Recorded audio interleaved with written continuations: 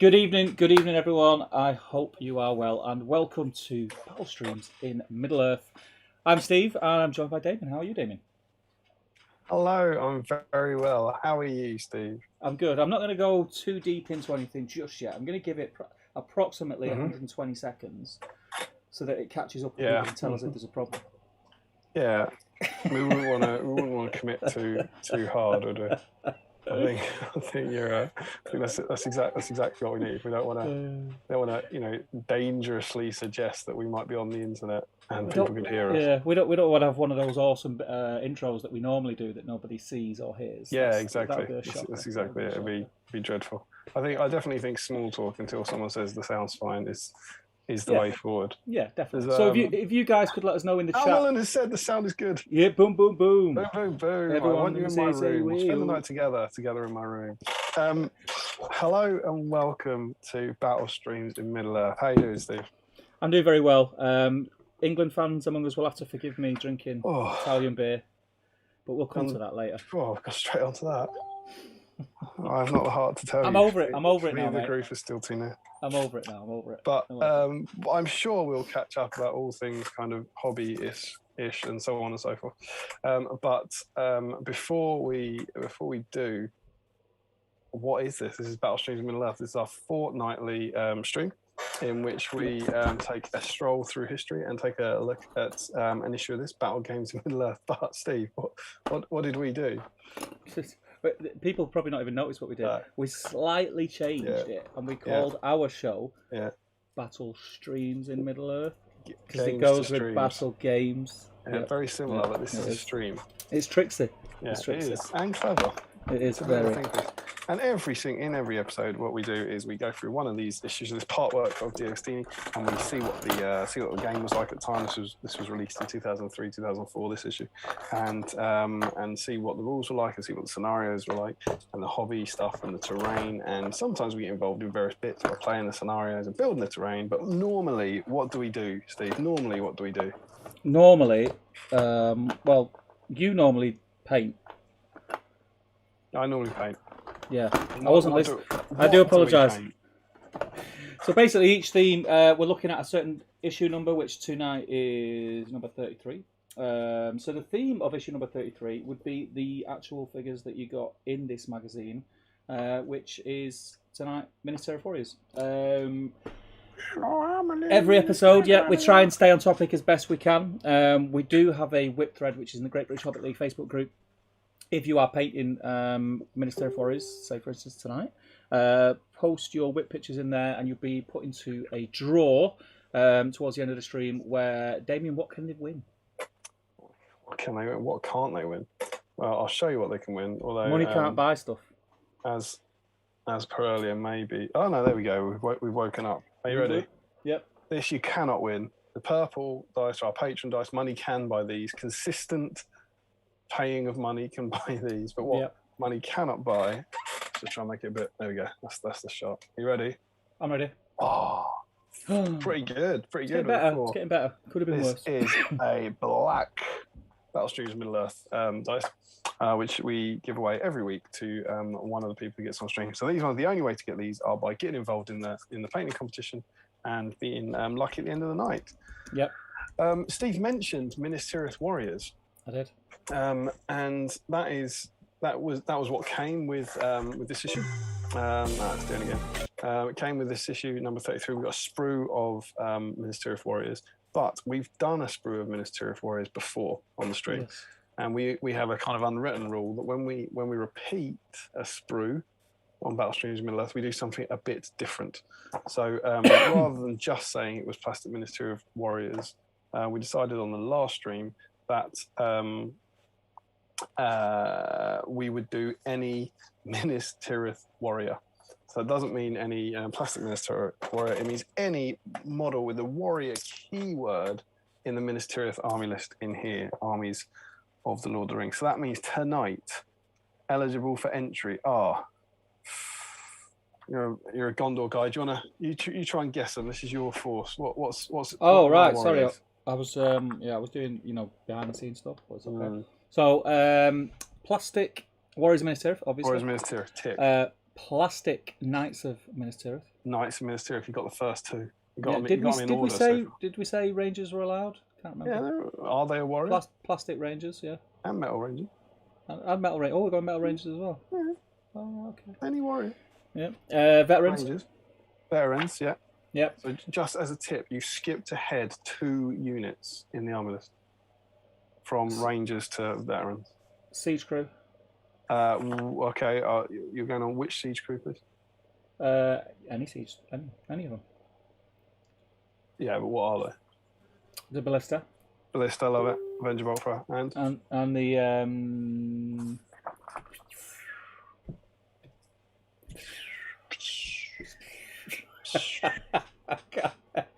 the catapult thing. Catapult, the trebuchet. Trebuchet. You're missing 2 warrior types. I wasn't very good at French. 2 warrior types between 2 warrior Ranger types. and Veteran. Elites. Obviously, Fountain Court Guard. Fountain Court Guard and Citadel Guard. Smashed it. Mm. There are your 8 choices to enter. I had it in my head. It was just plastic. Did we do? Did we do one a few weeks ago that was just plastics? Don't know. Oh, was it Faramir week? Did we say Metal Rangers? Faramir week, we let the Metal Rangers in, yeah. Yeah. So yeah, any of those 8 Minas Tirith Warriors, if you're working on any of them during the stream, you are eligible for entry. And Steve, whether they're working on them or not, what do they do? How do they tell us? Hang on. The earphones have come out, so I can't hear you. But I did hear you ask me. Even if they're not working on them, is that correct? Oh, sorry. Yeah, I said, look, whether they're working on those guys or not. What do they do? How do they get involved? Well, still get your pictures on the whip thread. Show us what you're working on. Doesn't have to be Gondor. Doesn't even have to be Middle Earth. Just show us what you're working on whilst you're listening to us, and we'll get to that thread later on in the stream, and we'll have a look and go through it. And it'd be great to see what you're working on. Absolutely. There we go. It's been 3 weeks. It's been 3. I forgot what I'm doing. I mean, I'm getting paints out. This is. I apologise for the delay. This paint. Look at that. This one was on me. I'm sure it's not a huge twist. It's naughty Gondor. I'm sure we'll get to this at some point in the catch up. But it was my life that disrupted things. But what we did, rather than because we like doing this, but also we genuinely do have people invested through the patron scheme. We don't want to cancel one, so we normally do it every fortnight. So we're not delaying things. We just missed our off week, so we've got a stream today. You've done a hop, skip, and a jump. Here's the exciting thing: there's a stream next week. Back to back on the bounce, streams. mate. On the bounce. On the bounce. If we get, I'm gonna put it out there now. If we get 500 viewers tonight, we'll do it weekly. There you go. See how it here first. Please don't get 500 views. I don't want 500 views.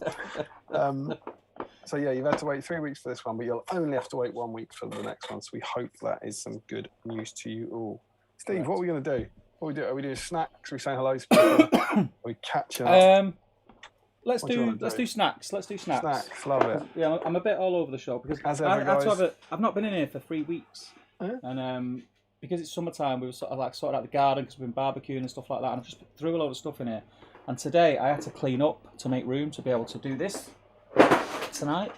So everything's all over the place. So yeah, let's do snacks and drinks and stuff. As ever, guys, in the chat, let us know what snacks you're working on. So I've got my cup of tea. Mm-hmm. I can't kind of help these days starting a stream with an on-brand cup of tea. Remembering, we're out of practice here. Remember that we're meant to be holding our tea when we talk about it, because the plan is as well that when you're painting these models, you should be. It's not just about working on what you're normally working on. It's about digging something out that you would never normally paint, and that would never ever get painted, and trying to. They're great mugs. They are great mugs. Could have made this a bit bigger, but next run. But that's the plan. So that's what we're trying to do. We're trying to dig through those all unloved models and get some love on them. So I have my cup of tea. I've got a couple of beers all lined up as ever. Tis Friday after all. I've got a couple of different treats. I've gone a bit rogue. I found one was genuinely bought for the stream, not by myself, and one I found in the fridge. I thought, well, I'll have that. I got this. Oh yeah, nice, yeah. You had this? Like that. I've not had one of those, no. Oreo fresh milk snack. Looks I like don't a even know winner. what that is. No, it looks like a winner though. What's a fresh milk snack? Well, by the picture, I'd be hoping that it's just the creamy stuff dipped in chocolate. Yeah, but because it's a With fresh a milk biscuit snack, base. I presume it's basically a vegetable. Yeah. Well, good for you. So I thought. 25 a day. Should I go into this? Yeah, just take a bite, mate. What we got? There's found these in the fridge. It's kind of knobbly type thing. Broken Oreos on top, like it. Oh, good. All good? Got a bit of sponge, and then that's kind of like Twinkie cream on the top. Oh, is it not? Like white, soft cream. Is it not the cream out of the biscuit then? No, it's not the same stuff. I mean, it might be the same flavouring, but it's not the same texture at all. Much softer. That's really nice. Nice. You can get these in my fridge, frankly. I have no idea where. There you go. So I got one of those. And then, stay on topic. I went away last weekend. And we'll talk about that. And Emma came in from Lidl. I bet they're from Lidl. Lidl's all right. It's from Lidl's a Lidl. solid shop. Some surprises in there. This is last Friday when we normally have a stream. I know you haven't got a stream, but you're going away for the weekend. So I bought you a stream snack. I was like, oh yeah, that's nice. Yeah. Came in with 3 of these. 3 bars. They were all different flavours. 3 bars this size. And I was like, a stream snack. That's like, geez. So this is, again, from Lidl. This is Mr. Choc Big Bite Neo Cookies and Cream. You know what's really important? Go on. Have a look at that. What is that not? It's basically an Oreo, isn't it? Yeah, but it's not Oreo. It's very much not Oreo. And they've morphed the 2 words "not Oreo" together and called it a Neo. It's amazing, isn't it? And look, I mean, those are Oreos, right? This is quite. You couldn't get more Oreo than this. So this is like a breakable bar of chocolate, and we get this. Not Oreo. Do you want to get sued? Got kind of creamy stuff with Oreo bits in the middle. Also very delicious. Looks good. There we go. That's what I'm on tonight. Not Oreo. Do you want to get sued? No Oreo. Are these Oreo? Oh, see, these are Oreo. These ones. They're legit. They're legit. Well, you've evened out the universe then, haven't you? Really. What about yourself? I didn't buy any snacks for tonight, but I went in the fridge and found these. Yum, yum, yum, yum, yum, yum, yum, yum, yum, yum, yum. So I'm going to eat all the Bounties and Twixes out of there tonight and save the rest for everybody else. And then obviously Old Faithful. Well done to the Italians. Congratulations. Very sad days last week, but like I said, I'm over it. Not lost any sleep. But yeah, that's my snacks. Steve, if that is your snacks, I'm going to draw your attention to something. Apparently there's no whip thread. Yes, there is. Oh, yes, there is. Is there any chance you've... There's been a whip thread up for about an hour. Do you know how I know there's a whip thread? How do you know there's a whip thread? Oh, that's not it. Let me show you where it is. I'm just saying... Because there it is. There is there any chance it's in Top Table Gaming? No, it's in Great British Hobby League. Sure. Yeah. Okay, apparently there is. But don't search my name. For some reason, Facebook's doing a weird thing. I don't know if it's been updated or not. But whenever I try and post in the Great British Hobby League, it's posting me as Top Table Gaming, and I couldn't work out how to change it back. But it is there, trust me. Okay, so there you go. I'm going to tag you in it now, Damian. That'd be very kind of you. So apparently there is a whip thread, guys. Hopefully it's in there. You can find it and you can post all about it. Got to put the paints down now. God. There is a whip thread, people. There is. I promise you. He promises. He promises. Promise you, precious. Look at that. Matt Palmer in the GXL has just put what looks like most of the Battle Games collection on 17 minutes ago. Put this up a lot for a good price. 65 episodes of history to catch up on. Someone stick the link to the stream in that guy's post. Okay, you like this? Get on this.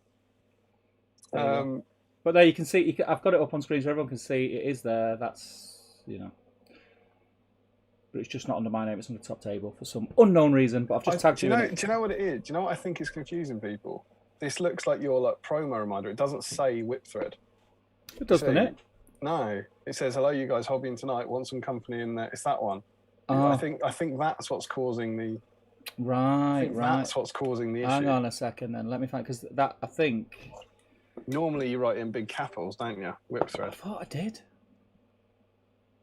I think that might be what's causing the confusion. Right, I'm going to edit that one then.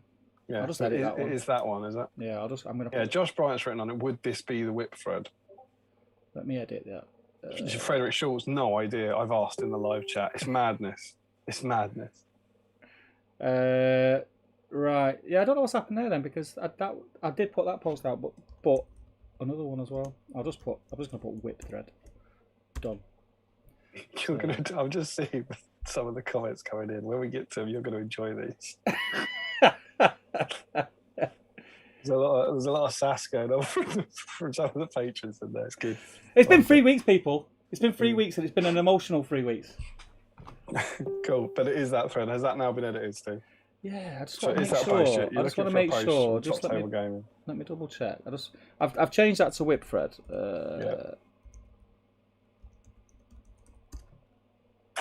Just make sure that I've not put anything else in there. Yeah, it is that one. The one you've tagged me in does not say whip thread. It does now say whip thread.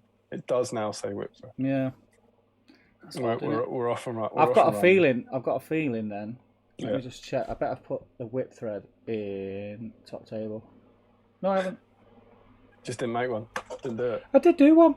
I've put a whip thread somewhere.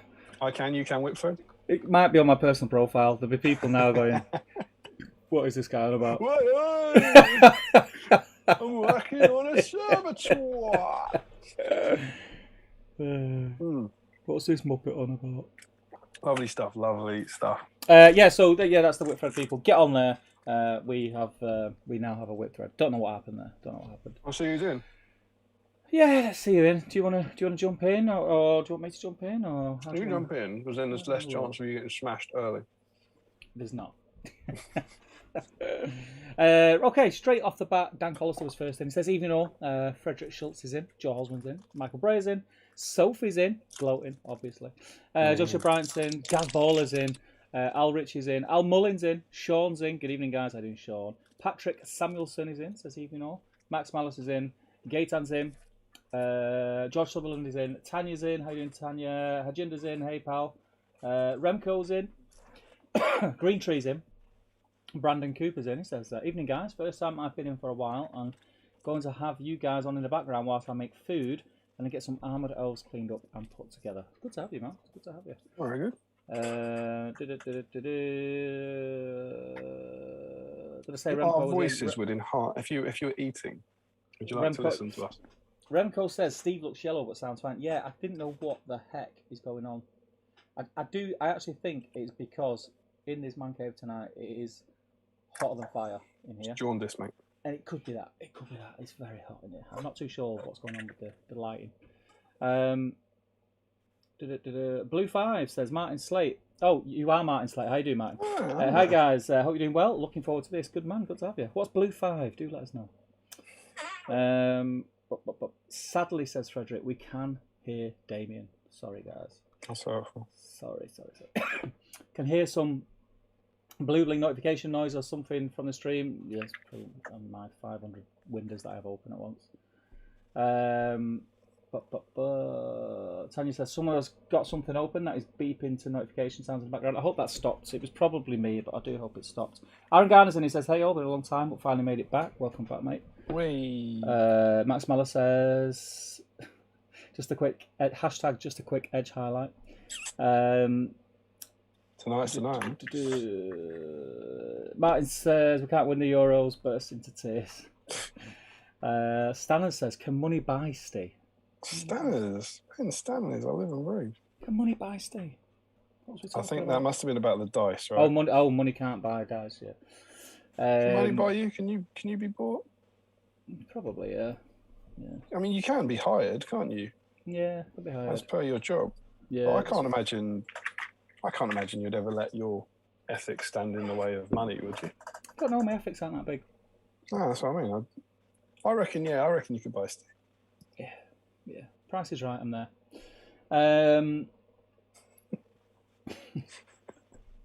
Say how it is, mate. Say how it is. Oh, my finger's gone fingy.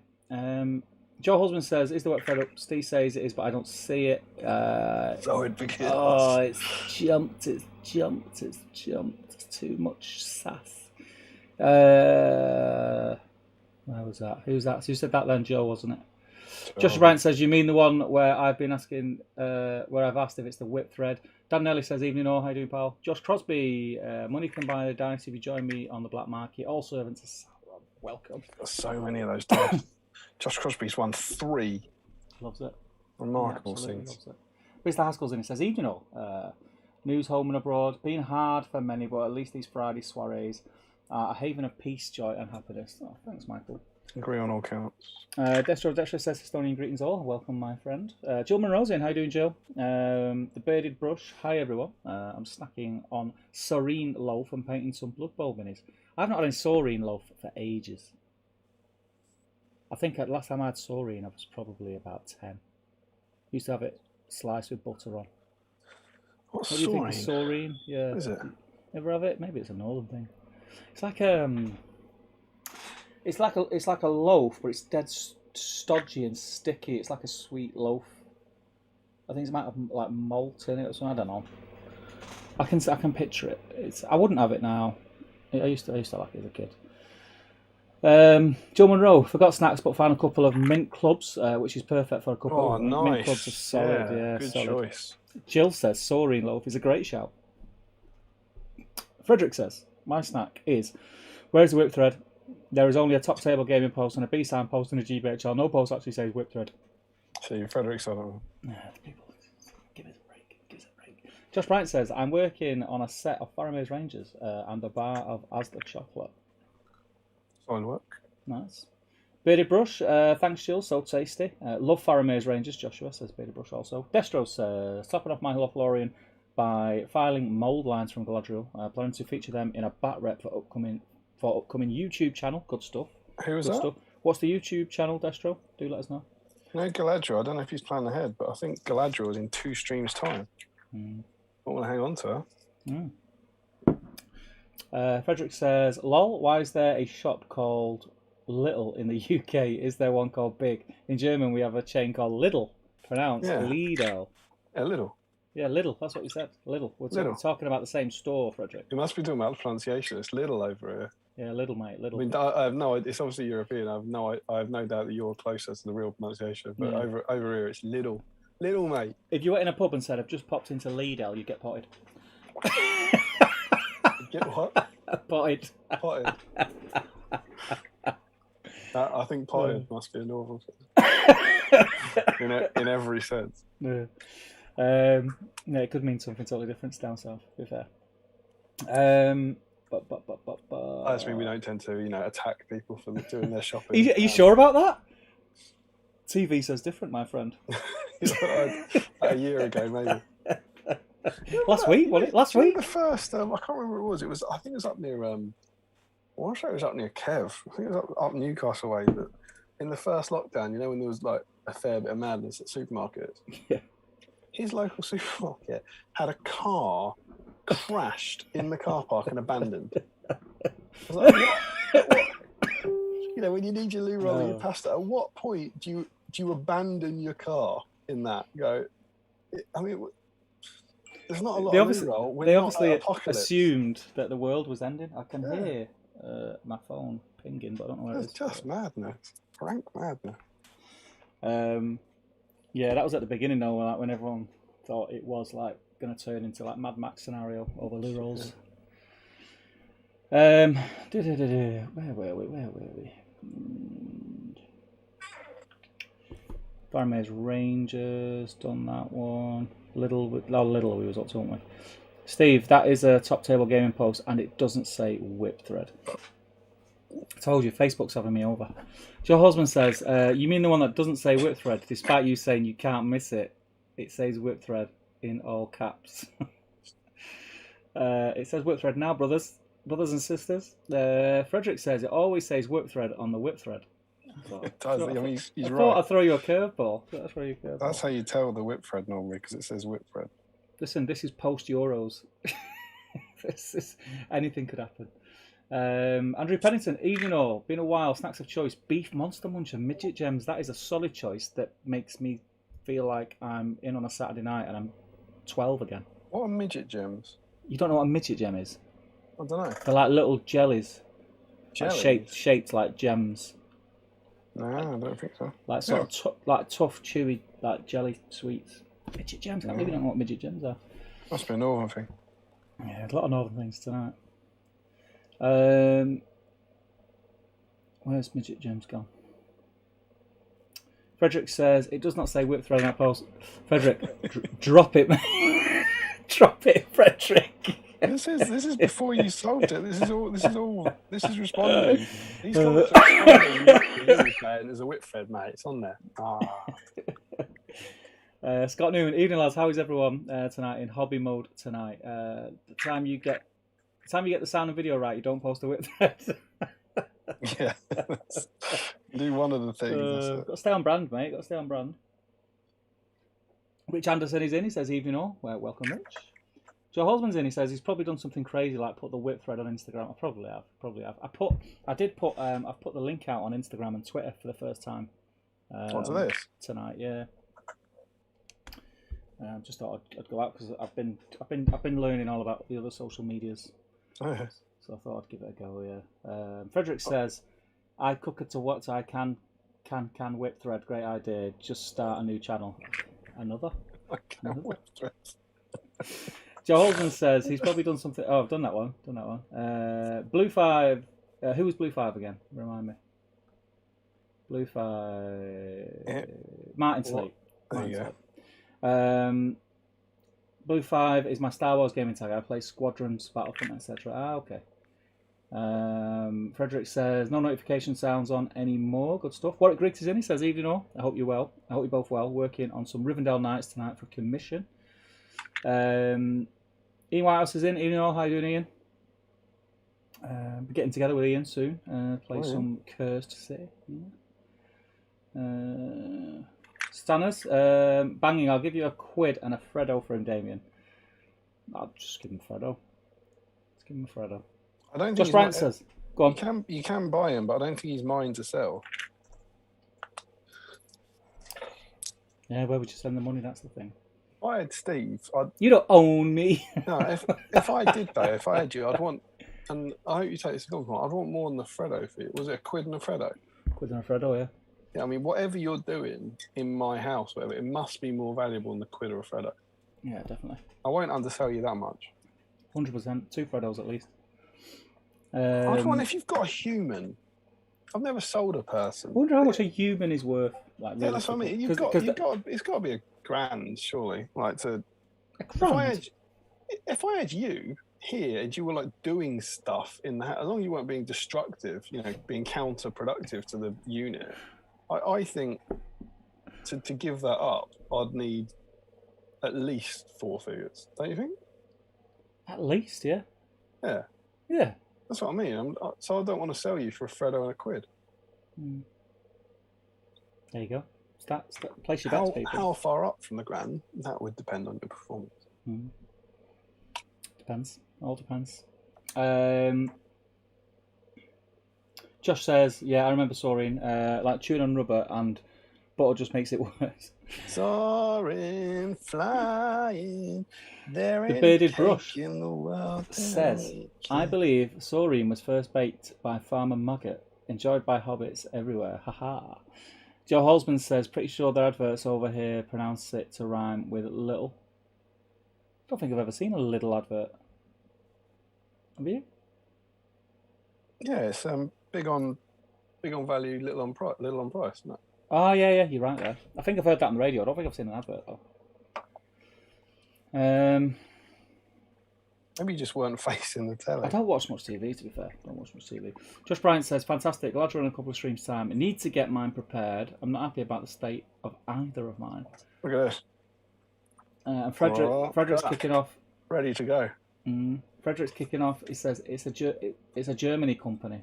The actual name is pronounced Lidl. As I say, I'm sure you're right. I'm just saying every person in this country, Lidl. And can I just say, I kind of like Lidl better. You can't say big on value, Lidl on price. That's quite funny though. Yeah, big on value, on lead L on prices. Destro says, have yet to announce the name, but we'll definitely post it on the page. I'm getting glad ready for my girlfriend to start her first painted miniature. Nice. Joe Hosman says, I've had to eat my snack already because the icing was melting. It's jumped, man. It's jumped again. Joe also says, we'll have to see if I can find something else later. That's always a good thing. I've got, we were just talking about post-stream snacks, weren't we? What? I've got buffalo wings later. I haven't got anything lined up. It's quite annoying. I'm enjoying the post-stream snack aspect of the streams these days. I like to have something a little savoury. Yeah, I like a proper. If it can be hot, even better. Like a hot snack. I agree. Like a meal. Yeah. Basically, like the worst time you can eat, like a full Mackie meal. D's is open till 2. I might nip over there. Mackie D's. Have you had the spicy one yet? Spicy what? Got a new chicken burger on it called the spicy one. It's supposed to be dead spicy. Well, I've not had bloody had hope it. so, wouldn't you? Oh yeah, I've not had it, but I've heard. Apparently it's like £4.50, and it's bobbins. Well, yeah. The thing is, I'd get it like everything else. I'd get it, eat it, and go, that's not as good as a Big Mac. Can I ask, just while I'm doing this, because I'm working on Ministerial, if you might know this, and if you don't know this, the chat might know this. Yes. Very specific question. Ministerial Warriors. Yes. A little face inside a helmet. Yes. Above their eyes, there's a little line. Yes. Is that helmet? You think it's helmet? I don't think it's helmet. I know it's helmet. It is helmet, is it? Yeah, it's helmet. So it's not. It's not eyebrow. It's not skin. No. All right, I'll go with you. Yes, helmet. Helmet, that mate. I've done a lot of research into that. I spent all of 45 seconds researching it. At least you didn't spend all of 5 seconds making it up. I'll go with you. True that.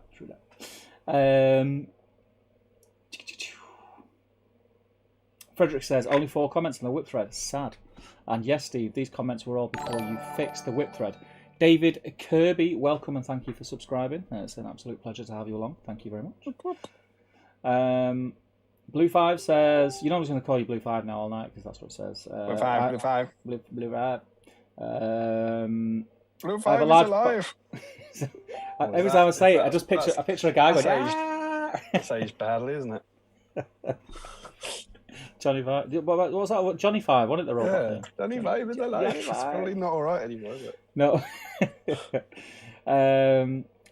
It says, I have a large box of Gondor Minister of Models beside me, but waiting on the bases to arrive. I will try not to get impulsive and start them prematurely. Start them prematurely, mate. Start them. Get cracking on them. Stanley says, £1.50 and a gold whisper. If it was a mint whisper, you might be in. A gold isn't going to cut. Yeah, absolutely. If someone could track me down a mint whisper, he's gone. Yeah. Frederick says, I've never sold a person. Damian O'Byrne 2021. It's true. To give that up, I'd need at least 4 figures. Damian O'Byrne 2021. Rich Anderson says, who would have thought we'd get into human trafficking so quickly? Only 2 beers in. Oh no, it wasn't human trafficking. It was the fun side of selling people. It was the fun side of human trafficking. Yeah, it wasn't the bad one. It wasn't taken human trafficking. It was selling your nerd mate for chocolate. Yeah. The thing is, you don't know what Ben would want me for. And knowing Ben, it would be something really sinister. Something dark, yeah. Joe says, it's still an advert if it's on the radio, Steve. Yeah, I know that. Josh Bryant says, if you want to check the value of a person, there are probably places on the dark web to compare to. It might be a bit dodgy, though. Sounds like you know, Josh. Yes, Steve. Just here's the link. Here's the link on your browser, yeah? I'll PM you a link. Yeah. James Hogg says, evening lads and lassies. Going to do some work on the metal Gondor Knights once the little lady's asleep. Good man. Green Tree says, that will get you in the draw, sir. It will. Green Tree says, aren't Lidl and Aldi owned by competing brothers? I thought it was friends. They started. Didn't they start one of them together and they did an argument, split up, and then the other one. That's true. Something like that, yeah. Is that why they're so similar? I don't know how true it is, but that's what I heard. I didn't hear brothers though. I thought they were friends. Frederick will tell us. It's a bit like the brothers who made Twix. Yeah. On the advert. Yeah. Factories next to each other. That's terrible. Thomas Sherlock says, hi people, hope everyone is all good. I'm all good, mate. I hope you're good. Frederick says, the German slogan is Lidl, or Lidl, Lohnt sich Can't wait to hear you butcher that sentence. Means something like Lidl's worth it. Shikt, isn't it? Lidl pays off.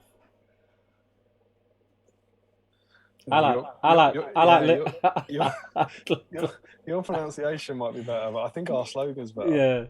Yeah, our slogan's What's their one? What pays off? Just Lidl pays off. Lidl pays off. Lidl pays off, yeah. Like Lidl always pays its debts. Lidl's always in debt. Lidl's always in debt, but don't worry, they pay them. The Lidlsters always pay their debts. Yeah. Joe Hosman says he's painted his metal. He's talking about the inside of the helmet there. Should probably be a cloth layer under the helm if you want a history-based answer. Joe Hosman says, when is a whip thread not a whip thread? When it's a woo thread. Martin Slate says, hi, I found the name change button. There you go, mate. There you go. Sean says, they worked it out on QR. A human body is worth about 550,000. There you go. 550,000? Just over half a mil, mate. God, that's a... I wonder how they work that out. I'd say that's a house. It's not much of a house down here. It's a bit of a house. It doesn't sound like a lot. I'd sell you for that, though. That'd be enough, definitely. If we can get 550. I'd take that for someone. Would you sell me for that? I'd probably sell you for 100. Grand or pounds? 100 grand, yeah. It's like 100 grand. Yeah, no, I'd accept that. I'd make, because I'd have to make my own tea and my own toast and put my own pizza in the oven. But again, it's what I'm bringing. That's what I mean. It's what I'm bringing to the unit. Isn't it? 100 grand's 100 grand, isn't it? Yeah, it is 100 grand. It's definitely 100 grand. It's not 99. It's not 101. It's 100, mate. That's the thing about 100 grand. It is 100 grand.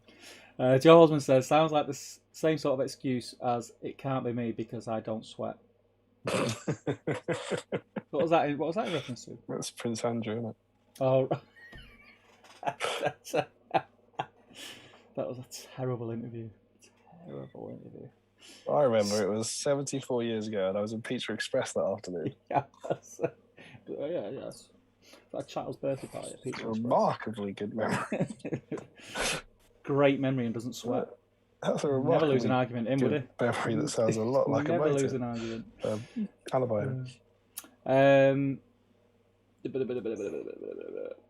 Stanley says, Sinister, I'm cuddly and fluffy, don't you know? Yeah, we know the real you, Stanley. We know the real you.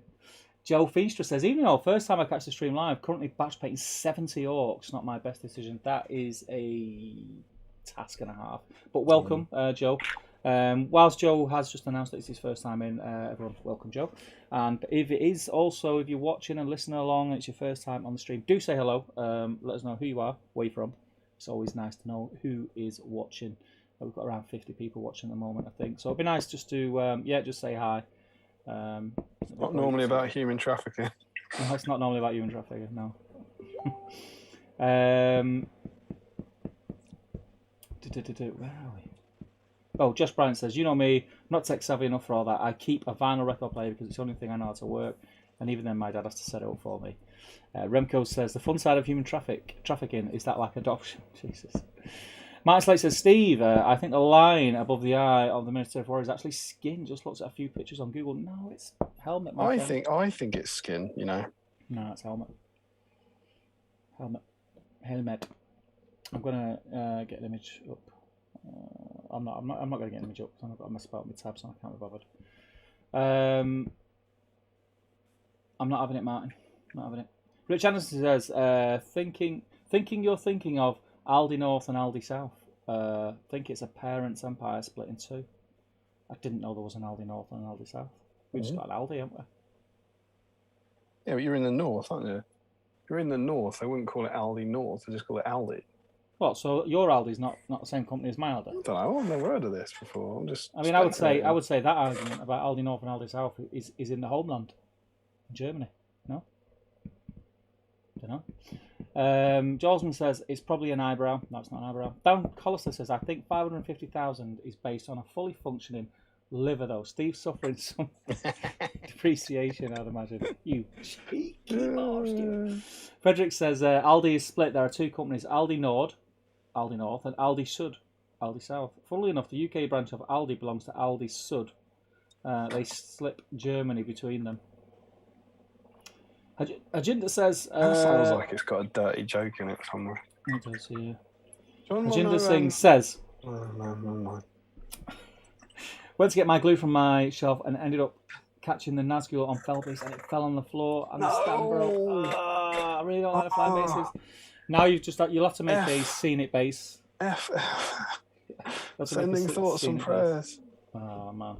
Yeah, sorry, should we raise it? Did he say it broke or? Just the flight stand. Just the flight stand. It's to your flight stand, sir.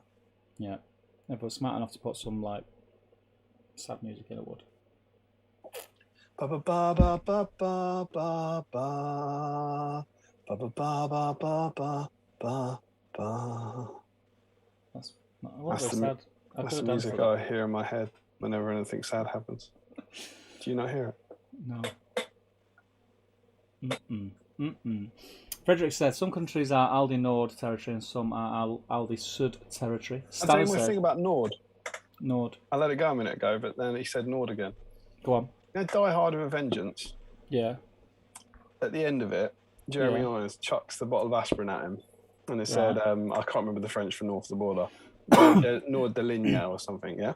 All right. And he sees that and he goes, it's when he's ringing Holly on the phone, and he sees the cap, it says Nord de Ligne, which means north of the border, and then they run away, and then they find Jeremy Irons and his army in a warehouse in Canada. I have never understood how. I get north of the border means Canada. I think there's a little maple leaf on it. How he goes, my God, they're in Canada. Famously small Canada.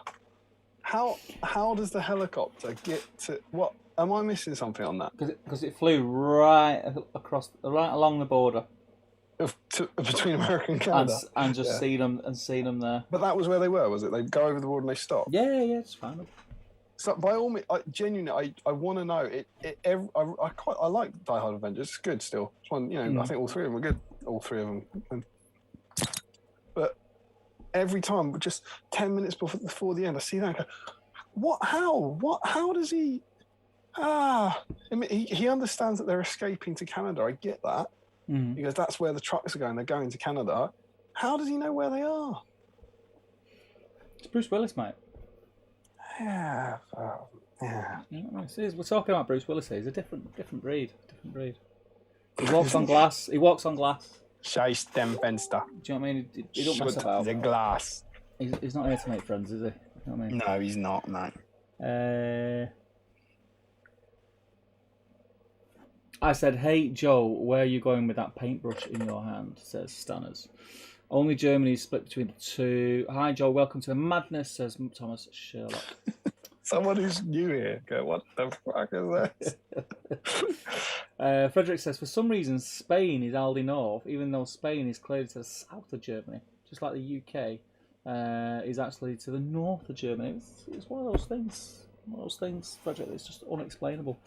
Jolsman says, Steve's eyes go weird regularly too. That's got to affect the 550k. Listen, I'm worth at least 550k. At least. Rich Anderson. He's right. 550 grand. Liver underperforms and cannot see from 10:30 p.m. onwards. Yeah, but there's things. He can't drive you home. Listen. Listen. When Billy and Daisy grow up, Dad, can you come pick us up? Not worth the risk, mate. Not worth the risk. No. Ah, dear.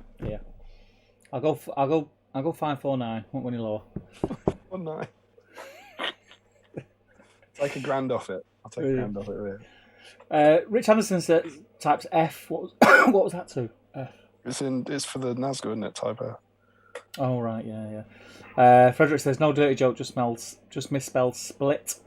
Sana says I'm an ego. Frederick says there's an Aldi map on the German Aldi Wikipedia page with all the countries. It makes absolutely no sense. Someone's been watching Scrubs, says Joe. Martin Sleep says my knowledge of European supermarkets is quickly surpassing my painting abilities. Todd Egbert, hi, I'm from the USA. Left work early to watch the stream. Todd, absolute welcome. I do apologise for all the chat about Lidl and Aldi. Probably don't know what they are. I don't know if you have them in the States. But yeah, welcome, my friend. It's good to have you. Damian, I have absolutely flown better No than way, Hajinda's no way. Fell Beast through the chat. Good work, stuff. Good work. Yeah, boy.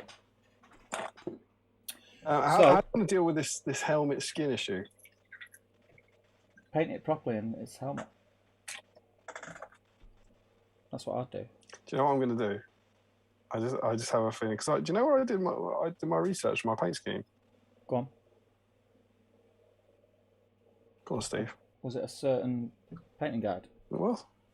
Super duper. What have I? Well, I can't remember how I painted it. What I'm going to do is I have a feeling you've painted it as skin. Nah, I'd have painted it as metal. I did use your guide. Your guide's excellent. I'm sure. No, that's a loud advert. Stop it. No, play the advert. Play the advert. I get paid, mate. Play the advert. Everybody go on my painting guide now and just let the adverts play, please. Thank you. Got kids. Such a soothing piano. The eyes just to give it a little bit more detail. Oh, yeah. I can't see, it's too small. It's well worth So you are watching it on a Nokia 3210. If you It's well worth taking your scared time. of eyes, which I was for a long, long time, and sometimes just left them. The Not only scared thing of I'd them no say is get in there and give it a go. Once you've done a few, Get in there and give it a go. You'll find it a lot easier. I still mess up your So face good. here and there, but it's easily rectified if you know how. If you mess the eye up, just go back over with the flesh colour. Let's go back over the fresh colour. Yeah, boy.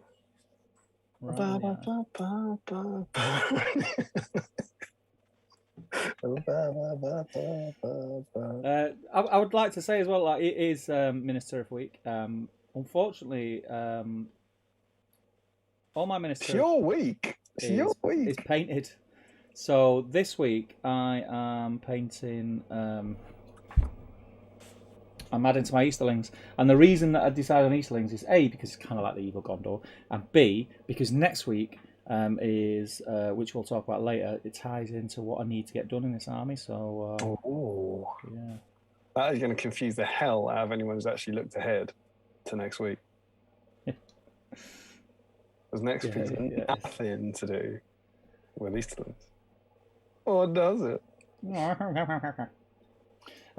So we flew through the chat. We've talked about our snacks. You're mid-sentence talking about what you're working on. Oh yeah, Easterlings. I held it up. Is that just it? You're just working on Easterlings? Like... Yeah, I'm just painting up two more troops. I'm slogging through trying to get my Easterling army finished. So yeah, I'm just sort of I've not touched them in ages, and I just thought I can't find what to paint. That needs painting. Let's paint it. It's a good logic. So, I'll tell you what, mate. You have done it as helmet, and looking at the model, I think you're right. Looking at the model in super close up, because you can see it clearer on your. You know, the model is bigger on the screen when you're painting it than it is in my hands. You know. Yeah. It's really tricky, but it's like a recessed layer of helmet, right? Yeah, but I think what it is, like the pattern that's on it. That's like it's like an embossed, isn't it? So I think that's like the actual helmet itself underneath. If that makes sense. Yeah. So. Yeah, I think you're right. It runs all the way around the nose as well, doesn't it? It's like a lower layer. So you're painting the eyes as the very top thing of the face, right? Yeah. Yeah. Okay. I'll go with that. Check it out, people. Go and check out the painting guide. It's a good painting guide. And that video, by the way, we might. I mean, are you done with your Easterlings? Because I don't want to interrupt. No, yeah, go on. Yeah. So you work on the Easterlings, and me over here, I'm working on the Ministerial Warriors. I'm completely on theme. Yep. And these are my first ever Ministerial Warriors. It's unbelievable. Everyone's painted Ministerial Warriors, not me. That is unbelievable. And I'm mildly emotional about this. Like as I've said on the stream a few times, like Gondor has always kind of left me cold. It's always a Two Towers guy, not a Return of the King guy. So I was never really interested. And I'm painting this army purely on battle streams. So the rule is, anytime there's anything for Gondor, I'm going to paint it. And anytime there's anything that I don't have or I'm not interested in, I'm going to paint something for Gondor. And over the course of a few years, I'm going to paint out my Gondor army exclusively on this. So far, my Gondor army consists of Faramir. And we had one sprue of Ministerial Warriors a while back. And I think what we did, it was Ministerial Warriors 1 week and Mordor Orcs the next week. Yeah. chose Mordor Orcs, and I did Mordor Orcs over 2 weeks. So this is my first week of I'm doing this one of my plastic sprues, and I'm guessing looking at that stream was in January. You put that video up almost the same week, didn't you? Was that stream? Yeah. So Yeah. I think the last Ministerial week was in January, and there was a really good, even in that first one, there was a really good little guide inside the magazine that made them look kind of dangerously paintable. Yeah. And then Steve put up a really good video, which is it's on Top Table Game. It's called How to Paint Ministerial Warrior Middle Earth SBG. Watch. Free. Sex. I don't know why that's the title, but they're all in capitals. But you can go and check that out. Very good, incredibly soothing piano music. Do you know what? I'm going to say this in case the patrons like mention this. I wasn't a fan of the piano music.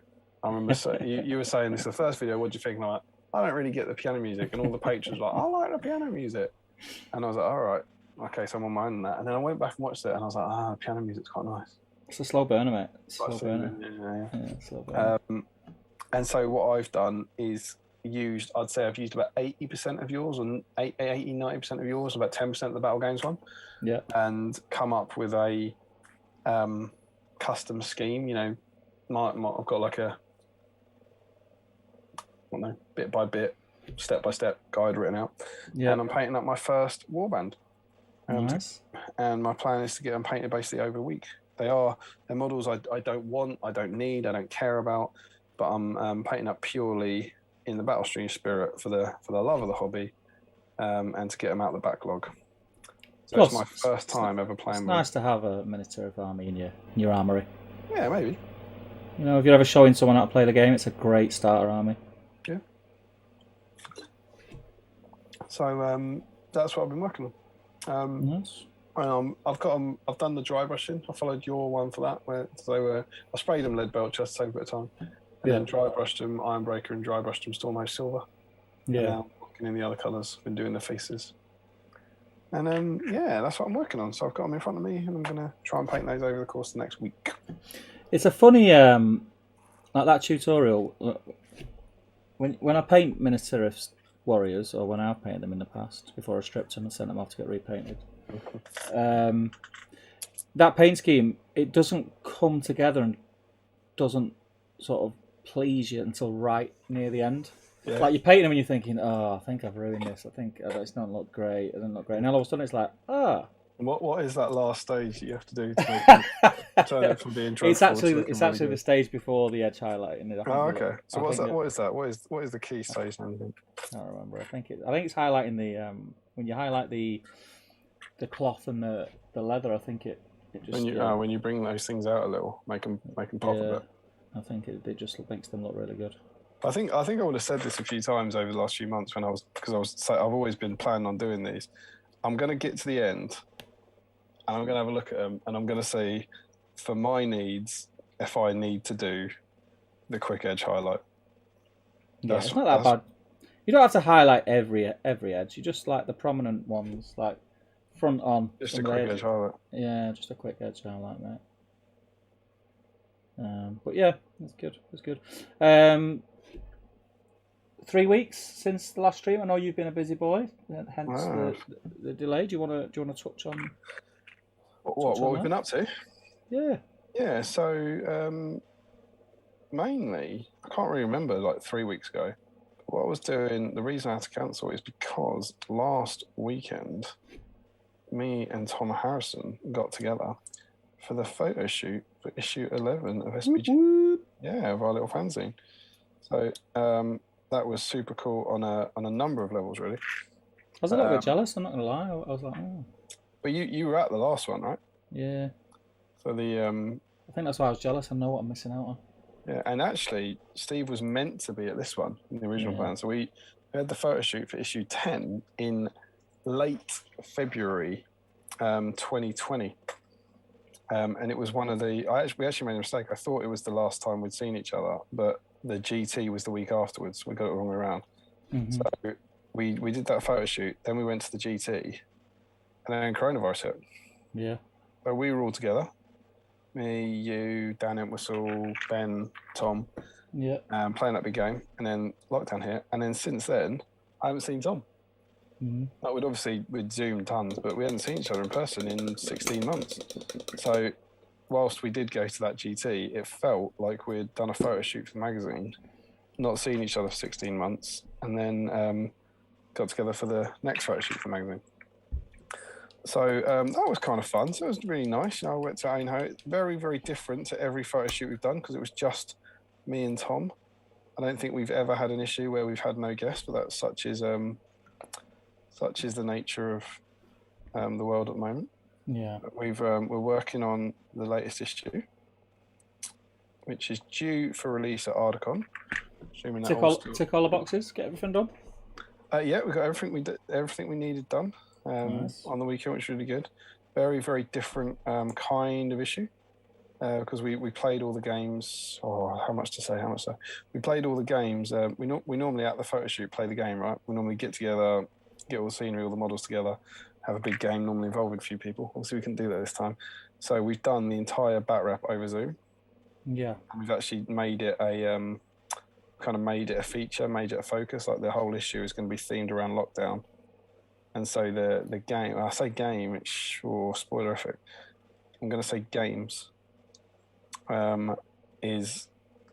Was actually done over Zoom over several nights, over several weeks actually, and then we did that, and then we got together for the photo shoot for 2 days and took photos of it. So it was slightly more productive, or not productive, but what the word is, kind of quick or easy because we didn't actually have to play the game over the weekend. Yeah. We didn't have to spend time doing that. We just had to do the photos. So that was really, really cool. So yeah, 2 days together, doing that, taking loads and loads of pictures for the next issue, and now we're in sort of full post-production mode. So that was really cool. Yeah, it was very really cool. cool. I was going to, I haven't emailed to you, but should would you like a teaser? I think it was Michael Haskell who asked for a teaser. Yeah, let's do a teaser. Show him a teaser. Let's do a teaser, mate. I'll tell you what, I'm mid colour, but I'd say I'm 3/4 of the way through a colour. So post this colour. Yeah. I'll whack you over a teaser. We'll show you one of the photos. Yeah, that'd be good. And yeah, so that's what we're doing with the plan to be. I think terrifyingly, it needs to be submitted to the printers in. I'm upset to say this. I think it's 4 weeks now, which is a real worry given the state of it at present. But made some good progress. We've got 2 of our articles laid out and sent back to Tom, and he's now got those in situ with the right photos proofing them, which is really good. So at least one person who wrote an article is watching the stream tonight. Ooh. And there's something to think about. And there may be more. And yeah, so that was really, really good fun. It was a bit of slight return to normality in a way of doing something like that and being but it was great just to be back in that, because like you say, the last time you'd done that, COVID wasn't even a thing. Yeah, absolutely. We were kind of beginning to say, oh, that stuff in China is looking pretty serious, actually, isn't it? Is that? But yeah, it's quite a change. And good to see Tom. Yeah. How's Tom doing? Is he good? Yeah, he's very good. He's lost a lot of weight. He's looking fierce. Is he? So he must have posted me all his weight over the course of lockdown, which is rude, I think. He did some weird voodoo. Yeah. Transference. He's looking, he's always been hot. But so now he's hotter. He looks tight. Like a tiger.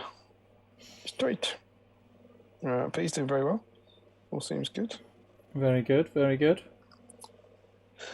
And I think we're planning on doing something kind of similar for the next one, and then hopefully, Steve, if you're still interested, you'll be in issue 13. Nice. Which will be like what was meant to be issue 11. Essentially, we'll have had to squeeze in kind of 2 COVID issues. But yeah, You know me, mate. I'm always down for a little soiree. Mm-hmm. So what I'll do, I'm not going to check the chat in case everyone will go, no, we don't want to see your stupid picture. But that would be rude. I'm going to open this up. Looks like Crispin said that and then deleted it. That's it, Crispin. But it's really, really different, I think. In a way, you know how big issue 10 was? We had, how many models was it? Was it 700 models in the end, I think? Like 13,000 points and everything. This is right at the opposite end of that. All right. It's about as far the other way as you could possibly go. That's something to good. That's good though. Keeps everything a little bit fresh. Yeah. It'll be a very different. Obviously, lockdown means it has to be a different feel, but it'll be very, very different to everyone we've done in the past. I'm very excited about.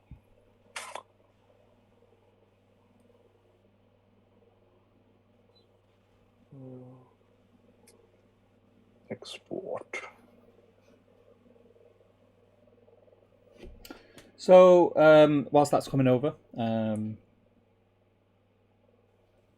suppose things are starting to change a little bit. We've had a couple of events people have attended. Yeah, was it Will running it? I know it was at Seventh City, and Harry's won. Yeah. Everyone seemed to have a time. They had to do it in pods, from what I could make out. Because I did have a ticket to Harry's, so I was down to go, but I didn't go in the end. And it's a weird reason why I didn't go. Really, I want my first event back to be an event how I remember events being. Mm-hmm. I don't. Do you know what I mean? Yeah. I didn't want to do the pod thing. Oh, I completely agree. I've waited so long. I don't mind waiting a little bit longer. Yep. How did I paint their shields?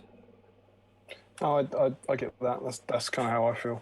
I want to go to an event and I want to hug people and do all stuff. I don't really know. I haven't heard directly from anyone. I saw lots of nice posts about Harry's one, but I haven't seen any sort of reviews about how it went or how it was run in the evening or stuff. But yeah, I want to go to something and just not be worried about going up and mixing with people. Yeah. That's I think the good thing, or the depending on how you look at it, or the terrifying thing about Ardacon, that now everything's off. I was really looking forward to Ardacon as as going back to an event, but it will now just be like normal, right? Yeah. If nothing changes, you'll just be able to go into the bar and go and see whoever you want and switch from table to table, and that's great. But also, sadly, at the moment, the way the world's going, absolutely terrifying. Yeah. So yeah. I've sent you. Sorry, I've sent you an image that's too high quality. Well, I said it's too large, but then there's a little preview sitting in our chat. Let me have a look. Uno momento. That's like a weird tease. So this is too big to send, but I'm going to look like I've sent. I'll learn you. I've not got anything. No, there you go. I will lower the quality. Yeah, I know what you mean. It's gonna be a weird one. You're gonna have some people going, "Hey!" going up like, and then other people go, "Whoa." But I'm less worried about Ardacon life. If I'm going to Ardacon, then I'm there with those people, and there's very little I can do about it. I'm more worried about going to a shopping centre at the moment, or something like that. So I'm glad that the restrictions will be off for Ardacon, but I'm just a bit worried about the state of the world at the moment because it's clearly going in the wrong direction. Yeah. Again, which is a shame. But who knows? So I'm going to try and send this one now. It's significantly smaller. That should be all right to go across to you. So because of that photo shoot, basically, the week before should be with you. At least the week before, maybe a bit more than that. Was all prep for that. Sexy. Yeah, there you go. It was all. I was doing some hobby stuff for that. So I finished painting the Merry and Pippin. That I started on Merry and Pippin week. The Weathertop ones. I haven't got them here because they're still packed up in the box. Got those done. I also then painted 5 Twilight ring wraiths. Yeah. Following a lovely guide by Mr. Adam Carpenter. He posted up some Twilight ring wraiths on on the group about a month ago, and I was like, oh, they look good. How'd you do that? And then he sent over the guys. So I just followed that, and it was really quick and easy way. And I think they came out right. So I painted those. I feel like I painted one other model, and I also painted a couple of campfires. Oh, yeah. This is again to get you thinking about SBG stuff. I won't say too much about this, but I painted Aragorn's Weathertop campfire, and I painted the Trolls campfire. So I've got those done, and they will feature in the issue. So I was actually quite pleased with that as a bunch of hobby, like for a week by my standards. I was pretty happy with that.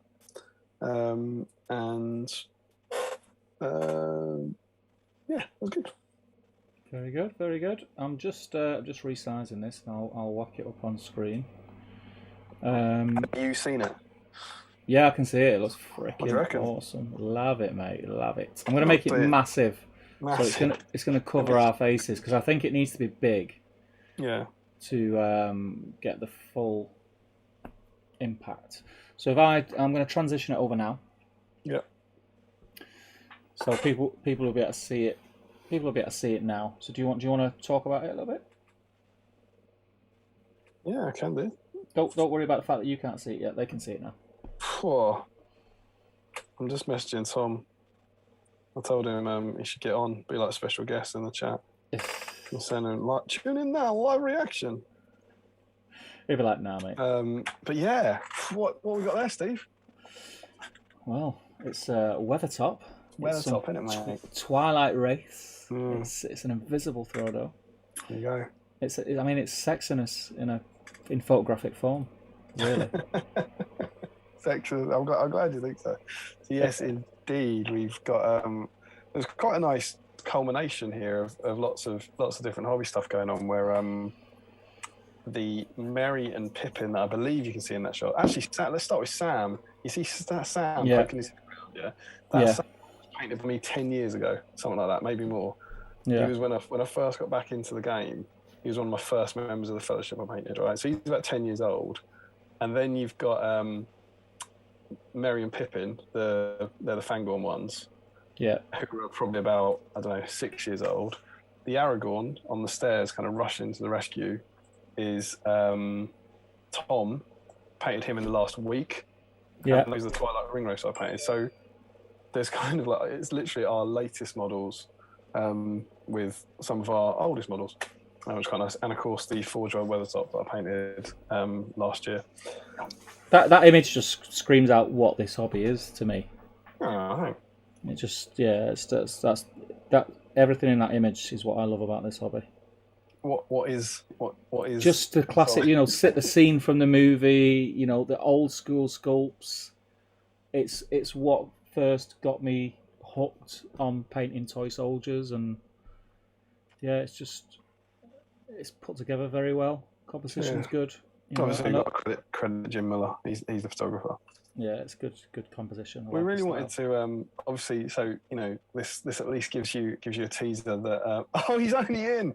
He's only in. Is he in? He's wearing capitals. Not a bad photo. Harrison is in the room. How you doing, Tom? How you doing, mate? Outstanding stuff. But when Weathertop will feature in some way in issue 11, and this isn't the only thing I'll say is this isn't. Sometimes we have like editorial articles where people just mention Weathertop and then we take a photo of it. It's not a passing photo. Weathertop plays a significant part in issue 11. Good to hear. And so there we go. But yeah, when we wanted to do it, and it was like let's get the Twilight Ring Race in, because you never see them, right? You never ever see them. Never.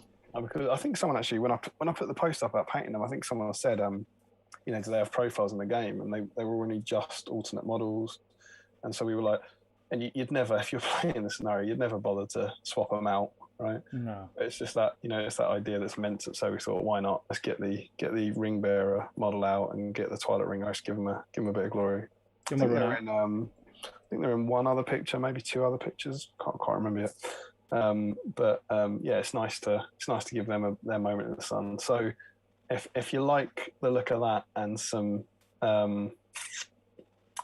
deeply evocative narrative themed stuff from around that period. Mm-hmm. I want to start thinking. I don't know if there's any sort of big anniversaries coming up for any films you might know or anything like that, and that might give you some hint of some of the treats that lie within. So yeah, that was cool. It was quite. You've got your weather top, right? Yeah, You've done it, haven't you? You've played games with it, right? I've tried. Not helpful, is it? It's really. It looks stunning. We've talked about this before. It's nigh on impossible to play in, and it's deeply hard to photograph anything in. Yeah. It's like it's one of those things that looks pretty, but is so useless for so many things. So we really wanted to. We had this weather top. We had the Twilight Ring Race. We really wanted to kind of show it off and do it justice, but it's just so tough. It's just so hard to get anything good on it. Sadly, but yeah, we gave it a good go. So you can expect Weathertop to play a significant role in issue 11, which will be good fun. It's very, very cool. I like it. Oh, I'm glad to think so. I like it a lot. There you go. Shame there's not 5 Twilight Ring Race. We did our best with the 2 at the back to kind of turn them differently, so they looked like different models. They look like you'd like 5 really, wouldn't you? But yeah. Beggars can't be choosers, mate. Beggars can't be choosers. I love the fact that they made the Twilight Witch King the same pose as the normal Witch King there. That's really cool. Yeah. And I think we were talking about the one who's bending over does look a bit like the creepy one. There's a ring Wraith kind of. He looks a little bit way. We call him Creepy Wraith on the photo shoot when we were like, get that one or whatever. But, yeah, I don't know. Too indulgent, but maybe 20 years ago they could have made 5 poses to match the kind of metal race, but who knows? Who knows, mate? There's still time. Still time. That's true. There is still time. They could still do it. But yeah, so that's what we did. We took the photos. I think we ended up with 80 this time, something like that, 70, 80 pictures, something like that we ended up with, or something that will appear in, most of which will appear in the magazine. And yeah, we're now working away on it. So it was super fun as ever, and we're excited to get the next one done. That's good. And the release, like you say, is Ardcon? Yeah, so as long as we get it done, and as long as Ardcon still goes ahead, which it looks like it will now, the hope is to have it there. And then once it's there and when we come back, we normally leave it about a month. Yeah. And then we start posting them out to people. And that'll be the plan. Very, very cool. Very cool. Yeah. So, photo shoot done. Any other hobby? I know that's took up a lot of your time. Have you managed to get anything else done? I don't think has that been all your focus? That was me up to. I was back on Sunday, so that was me up till then, and then I've been doing quite a lot on the magazine since then. But I prepped all these Warriors of Minas. I cleaned them up and based them and everything like that before today. I do have one other thing I want to mention though. It wasn't something I did, but it was something I got. Okay. Something arrived in the post for me. Oh. This isn't particularly exciting because it's all over social media now. But do you remember some streams ago? I want to say it was about 4 months ago. We were talking about commission painting. Oh yeah. And I said to you, I've sent something off for the first time ever to be commission painted. Yeah. And I said I've never done it before because I want all my models to look the same. Exactly for reasons like that photo. I want to be able to take my Sam that I first painted and put him next to a model that I've just painted, and they'll look all right in a photo together because of the basing ties together. So I've never had any SBG models commission painted. I said to you, I have sent something off to be commission painted. Yeah. Because it was a self-contained set. Mm-hmm. That it didn't matter if it didn't look anything like anything else, and I really wanted it painted, and I was never going to get around to it. And in the absolute certainty that you've now seen the social media post and you know exactly what I'm talking about, did you guess? Because I feel like you did guess. I can't remember. I think you didn't tell me I got it right, but I feel like I guessed it right. Now you can just claim it, like whatever. I think I did. I think I did guess. What did you guess? Is it called Man of War? Man of War stuff? Is it? It's not. You choked. He's dropped the ball right at the end. You know what I mean? It's the ships. The boats, man. The boats. It's Dreadfleet, you drunk. That's the one, yeah. Sounds the same. Man of War and Dreadfleet. Lidl, Aldi, Man of War, Dreadfleet, same. I'm not sure they share any of the same letters. Brothers, mate. They used to be brothers. Manowar, I mean, Manorwar's leaked it. Manowar is the old GW game that I love and adore and have played for years. And when Dreadfleet came out in 2011, it's a decade ago. I couldn't believe that. I was like, how is that 10 years ago? I loved it, and I was like, I picked it up, and I was like, I want it. And the ships in it are amazing. They're absolutely stunning. The models are just beautiful. And it's about, I don't know, 4 months painting by my standards, something like that. Ain't nobody got time for that. Yeah, and I was like, one day. And then it was when I was in lockdown living with my folks at the start of the year.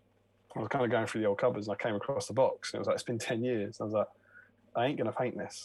Yeah. But I haven't done anything in the last year, and I've got a bit of money.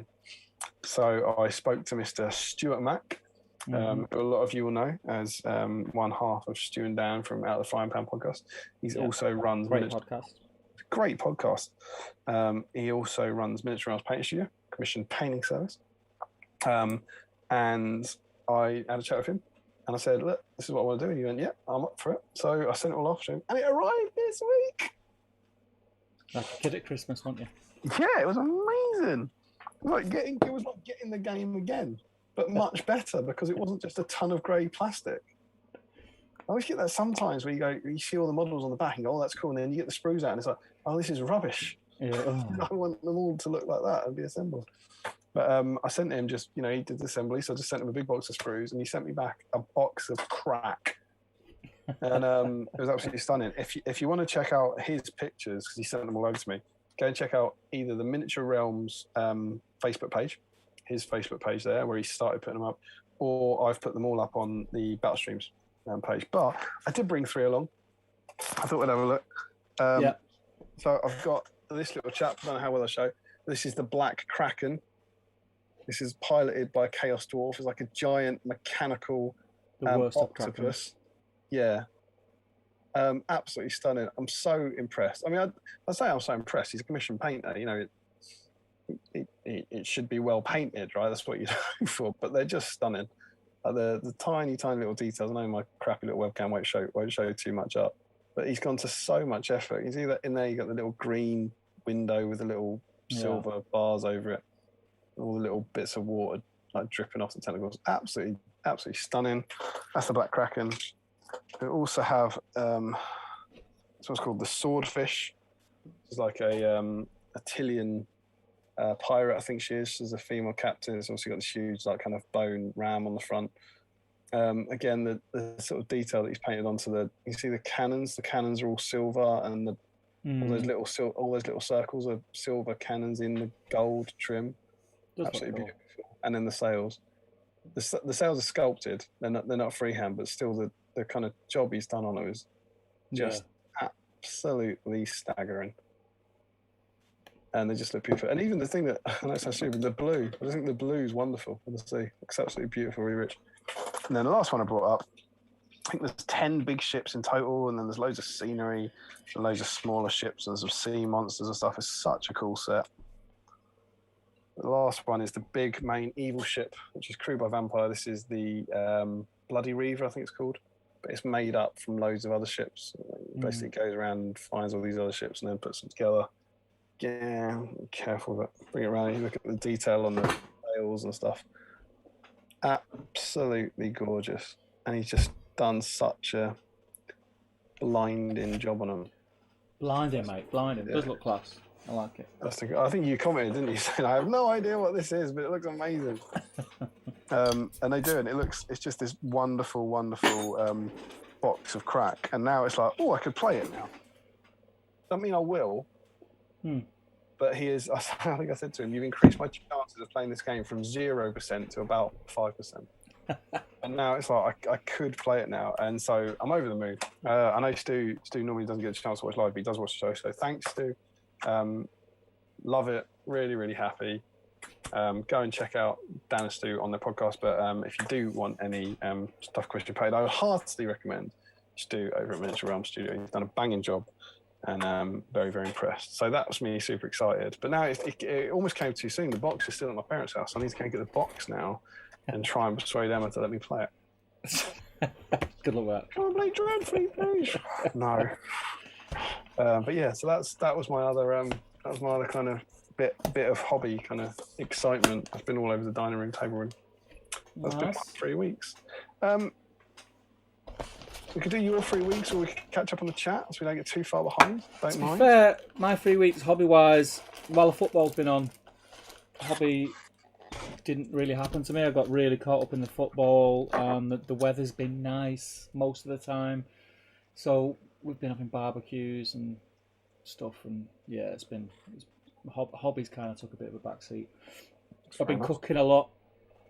Did you start a blog? Yes, so yeah, that took me a week to work out how to make a blog. I did have a Wix, the free website Wix. Yeah. I did have a Wix site, which is really easy. It's like just drag and drop, really sort of user friendly. And then I've been talking to another content creator, food content creator in America, who he's pretty big on Instagram. He does a lot of stuff for El Paso, like advertising and things like that. And I've been chatting to him about different ways of filming food videos, etc. And he said, "Oh, you need to get a blog." So I was like, "Yeah, I've got one." And he said, "Great." What? And I told him, he said, "Oh, you don't want Wix. You really don't want Wix." He said, "You don't want a blog, mate. You want a blog." So he said, "You want a WordPress." He said it's the hardest to use, but the most accessible, and has all these plugins and anything. If anyone ever wants to put something on your blog, they prefer it to be WordPress. I don't know the ins and outs of it, but for this guy knows what he's on about. He's obviously nailing what he's doing. So, excuse me, I was eating a bounty. I signed up to WordPress, expecting when I come to build the blog, it would be just like Wix, and got on the dashboard and looked at it and just was like, "What the hell is this?" Like, so I saw no from you, like, like more no clue. Post said, "Does anyone I know, Dad?" So I must have watched. I'm not lying. I must have watched 20 to 30 hours of tutorials on YouTube, which a lot of it was contradictory to the other, to each other. But I finally got there. I finally got the blog out there now, and I'm able to edit it. It's still a bit of a faff, and I still don't really know what I'm doing. There's certain things that I want to be happening on there that are not, but it is live, and it's out there. And if you want to check it out, it's icanyoucancook.com. Just the U is just the letter U. It's not YOU, so it's icanyoucancook.com. Go and check it out and sign up to the newsletter, and you'll get like recipes and stuff. It'll really help me out.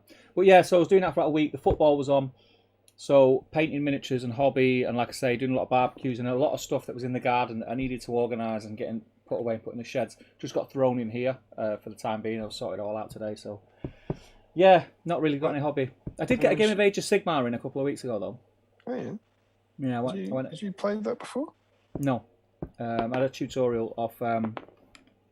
There's a lad called Sean who lives locally, lives in Stockport. And he painted up my copy of the new AOS box set. Oh yeah.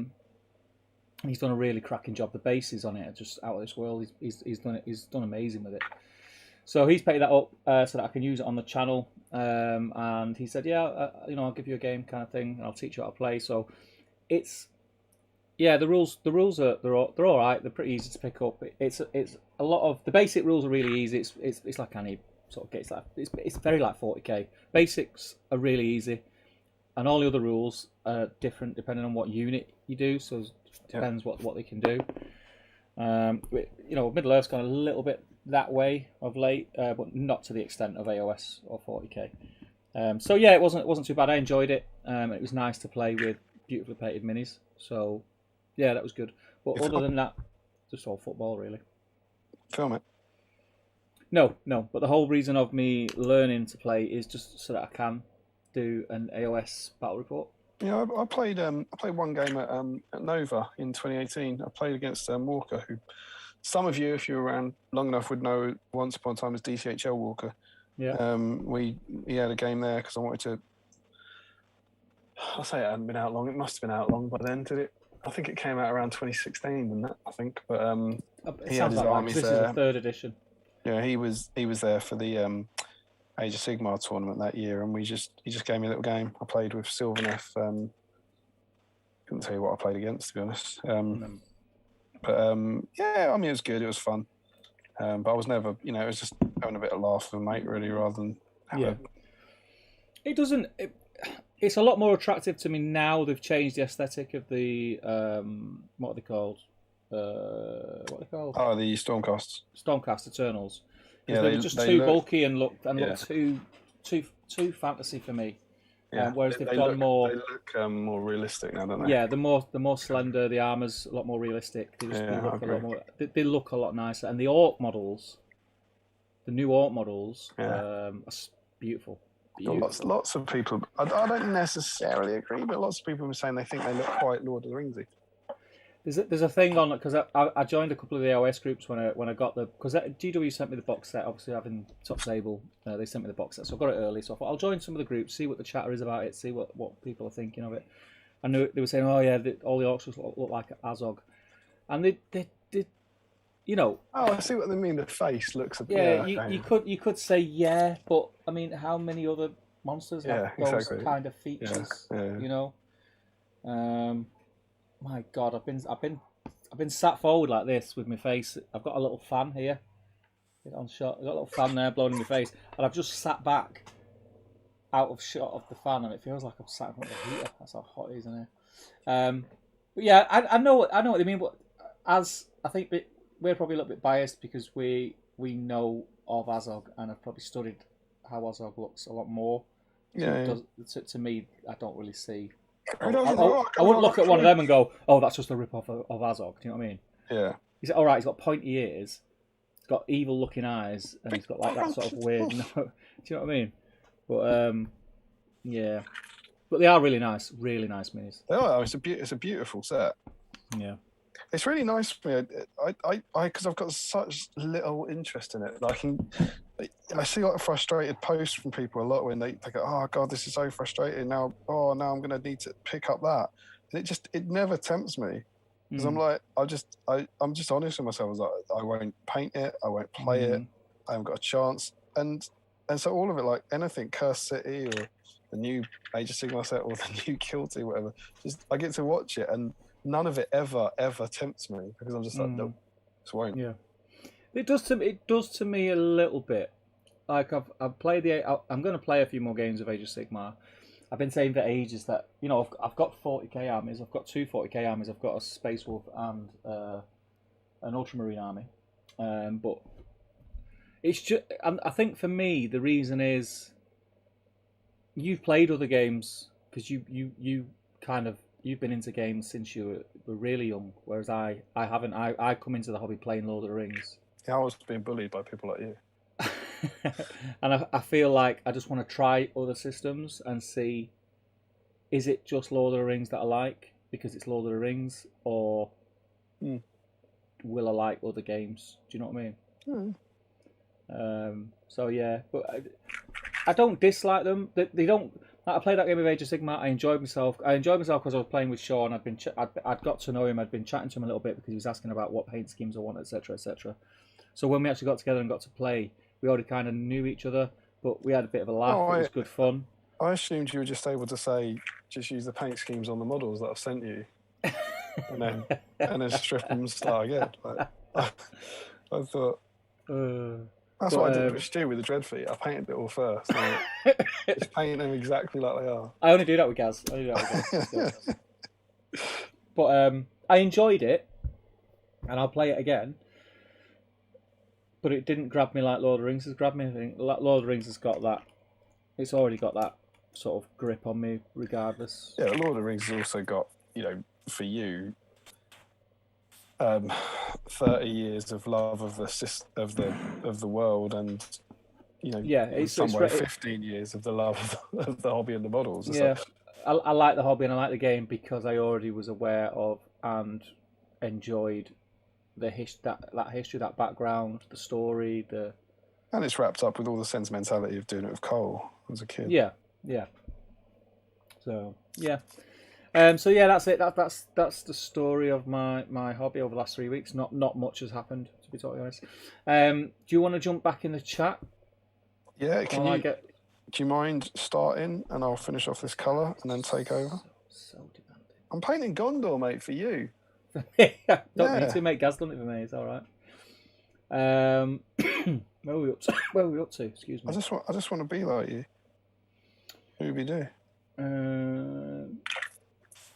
It's just where Crispin was trolling you on it.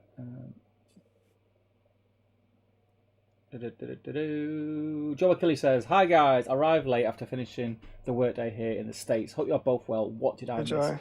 Hey Joe, how's it going? You're not missing that much, mate. We've just been chatting about what we've been up to and things like that. Joe says, "Do they have Lidl or Aldi in the States?" Martin, I love the international viewership here. Like, let's get all the views on. yeah. Martin says, They "Bravo." wouldn't have Lidl in the States, would they? They're massive. It's the opposite of what I go for. Bravo, Steve, says Martin. What was that for, Martin? God knows at this point. No, I don't get many posts aimed at me that say Bravo during these streams, so you'd think I'd remember it. Stanner says, "Do not Google helmet skin."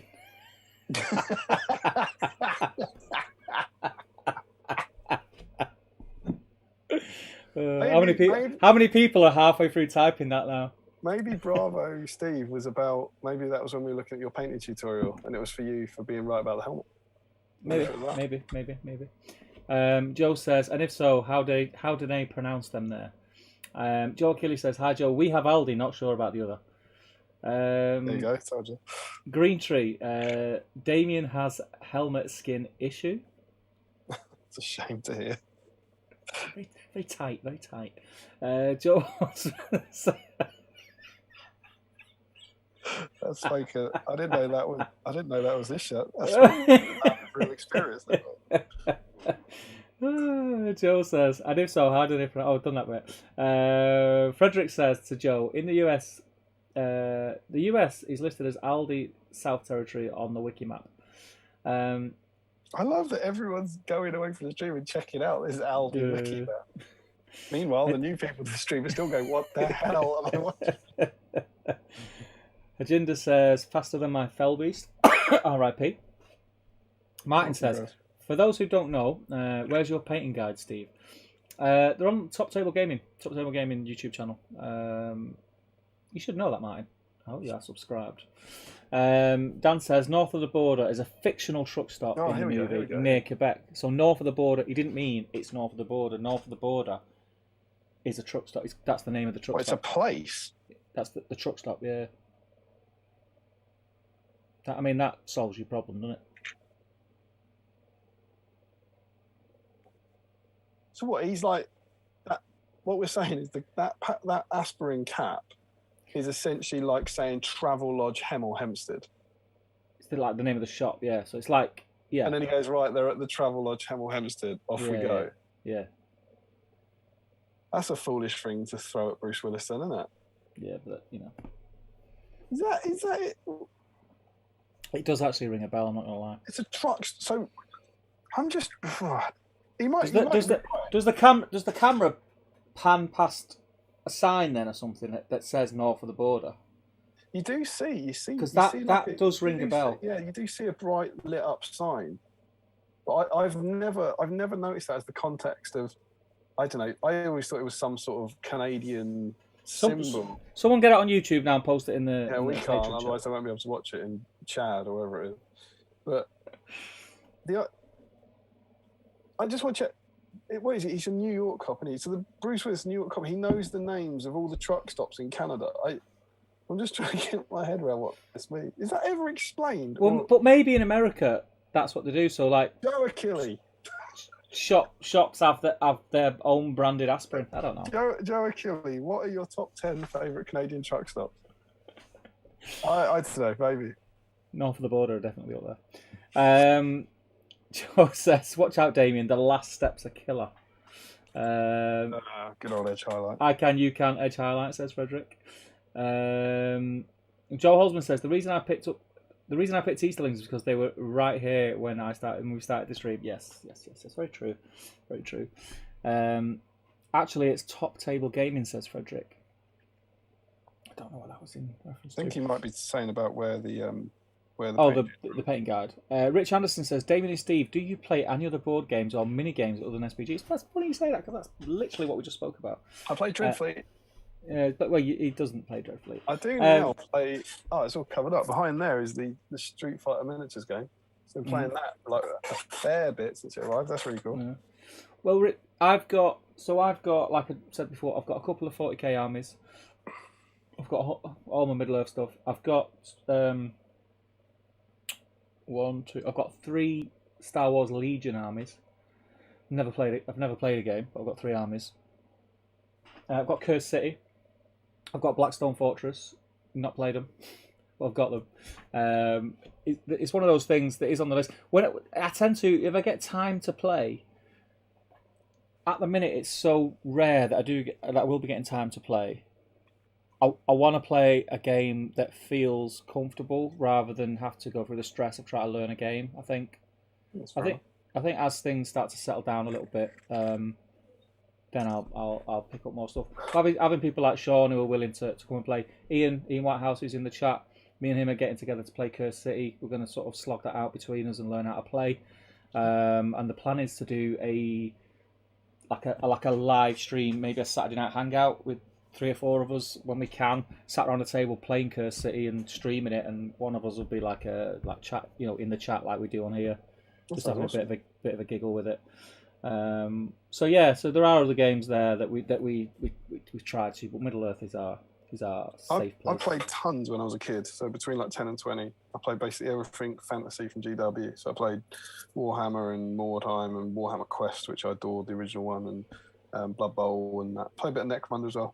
And but now the only one I could really pick up and play is SBG and War Master. I've still got my War Master armies. I know how to play that.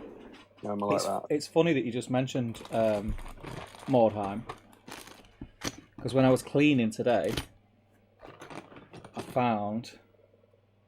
They're going to show up. Oh, are they the? They were. Is that the Flagellants from the Witch Hunters? Witch Hunters Warband? Yeah. That's cool. Oh, that's some classic GW. Yeah, they're just shit hot, aren't they? 98, 99, I reckon, for more time. What are these? Yeah. Not a few of them. Just never. Scenery for that, like not just the stuff that came involved, but stuff on the GW, the studio more time. Oh, it was so. Because they all really got into it, though, didn't they? Like they put so much into it. I can remember going into the GW in Manchester, and I didn't even play. I'd literally I used to pass the GW. This is the weird thing. It's quite weird how things happen, because I was never a gamer as a kid, but I did actually venture into a Games Workshop every now and again, just because I thought they look cool. If I ever went into Manchester, like shopping, clothes shopping, and everything, on the way out, I'd get the bus home and I'd pass the GW. And sometimes I'd just stand at the window, and every now and again I'd just walk in just because things looked awesome. They always had the threat on the people inside. The display boards they had in the Manchester GW though were just out of this world. I think Manchester was actually one of the, I don't know if this was an official term, but almost one of the flagship ones. It was a big feature on Manchester GW in White Dwarf. Back in it was a physically bigger store or something. It's quite small now, but back in the day, in its original location where it was in Manchester, it was huge. Yeah. It was huge. It was massive. Yeah. They'd have there was like you'd go in the first bit and they'd have all like the big displays on big display boards, and you'd go to the back and it'd be like I remember it was about 4 or 6 like 6x4 tables set up like at the back. Well, it used to be a major part of GWs that every time you walked in, the cabinets in the window would be full of different armies, bespoke armies painted by the staff, and the tables would be bespoke and be created. And so whenever you went to a different town, you wanted to go into the GW because it would be different. And then they shifted away from that to be the. I think it's somewhere in between now, but they definitely shifted to be the. Well, actually, now we're going to include everything you see you should be able to buy. Which is fair enough for a business.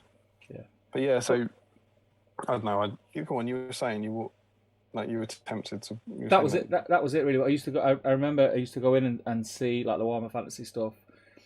40k never ever. The old Space Marines, the little stumpy ones, never ever interested me at all. But the fantasy stuff, I always thought that looks cool. And then I think my first ever. I say I never played it as a kid. I think when I was about 12, 13, just randomly, I got Hero Quest for one Christmas as one of my presents. Like The original one. Didn't ask for it. Didn't want it. Just got it, and I was like, oh, this looks cool. You know, because that was the days when you were watching like Conan the Barbarian movies and Beastmaster. Remember that film? Yeah. And you know, that's kind of this is cool. I've always liked sort of fantasy-esque stuff. So I got that, and I played it quite a bit. Me and my best friend when we were young used to play it. Used to play it with me. She used the broadsword. No. Broadsword. But really enjoyed it. And then I remember then Advanced Hero Quest came out, and I enjoyed. My first ever game that was. Well, I enjoyed Hero Quest so much that I got my mum to buy me Advanced Hero Quest. Oh, did I buy? Yeah, I got my mum to buy it, and but never ever played it. Just bought it. It was one of them games where you just buy it, and you every now and again you open the box and you look at everything. Yeah. You read, and I must have read the book about 500 times. Still don't know how to play it. I've still got it there. I'm sure I've told this before, but that was the first box game I ever got, and I remember getting the book, and the book was about, I want to say about 70 pages or something like that, and I was like, nope. Yeah. 10 years old, and I was like, that's unlikely to. Yeah. And I never ever played it. I painted the models, never ever played it. I never played it. The knight guy with the feather thing in his helmet, I thought was really cool. No, it wasn't a barbarian; it was a warrior, wasn't it? Yeah, you didn't get the barbarian. You got like a knight. He was like a knight. The elf from that was a major part of my Warhammer Wood Elf army for years. The elf was cool. I got that, and then got into. Then obviously, I forgot about it. Didn't do anything to do with it ever again. Well, not ever again, but for years. Look at yourself. And then Cole, my son, seen the advert for Battle Games in Middle Earth on the TV. And he's like, "Oh, Dad, can we get that?" Because I've got him watching the films. Because I was like, "Son, I used to read this book when I was your age. This is this, and you know, this is Middle Earth, and it's this, that, and the other." And he really got into it and got in the magazines. And then we were in Manchester Games Workshop one Saturday afternoon. I was buying him some minis, and I seen Mordheim, the box set. And it just brought me back to the Hero Quest stuff, and I bought it. And again, did nothing with it, didn't play it, and I've still got that box. Still got that box as well. I've got all the buildings assembled in a box in Mum and Dad's garage. The buildings got wrecked. I wrecked the buildings. I made the buildings as soon as I got the box home because we used it then to play our make-up rules of Middle Earth, and they ended up just getting like smashed, thrown in the box and just threw to bits. But they were awesome then. They were awesome then. Yeah, they were awesome. But yeah, that's. I don't even know how we got into that. Oh yeah, you asked if we played any other games. It's a good answer. That was it. It's very, very warm, fuzzy feelings about all that. It's really. I'd heartily recommend Warmaster. That's the one I just don't play it anymore now. No one to play it with, but I loved Warmaster, and I've still got a big high elf army and a big undead army, all painted. So I nearly did that on the GBet show. Me and Giblin played a trial game to learn how to play it again, to film it, and then we never filmed it. It was going to be like a Let's Try Tuesday thing. Yeah. Let's Try Tuesday. Yes, that was. It's going back. Right, okay, I'm going to jump back in the chat. Martin Slate says... Do you want me to? I'll start and then you just catch up. Tell me when you've got it. I'll finish the colour, so I'm at a good point. All right. So it's Martin's. So you'll be able to see Crispin's message that he retracted where he was absolutely slating you, and then Martin commented underneath. That's where we're up to. I'm gonna have. I've got a message from Crispin saying, "Really looking forward to the latest issue of the magazine. It really is a quality fanzine." Is that the one you're talking about? No, the one he retracted. Is that? That's classic Crow going. Yeah, he's retracted that. Top table game. Yeah, so that's where we're up to. Martin Slate said, "Seeing the tutorial definitely gives the helmet more depth." Yeah, very important as the head seem a lot smaller in the box. Absolutely, good tutorial. Crispin then says, as I said, really looking forward to the latest issue magazine. It really is a quality fancy. Thank you, Crispin. That means a lot. We're looking forward to it too. Nathan is in. He's in after a bit of a delay there. Frederick Schultz says, "Weird voodoo or maybe just rabbit milking."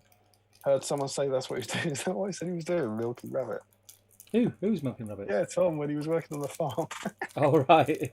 Frederick is catching Nathan up. Important Aldi talk, educating UK people about Aldi territory and the correct pronunciation of Lidl. Martin Slate says, definitely hoping for Throne of Skulls to operate this year, even in reduced capacity. I don't know. I think the government have basically been screaming from the rooftops leading up to the 19th. Yeah, no, everything's going back to normal from the 19th, and then all the infection rates have shot through the roof, and now they're kind of going, yeah, so they're all going, but what we're going to do is we're going to let businesses make their own minds up. Yeah, we didn't mean do everything. So when the crap hits the fan, they can go, well. Yeah, when we said do everything, we meant like don't do anything at all because it's really dangerous that way. I think GW will take longer to come back than everyone else. I agree. Like, I think they'll be very cautious. Yeah, and I think so. They should. They've got a whole PR thing. If any independent event gets a COVID case, no one's going to care. GW will be like crucified. Stuart Bland is in. Evening chat. Hey, oh, very well indeed. Steve's painting. Great. Well, I'm eating celebrations at the moment. Oh, just on you're not painting. You stop it. I'm trying to dig out Twixes. I'm trying to find bounties and Twixes. So no, he's meant to be painted. I didn't take over the Zoom chat, so you could eat chocolate. And then Joe Holmes. I've got a little chat about the fun side of human trafficking. Getting pretty far, mate. Getting pretty far. Jill says all the changes to UKGE would have put me off going if I could have afforded it. UK Games Expo, that must be. Is that taking place then? I don't follow that sort of thing. Don't know. Salute's on in November, isn't it? Oh, it is. It's going ahead, isn't it? Mm-hmm. Nathan says, I'll make sure I check back into the first hour so I can smugly watch them pronounce Lidl wrong. Frederick Schultz says, how do I pay? Jill, this must be around Weathertop. Jill says, it looks amazing. Stuart says, it looks amazing. Stanley says, by the power of Grayskull. Bearded Brush says, Superb looks fantastic. Is that the Forge Weathertop? It was indeed. Aaron says, it's fantastic. Nathan says, Harry's event was excellent. I'd review it, but I'm not a content creator and did poorly. Had fun. It's not all about doing well. That's all fine. Michael Haskell, who was the man to request the teaser picture, says, extremely cool. Thanks for indulgence, Damien. Not a problem, Michael. Not a problem at all. Frederick Schultz says, sexiness in photographic form, new SBG slogan. And then in comes Harrison from nowhere, screaming, not a bad photo. Frederick is very exciting. Wow, Tom is here. How do I pay? What is the magazine? Tom says, love you guys. And Frederick screams, Tom, how do I pay? I'm guessing Frederick knows how to pay. Should you not know what we're talking about, you can drop us an email on sbgmagazine@gmail.com. We'll tell you all about it. Joshua Crosby says, hi, Tom. Hope you're in good health. Jokingly says, is that really Tom Harrison or is someone else posing as him? Say something from the Palantir that only Tom would know. I hope he replies that. Martin Slight says, hey, Thomas Harrison cameo. I've just scrolled down the chat. Tom's gone. Yeah, Tom's gone. Tom come on and went, hey, bye. Classic Harrison. I spent 2 days with him. I don't know how lucky I am. It's. Frederick asked him how many rabbits did he milk. Is it a profitable endeavour? Josh Bryant says, long ago when I didn't have a Camille on foot, I used a Twilight Wraith as dismount. That's cool. Frederick says, I could have converted 2 Twilight Ring Wraiths to look unique. I could have done, Frederick, but if I'm brutally honest, I had 2 days to paint them. So no. Nathan T then quotes me saying, I've got a bit of money. He lies drowning in wetter statues. Didn't right, they're having a bit of a scrap. There we go. Josh Bryant says, Dread Feet's a lot of fun. I played it with my girlfriend at the beginning of lockdown. Sean says, have you ever seen that guy on Twitter making Dreadfleet models in 28mm scale? It's unreal. No, I haven't. That sounds amazing. And Nathan says, for one of the last proper games days, the Welsh stores made a proper size Heldenham. That's the big Imperial shop. That sounds cool. Michael Chapman is in, says, hey guys. Joe Holzman is saying, yeah, I can't imagine a hardware store is a great choice to host a cooking vlog. Are you there, Steve? Mm. What were you hosting it on? What was? Oh, Wix. Yeah. There you go. Yeah. Solid hardware store. Frederick Schools, you can blog, or maybe not. Sean says, thanks for the kind words, dude. No problem. Can't remember what they were, but say kind words about Sean. I meant them. We both meant them, whatever they were. What did we say? Obviously that Sean is freaking awesome. Yeah, clearly. He's such a great guy. He does really well at the things that he does. What do we say? Them things you do, you're awesome at, mate. Awesome. So good. Tinder 6 says 40k iOS models tempt me, but then I hear the rules are always broken, and rules creep put me off, even more so now with GW's limited edition boxes, which cause fear of missing out.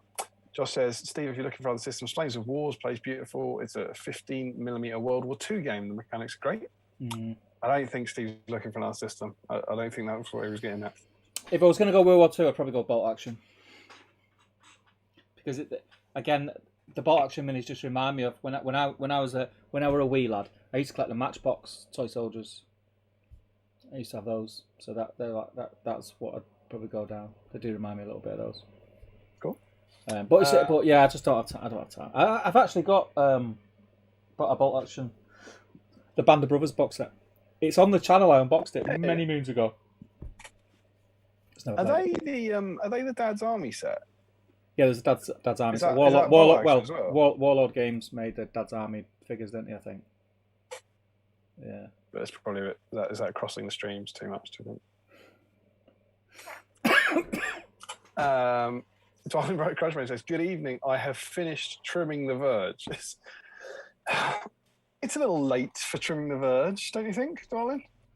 Now busy base painting doggos and trolls before I blast them with some more. Yes, Dwalin has done some incredible troll conversions. Yes, You've been following those in the patron chat. He's basically converted them to be looking like they're in that farmer's, the ruined farmstead. You've got sheep under their arms and stuff. Very, very cool. Stick them in the whip chat.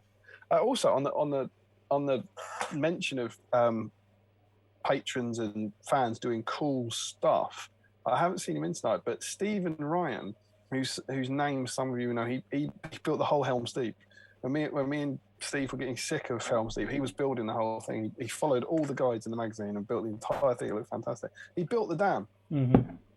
He posted it on there, and the dam from last week that both me and Steve were like, we want this, but we ain't going to do it. And I think we might have said, Stephen, build it. And he built it. And it looks great. It does look good. So, it looks really good. You can search that. It's definitely on the GBHL already. If you search Stephen Ryan, it's VEN. Certainly, to my mind, the best spelling is Stephen. Slightly classier spelling. I think it's a good comment, but there we go. And you'll find it there. But I did say stick it in the whip thread for today. So hopefully we'll get to have a look at that a bit later. But yeah, well done. Awesome work. We should get Stephen to just build the scenery every week. Yeah. Great.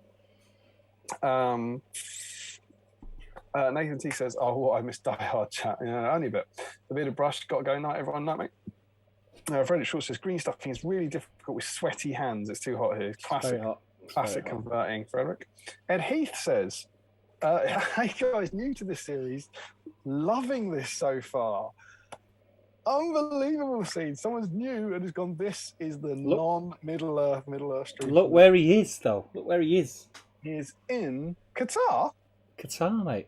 World Cup country. Wow. That's cool. You're our first Qatarian, I think. Yeah. I think. As for other games, I would definitely recommend a Song of Ice and Fire games from Cool Mini on it. I've heard good things.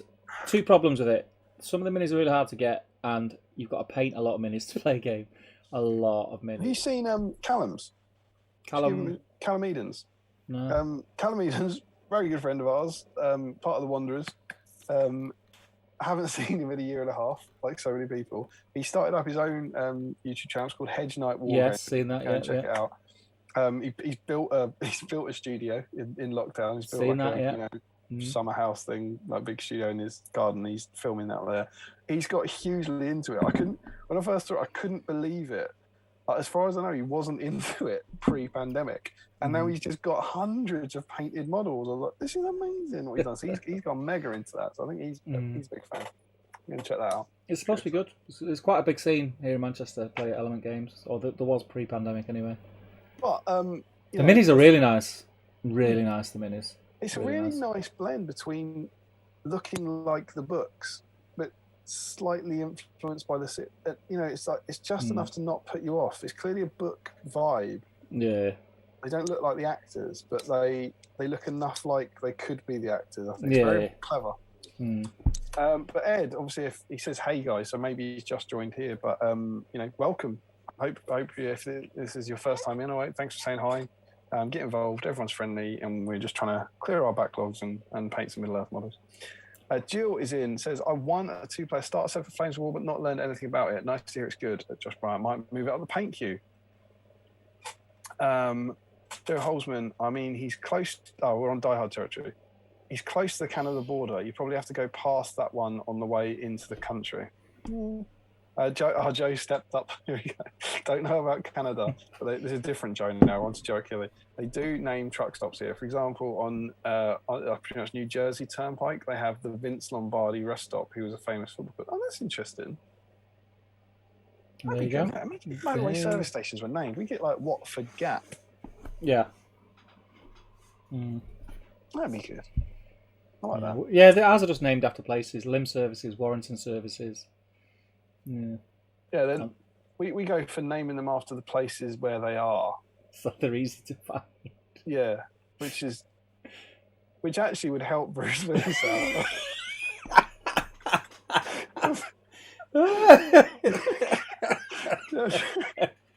Jeremy Irons through and said Warrington Services on it.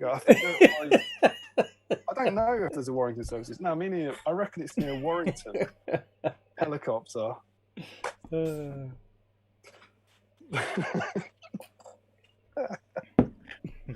Wonderful stuff. Wunderbar. Frederick Schultz says, hi and welcome to Two Guys Talk About Chocolate Star Mix and Slippers. Nathan says, any progress? I don't know. On Die Hard, maybe? These guys, maybe? Yeah. Joe Achille, most are named after the town they're in, but several have proper names. Oh, that's cool. Nathan T says, any progress on getting the fellas from the Friendship Onion on? We have questions about content theft. I tell you what, I don't think it's likely to happen. They have read our email. I sent them an email, and I'm genuinely almost not willing to do this. Dominic Monaghan, in an episode of the Friendship Onion, made a reference to my email as like an Easter egg, look straight down the camera, and I'm not going to tell you what it is because I basically conveyed a very personal story as a sort of bribe to get them to come on. I said, here is my act of good faith. I'll tell you this stupid story. So they have read it, but that's it. So I don't think they're coming on, sadly. I did say we'd do another Merry and Pippin week. But who knows, maybe they got a massive backlog, whatever.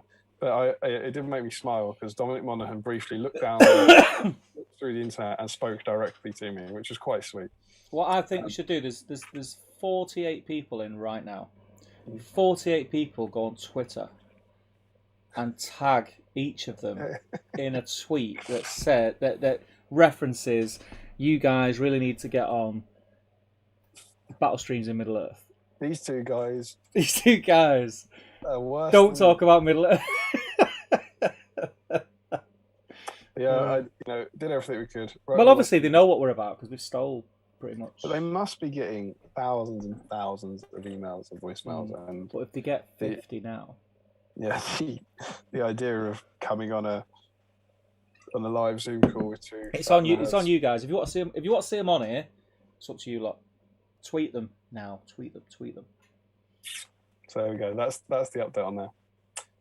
Michael Curtis says, hello. Michael Curtis is in. Hello, all you Friday fanatics. Unlike Gandalf, I'm arriving precisely when I didn't intend to. Like Ian Whitehouse, just painting in the Vargskia now, but Steve, but drinking Prosecco, so it ain't the best paint job. Prosecco, eh? Get you on a Friday.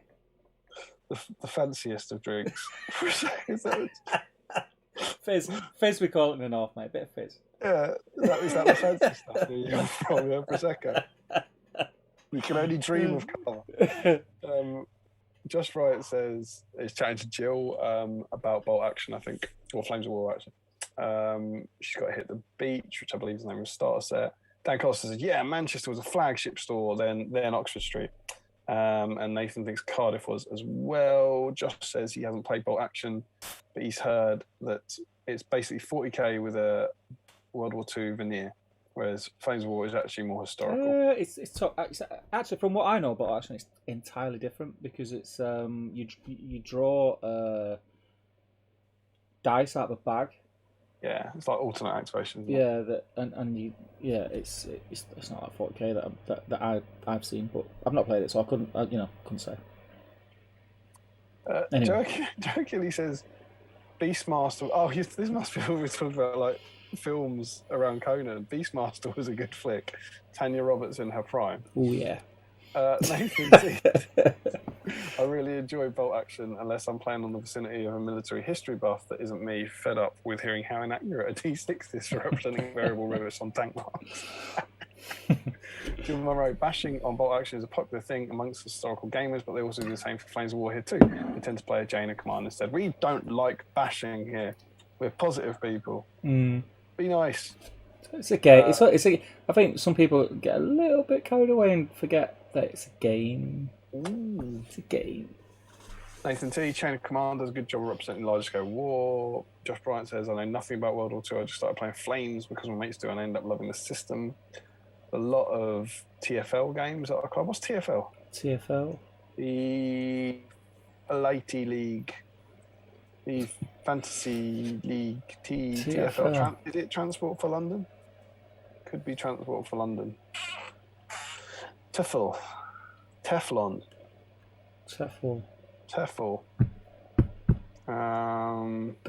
No, I can't say that. The feet lickers. Oh, Josh Brighton's how was that? What's TFL? And Jill Monroe says 2 fat lardies. There's a lot of 2 fat lardies games at our club. I don't know what that means. Talking about us. We don't play at your club, Joe. I don't know. Dan Collister, you should talk to Stu about War Master. I don't think I knew. I don't know Stu played War Master. I don't think I knew that. I knew he was into his. He's gone into 15 mil historical stuff. He's got into at the moment. 2 Fat Lardies team are great fun to speak to at Salute. There must be a games company. Never heard of Must be, yeah. Carl Daly. Carl Daly's in, and he says, evening all, just on a half-hour sky from work. I'll do my best to chuck some paint on some primed Ministerial Warriors when I get home. Good lad. Dan plays SBG is his main game. Also plays Adeptus Titanicus, Net Commander 40k, and I suppose Heresy. Which I believe was where Dan used to was his bread and butter, and he says he's lost the love for that now. It's because this community is just so lovely. Necromunda looks like a game that I could possibly play. That was my only concession to the 40k universe when I was a kid. I played Necromunda, an Orlok game. It was bloody brilliant, great game.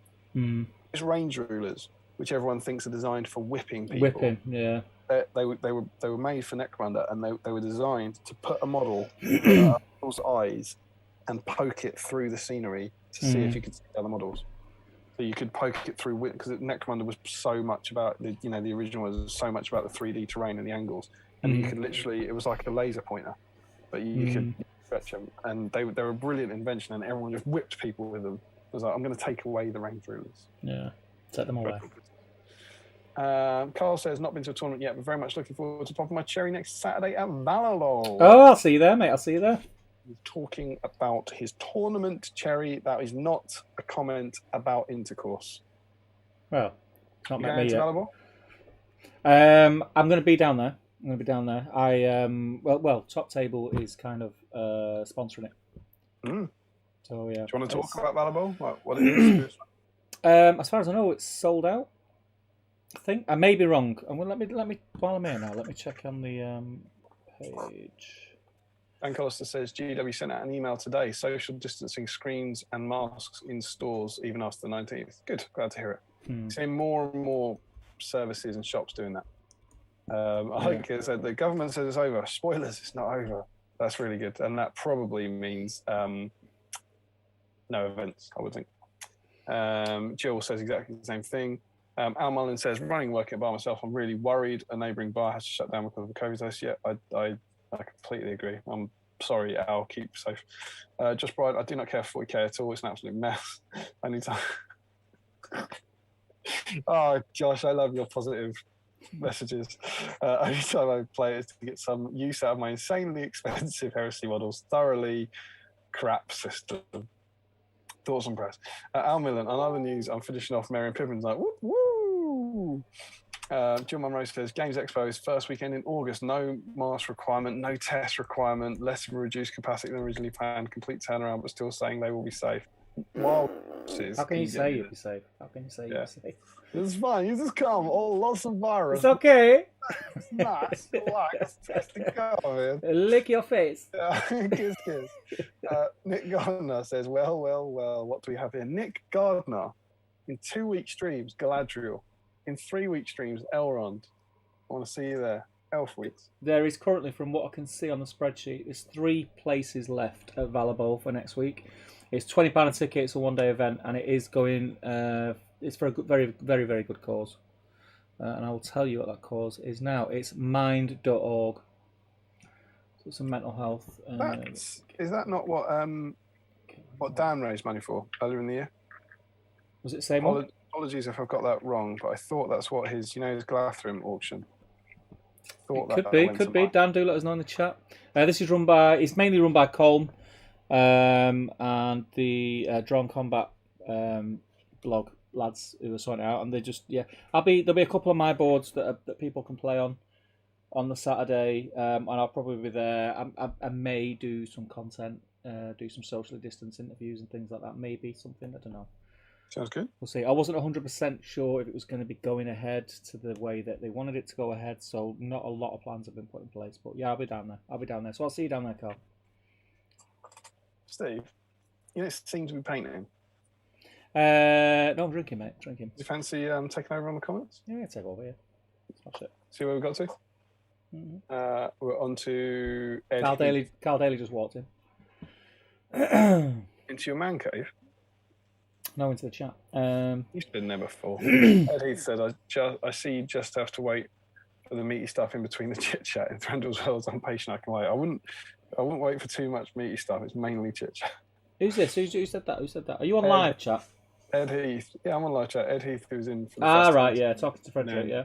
Stannis says, classic Harrison, back under his rock. Very, very true. Tabletop Peter. 2 to 3 years. SBG, hiya. How are you doing, mate? How you doing, Anton? Says Joshua. Hey, dude. Not too bad, thanks. Nick Garner says, unfortunately, MESBG was pulled from its final local gaming store here. They're selling 6 boxes of Random Orcs for $15 a piece, though. If only I played still. You should still play, Nick. You should still play. Joshua says, yeah, doing okay, man. Been isolating these past couple of weeks. I caught the Rona the day before I was supposed to go back and get my jab. Oh, man. Thought you weren't too well with it, buddy. Michael says, I wasn't sure whether GW are actually changing anything from Monday. Not everyone may agree, but I'm happy with that. Yep. Tabletop Painter, damn man, that's not good. Hope you're better soon, chap. I had it November 2019, and it wasn't a barrel of laughs. Nathan T says, GW have been rightly stricter than others. I knew that was going to happen. I knew that was going to happen there. Josh Wright says, yeah, mostly good. Just left with a worse cough than usual and some usual iffy taste buds. The first day I had it was rough. Fever and 40 degrees and everything. Fever of 40 degrees. Oh, Matty Cuffy's in. He says, evening, guys. I'm finally here. Better late than never. Welcome.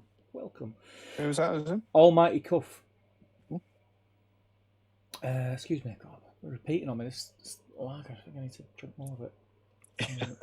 So, the issue is you haven't drunk enough. Thomas Peter, damn man, you'll be better soon. Just rest up. Yeah, I'm over it now. Back to work Monday, says Josh. Anyone here still waiting for Arnold to come back? Smiley face from Thomas Peter. That's good news. Just take it easy if you still feel rough. Joe Holzman says, sorry, go on, mate. What am I painting on a Minister for his leg as the grey cloth? Grey? No, I mean, how much of it? What do you mean? Is it like what's grey cloth on a Minister for his leg? I've not got my Minister. Sorry, are you following the guide? Have you looked at the guide? What I'm painting? It didn't mention the legs. It said careful of the bit under the eye. It said, oh, don't miss the bit under the eye. I've got a feeling. Is it only around the back you can see the legs? Yeah, definitely only around the back. Yeah, I've got a feeling I left that black, but highlighted it like with the grey. Okay. So it was a slightly different tone to the fabric, if you know what I mean, the darker tone. Let me know in the chat, guys. What do we think? I mean, you can paint it red if you wanted to, mate. It's entirely up to you. Anyway, I want to know if they basically got 2 bits that look like they could be plate armor or they could be cloth on the back of the leg. There's like a thigh bit and a shin bit. The calf bit. Yeah, calf. That's a better word. I think the calf bit's metal, isn't it? Yeah, that's what I'm thinking. I'm thinking calf metal, but there's a bit kind of on the back of the knee that looks like it could be cloth. That's what I'm thinking. I've not got one in front of myself. I'm new to this ministerial stuff, you see. Can't tell you. Where's up to? Joe Holzman says, if we're plugging new games, I vote for Marvel Crisis Protocol. Yeah, Joe is painting Marvel Crisis like an absolute crazy person. I think it's a lot of that. And I've heard good things about it. I've heard it's a very good game. But the minis are cool. I mean, it's Marvel, isn't it? So they're going to look cool. Joshua says, yeah, I like them. 500-600 points, they're my go-to list at that sort of points level. I think you're talking about Arno there. And he also, Joe Holzman says, to be fair, north of the border is full enough north of the border. Joshua Bright says, yeah, I heard a lot of good stuff about Crisis Protocol 2. Not really my bag, though. Might have a go at it, says Josh. Joe Holzman says, and it must be pretty close. You wouldn't call a truck stop 100 miles off the border north of the border. Nathan T, Crisis Protocol pricing really puts me off. The core set looks decent value, but the expansions are mad. I said, you got to get the money. Josh says, I have to say, I like the look of the Batman minis from Night Miniatures. I don't know anything about the actual game system. Yeah, it's very good. The minis are class. They are class. Jay was really into Batman many moons ago, and I think there was an issue with the first edition where I want to say I might be wrong. Language, wasn't it? It was a translation thing. Yeah, I think it was translated from either Italian or Spanish or something. I was going to say Spanish. I wouldn't swear blind, but to English, and it just didn't translate well. So a lot of the rules didn't make any sense. But then apparently they sorted that out in the second edition. But the miniatures themselves are really good, and the people who could play the game fluently said it was a really good system. The minis were class. Don't they have like toilet customer service night models? They're doing Harry Potter as well, right? Yeah. It's not great. It kind of feels like they buy licenses that are going to do well anyway, and yeah, if you know what I mean, and just get what they can from it. But the Harry Potter models are really nice. I've got some there. Yeah, really. I don't know. Carl's got some. The models are really nice. What I was up to Batman minis. Joe says to Nathan, the flip side of that is you only ever need 10 characters to play, and the rules come with the models. I can get 2 to 3 characters for the price of a single Forge World hero. Good point.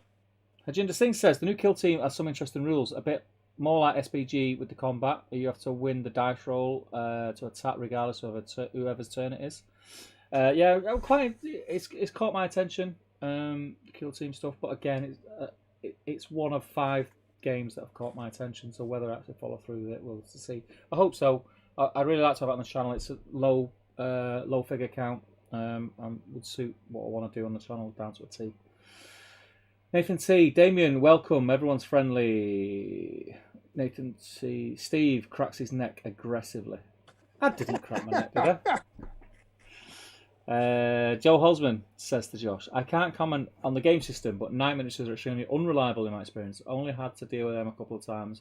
I'll never go anywhere near them again. I've heard that too, says Joshua.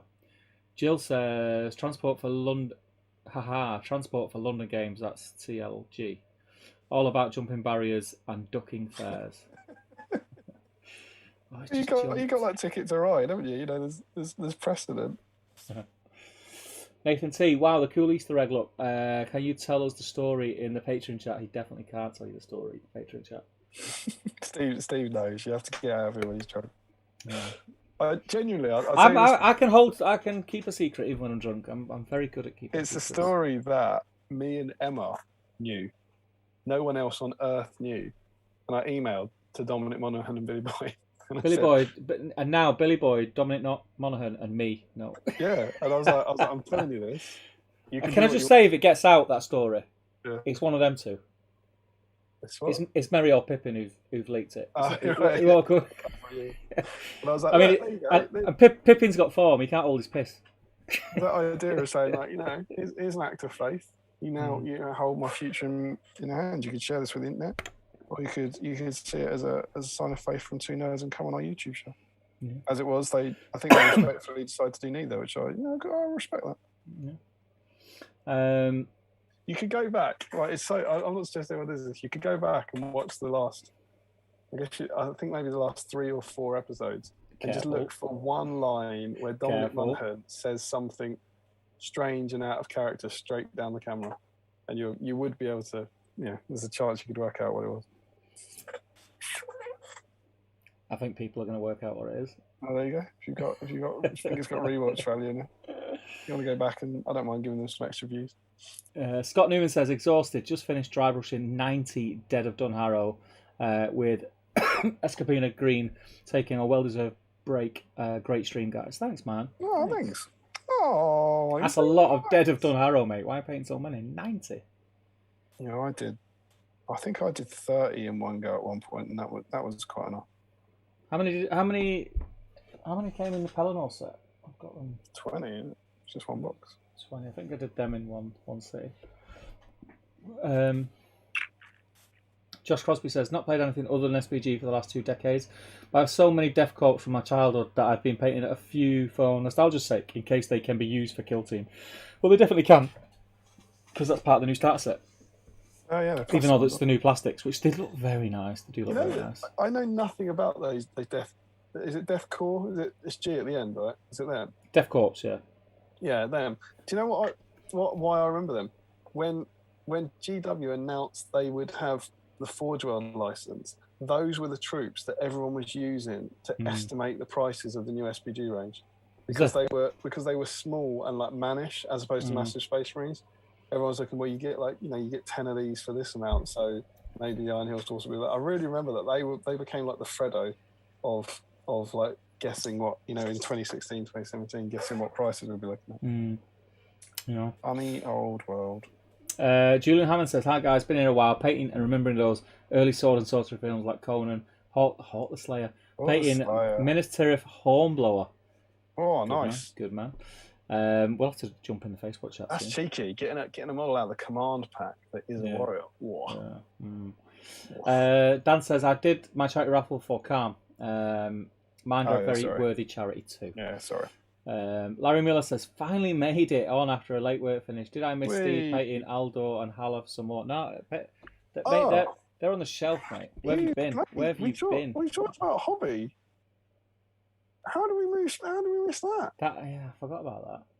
Steve, give them their moment. Yeah, I just stuck them on the base and stuck them on the shelf. I just thought. Did what? What? Who? What did you do? Come on, Steve. Well, people have been waiting. They've been on they've actually been on these 2 painting handles. When did I start painting them? 2014. I was trying to remember when it was, what stream it was, and I can't think when it was. It was a while ago, right? Was it? It was a while ago. Was it this year? No, not a chance. No. Pre-Christmas. Yes, that's really? how you tell it wasn't this year. It'd be really odd if it was between the 26th of December and the 31st, wouldn't it? Oh dear. I reckon it was at least a year ago. I just, I think because they've been on my desk for so long, I look at them and I think, yeah, they're finished. But then I look at them again and I think, I could go a bit more. But then it's that thing. Then where do you stop? Never stop. And it's 2 miniatures that because we do have new people in. This is Steve's Aldor and Haleth. Yeah. How many streams have you tried to paint them on? Honestly, what do you think? I don't know. Well, you say it's over 6 months. No, I reckon it. I would say it must be 5. I Larry will know. Yeah, Larry will know. Larry will know. Must have worked on them at 5. But this week, from nowhere, cheeky little post on social media, it's done. Yeah. I'm so proud of you. I just touched up. I had a little bit of touch up to do on the boots of Haleth. I finished that and I thought, sod it. I'm sticking these to a base. I'm putting them on the roll hand shelf, and they're on the roll hand shelf behind this screen. You can have one of them. Done, mate. Done. Smashed it. Does that emoji get to YouTube? I don't know. Does Zoom emojis make it? You can't see that. I gave Steve a clapping emoji. I was like, Steve. Oh yeah, no, it's not showing up. It's really good. It's clearing your backlog. I think we should celebrate. Okay. Cheers. Yeah, we can do that. I think we go further. You've not got what I think you've got, have you? Would you like that? Oh, I'd fucking love. Oh, I'd flip. I'd love that, mate. I'd love that. I think we could celebrate the SBG way. Celebrate. I think you've earned it. Steve. Yeah. Yeah, boy. It's green as well. Is that green? It's yellow. Oh, it looks green. Oh, yeah. It looks like, I was going to say, it looks kind of like Rohan green. Let's go Emma with green. might be in bed. Anything could happen. It's only 5 to 11. It's only 5 to 11. Yeah, she's got a 3-month-old baby. You just need to... Let's do it, man. Let's do it. Let's blow the roof off this shizzle. I hope I don't blow the roof off this shizzle. I'm going to have a celebratory Milky Way as well. Yeah. Well, what am I doing? Talk me through it. Where do you want to... I'll count you down from 5. Yeah, and then what? What are we doing? Straight up into the eye? What do you want? Straight up, well... Good choice of those two yeah, things. we had the eye. I don't know what I would have done if you had said into the eye. Look at me. Look at me. Right. Okay, you ready? Down for 5. Am I going on? What am I going on? On 1. On 1. Right. Ready? 5. Yeah. 4. Yeah, and then 3. Yeah. 2. 1. Yeah, baby. Oh, mate, that is. Tell you what. It is a celebration. I totally forgot about those two. We didn't. The world didn't. That is yeah. I did go with Normally that. only pull party poppers for like subscriber counts, right? Mm. But you've earned that. I mean, I'm gonna miss them. What, the party popper? They've been here with me for the last 6 months. Yeah, I think everyone will. Sat with me. You're waiting for the finale for so long, and then when it comes out, you're like, I kind of want another episode. Yeah? But well done, mate. Yeah, done them, smashed it. So, yeah, so from Emma. I'm on these guys. Yeah, is this the bit where you talk about what you're painting? Yeah. Easterlings have replaced fair, mate, them. let's not kid ourselves. Eh? You're not closing it, are you? Mate. I still want to do painting. Like, you can't be full on drinking it already. Yeah. You can't be just drinking. It's gone away, mate. It's gone away. I'm trying to paint some Gondor for you. Come on. If I get that lid on there, kid. I like that. You go, yeah, do you know what? I've painted enough. I did paint Elder, didn't I? So yeah, that's the way I'm drinking now for the rest of the night and eating chocolate. Right, okay, let's jump back in this. Dan says, oh, we've done that one. Blah, blah, blah, blah, blah. Nathan T says, just saw a hilarious video about a dog that humped a hedgehog. Not relevant, but felt it worth mentioning. Seems on topic. Yeah. Well, I feel sad for the hedgehog. Or maybe the dog.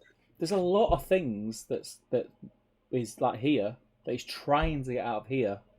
I'm not going to let happen. Michael Breer says, had to drop out of volleyball, unfortunately, first gaming day in 18 months and ended up being told I had to work the weekend for the first time in a long time. That's a shame, man. That's a shame. Right. Never mind. Larry says, that sounds painful. Nathan, they're called whippy sticks, not pointing sticks, says Nathan. That's the range over there. Let me sort my fan out so it's hitting me because it is. I've got my shiny head. It's boiling in here. Ian says, on the other game theme chat, has anyone played Gloomhaven? I just picked up a cheap copy on eBay, hoping I can convince the wife to play it. I've not played it. Damien? I've not played it. I've not heard of it. Not played it. I've heard of it. I've not played it. I think the back of the leg is all cloth, says Larry. I think it's supposed to be pink. I think it's supposed to be pink, though. What was that about? What was the colour we were debating last week? And you were saying, yeah, it's pink. Oh, I don't know. I can't remember. Stanley says, Damien, you're a strong, independent nerd who don't need no Steve. Paint your Gondor legs, whatever colour you please. Larry says, as long as it's pink. Carl Daly says, the tutorial, he knows. I don't think I'm up from trying out new systems, but I do love painting Harry Potter minis. You painted more than me, mate. Harry Potter. Back of the legs is pants and the plastics Plastic Warriors, says Remco. The whole thing. Jill says. Oh, I'm going pants for the whole thing. You going pants? Oh, mistake. Yeah. Jill says to Ian, it's a great game. Some really good video tutorials for the rules, but not really too hard to get them once you've played a couple of scenarios. Josh says to Tabletop Painter, we're all waiting for Arno to return. Tom Spate says, good evening all. Welcome, Tom. How are you, my friend? And Ian says, thanks to Jill. Larry says, Spanish. That must be the Batman thing. Yeah. Oh, it's jumped, mate. There we go. Michael Haskell says, Gondor Warrior, Damian, that might be the boot, perhaps. And Josh says, see, I thought the Harry Potter minis looked like crap, especially compared to the Batman ones, and yeah, it'll be Spanish, English. I think that Knight are a Spanish company. They are indeed, says Larry. It's typical of a Spanish company, too busy with their siestas. Tabletop Painter, when do people think GW will realistically be starting to run GTs again at Warhammer World with no restrictions are getting lifted? I heard they're still doing masks and distance. I think we touched on this earlier, and Damian said, and I totally agree, that I think GW will be one of the last to start lifting restrictions. I don't know when, because I don't know when's that arbitrary line, but I don't think they're close. We had a little chat pre-stream, didn't we? And I think things are going to get a little bit worse, or well, a lot worse before they get better. Yeah. Once the restrictions are lifted, because people are people. It's just the nature of it. And I think they're doing it now because it's summertime. Because another winter would just not be fun. I don't know the answer to it. I suppose if there was an answer to it. At some point, you just got to put your hands up there and say we got it wrong. Like they obviously won't, but it's like the whole point of unlocking was that because of vaccinations, the rate be going down. Yeah. Now they're just going, well, it's all right. We've broken the link between hospitalisations and infections. When have you ever known the British government to hold their hands up and say we got it wrong? That's it. Look at everything that's gone in the last week, mate. I think 1 week ago it was 1 in 160 people had it, and today it's 1 in 95. That's a terrifying increase in a week. Terrifying. Yeah, it's grim. It's grim. I forgot what I was up to. Night Miniatures. Good evening all, says Joe Garman. All seems like an age since I managed to drop into a battle stream. So happy to be here. So happy to have you. Oh, thanks, Joe. Joe Holzman says, you cannot keep a secret, Steve. We've seen your TTG live secrets. Yeah, they're my secrets, though. My secret, I can't hold my secrets, but other people's. I'm a good person to tell secrets to, so tell me any secrets. They will go nowhere. Larry says, I've heard good things about the BMG 3rd edition. What's BMG? About Batman miniatures game. But some global pandemic has got in the way of me trying it. Hajinder Singh says, is the podcast good? Do they talk much Lord of the Rings, or is it more general things? It's a good mix of the two, I found. I've only watched listened to 2 full episodes, because I only get to listen to it when I'm travelling in the car. I've not actually sat down and watched it on YouTube. But yeah, you probably listened to more of it than I have, Damien. Would you agree? It's a good mix. I'm very careful here to not sound like I'm taking credit, but I think it's quite like this. You know, it's like just not as good. It's not actually about Middle Earth, you know, on generally, and they generally talk. They don't really talk about Lord of the Rings, but they talk about other things and then link Lord of the Rings stories into them. But they've now got all different sections where they obviously answer questions from viewers, but they rate how funky a song is every week, and they eat something from around the world every week, and they review it. And they've these little sections take up like a lot of time, so it's great though. They're really good. They're very, very they're quite short as well. They're about 50 minutes to an hour or something like that. Yeah, about an hour. Yeah, but they're really, really good. I really enjoy it, and they're funny and they're easy to listen to. And I think the thing that I've always said with to use our equivalent, not saying we're anything like that, but I think these shows work when you start with 2 friends who decide to do a show, rather than when you get 2 people who decide to try and become friends by doing a show, if that makes sense. Who's Billy and who's Dom in this? Would you be Billy or Dom, do you think?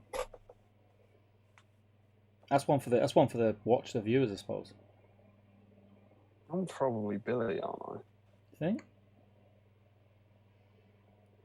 I think Dom seems a little more outwardly tougher than Billy, and Billy seems a little more effeminate. Well, I think Billy's just like on another planet generally, isn't I've got party popper stuck on my head. he? It's off his tits. What do you think? I don't know.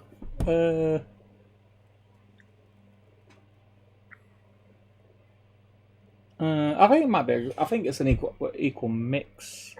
I think there's different aspects where, yeah, I'd agree with you, but then on the flip side of it is, I think if it wasn't for you, I mean, people will watch this stream and think there's no rhyme or reason to it or schedule to it. But I think if it wasn't for you, there really wouldn't be one.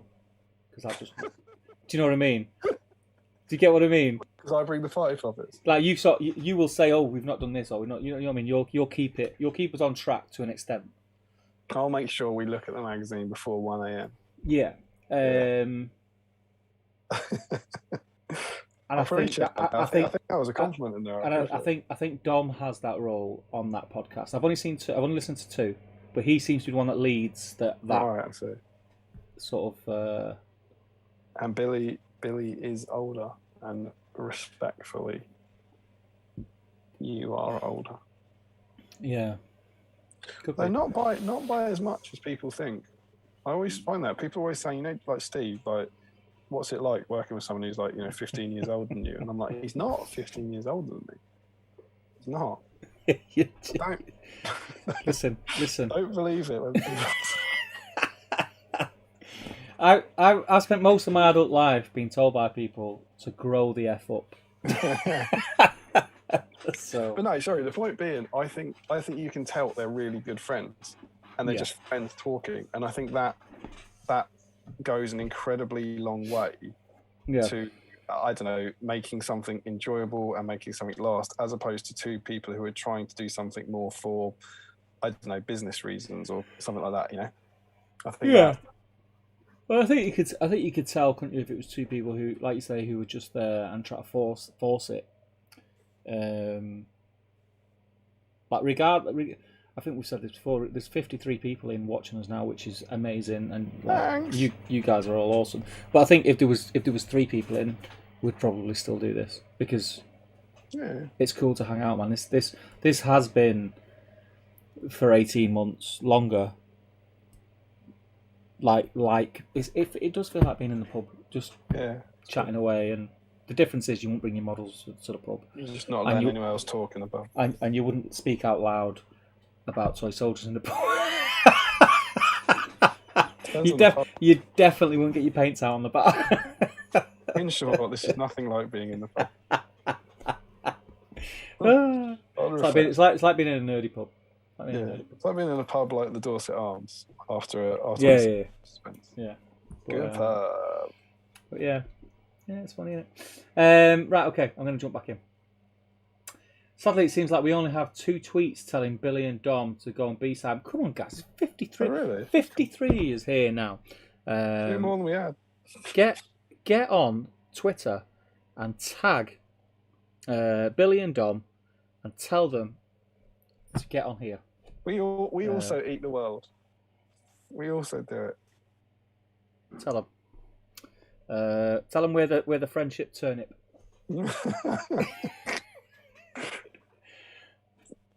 I don't know. I think they'd be up for a mention or something. Coming on might be a stretch. I think maybe a mention is not too out there. Let's force it. Let's force the point. Let's force it. Josh Bryant says, honestly, the only reason I wanted the Batman second edition start was for the Catwoman stood over the Batbike. Tales of Harry Potter game by Nightmare is terrible. Missing rules, product releases, orders taking months to arrive, and most of the time they're missing parts. Nathan T, the original Night Models Marvel range was cool, but the rules pants, same for the DC, though assembly was a nightmare. Scott Newman painting 90 Dead of Dawn horrified diorama for my geek room. That's pretty awesome, mate. Make sure you do show us that and tag us in it when you post it on the groups on Facebook. It'd be cool to see. Joe Kelly says, don't forget to check your email. Always. We got you now, Joe. We got you. Oh, yeah. Joe Holzman says, I don't think they're actually finished. I think Steve just gave up on them. That's kind of.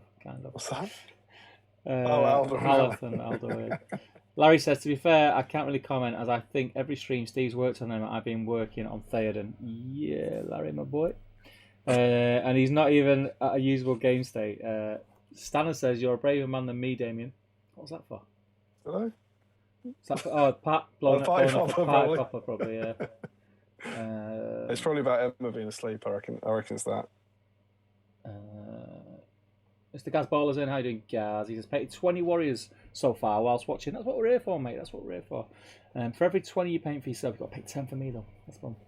When you have to paint them first so you can strip them. Yeah, true that. I'll send you Aldor and Haleth tomorrow. I finally got them just how I want them. Please strip them and do them like that. Stella says, and cue a crying baby and a well. Oh no! Nathan T says, I thought that was for real. You were saying because of the party popper. That's all good. How many months before you put Aldo and Haleth on the table they achieve someone? I'll be honest with you. There's 5 armies that I want to play a few games with prior to getting Rohan off the shelf and playing a game with them. So that's it'll be a while. That's kind of the point of this, though. That's genuinely what I'm enjoying. I'm loving painting stuff for no point. That's kind of the point of these for me.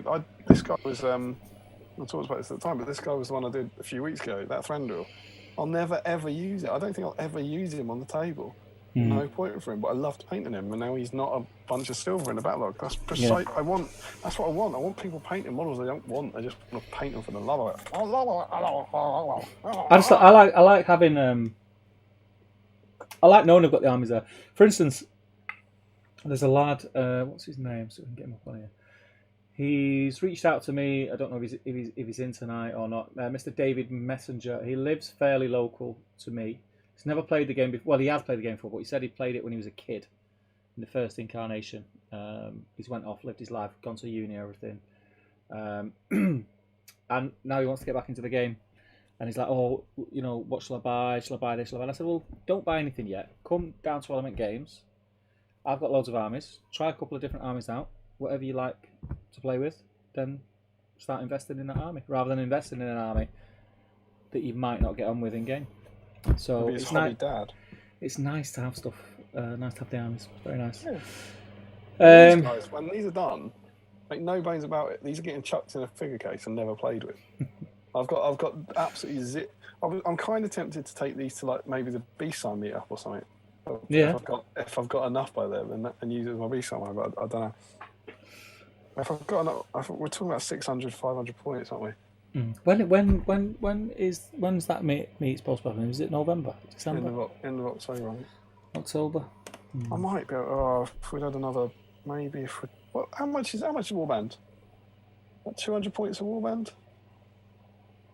What about 7 points?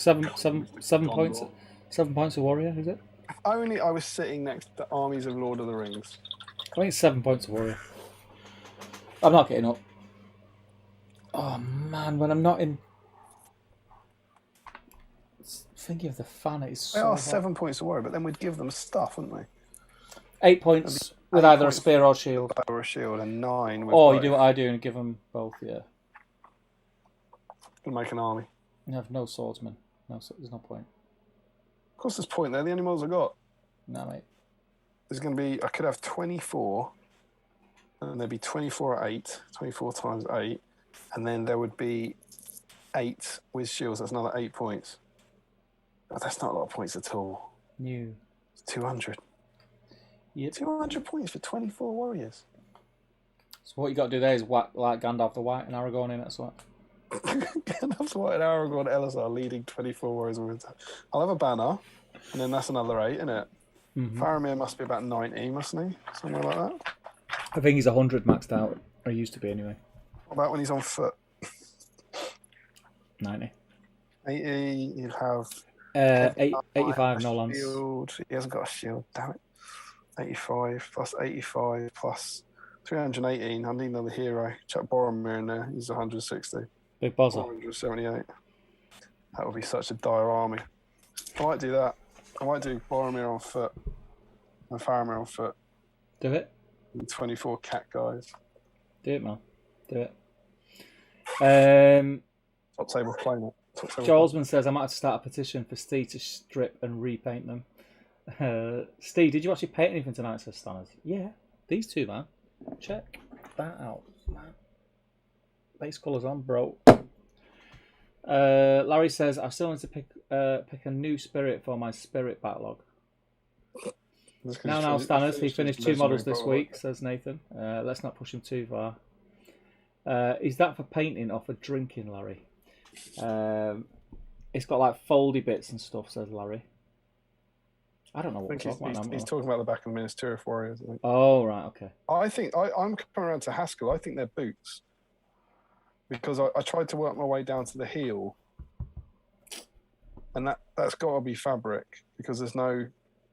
You just get to a heel with a metal plate on the top. I think they're wearing boots that end just above the second strap. And then there's a trouser. That's what I'm going with. That rings a bell, to be fair. Is it not metal around the back of the calf though?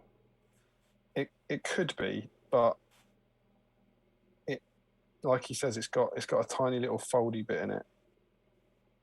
At the bottom? Isn't that the lip of the boot though?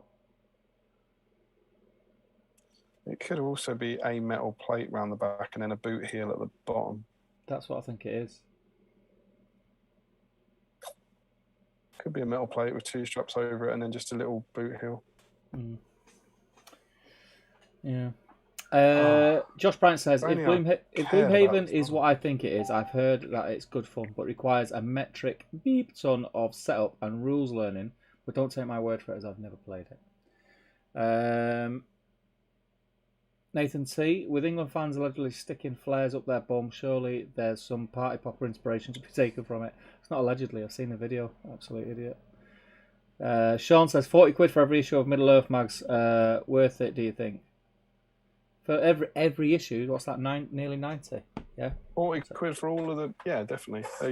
I think a sensible rate, if you get all of them with binders, would be about 150 quid. Yeah. Even if you were paying £1 an issue, yeah. Like if someone was offering you 1 issue, so it's £1, you go, yeah, there's £1. Think of it that way. The magazines on their own with no models are about £1 or £2. So say 150, so 90 is somewhere in the region of 135 quid. You then got 6 binders. I think 150 for the whole set is a good price. Yeah. If you get the binders. So 40 quid, you're laughing. Larry says you can tell GW are serious about keeping up their restrictions. All their new Imperial Guard are wearing masks. Joel Monroe says I think this winter is going to be rough too. Yeah, I agree. Joe Kelly says had to pop away for dinner with the family. Wife made some langoustines, which are super rare to get fresh here in the States. We'll make note of which hand we use to pop the heads off. Have fun, man, and enjoy. Joe says it's worse here in North Devon than it's been at any point so far. Yeah, we were saying similar stuff pre-stream. Josh says to Sean, doesn't sound unreasonable to me, but I've kind of taken my finger off the pulse of second-hand markets, and I never known what good prices for the magazines are. Joe Holzman says the village I work in has cases at double the national average. My school has 2 years isolating because of positive results in children after 18 months without a single case. Larry says, I imagine they do as much painting as Steve too. And Stanners, there we go. Stanners says Damian is definitely a dom. I'm not a sub. I'll put that out there. He says Damian is definitely a dom. I'm not a sub. That. Josh Wright says, I was going to say Steve strikes me more as a Pippin type, so Steve is Billy.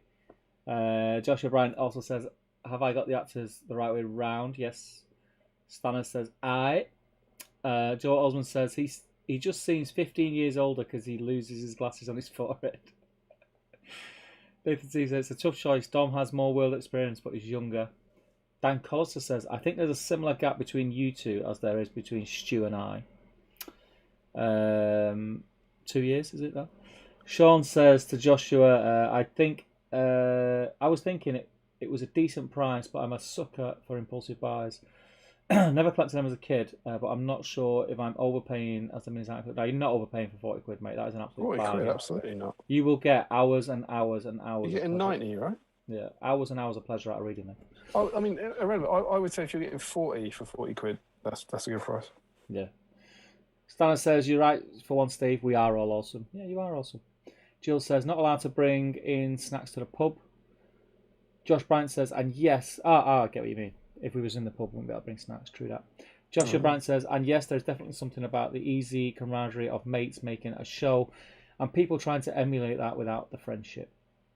Nathan T says, whilst Aragorn broken foot fact is fun, but it's much more interesting to me that the Hobbit actors were inversely aged versus their characters' book ages. Excuse me. It's because Billy's well old. Yeah. Larry says, is the Steve and Damian gap bigger or smaller than the Damian-Tom gap? Tom's Smaller. quite young, isn't he? Tom's quite young, yeah. I think there's 8 years between me and Tom. I think. So that's a bigger gap, man.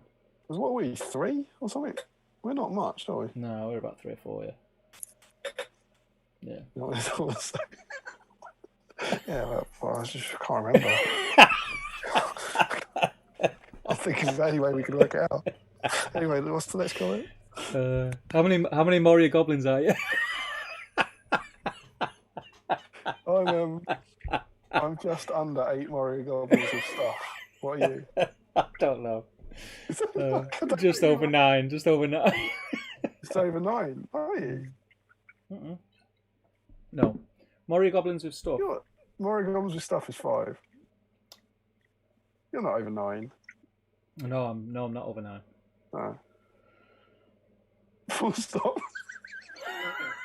Everyone here is 45. 45. I thought you were 42. 42? No. 43? No. 44? Yeah, 44, yeah. 44? Oh. Yeah. Still a smaller I mean, I know I look good for my age. I know I look good for 44, you know what I mean? So I won't take my t-shirt off. Otherwise I won't be able to. Yeah, small. I think that's smaller. I'm pretty sure it's smaller than me and Tom. Yeah, I know Tom's quite young.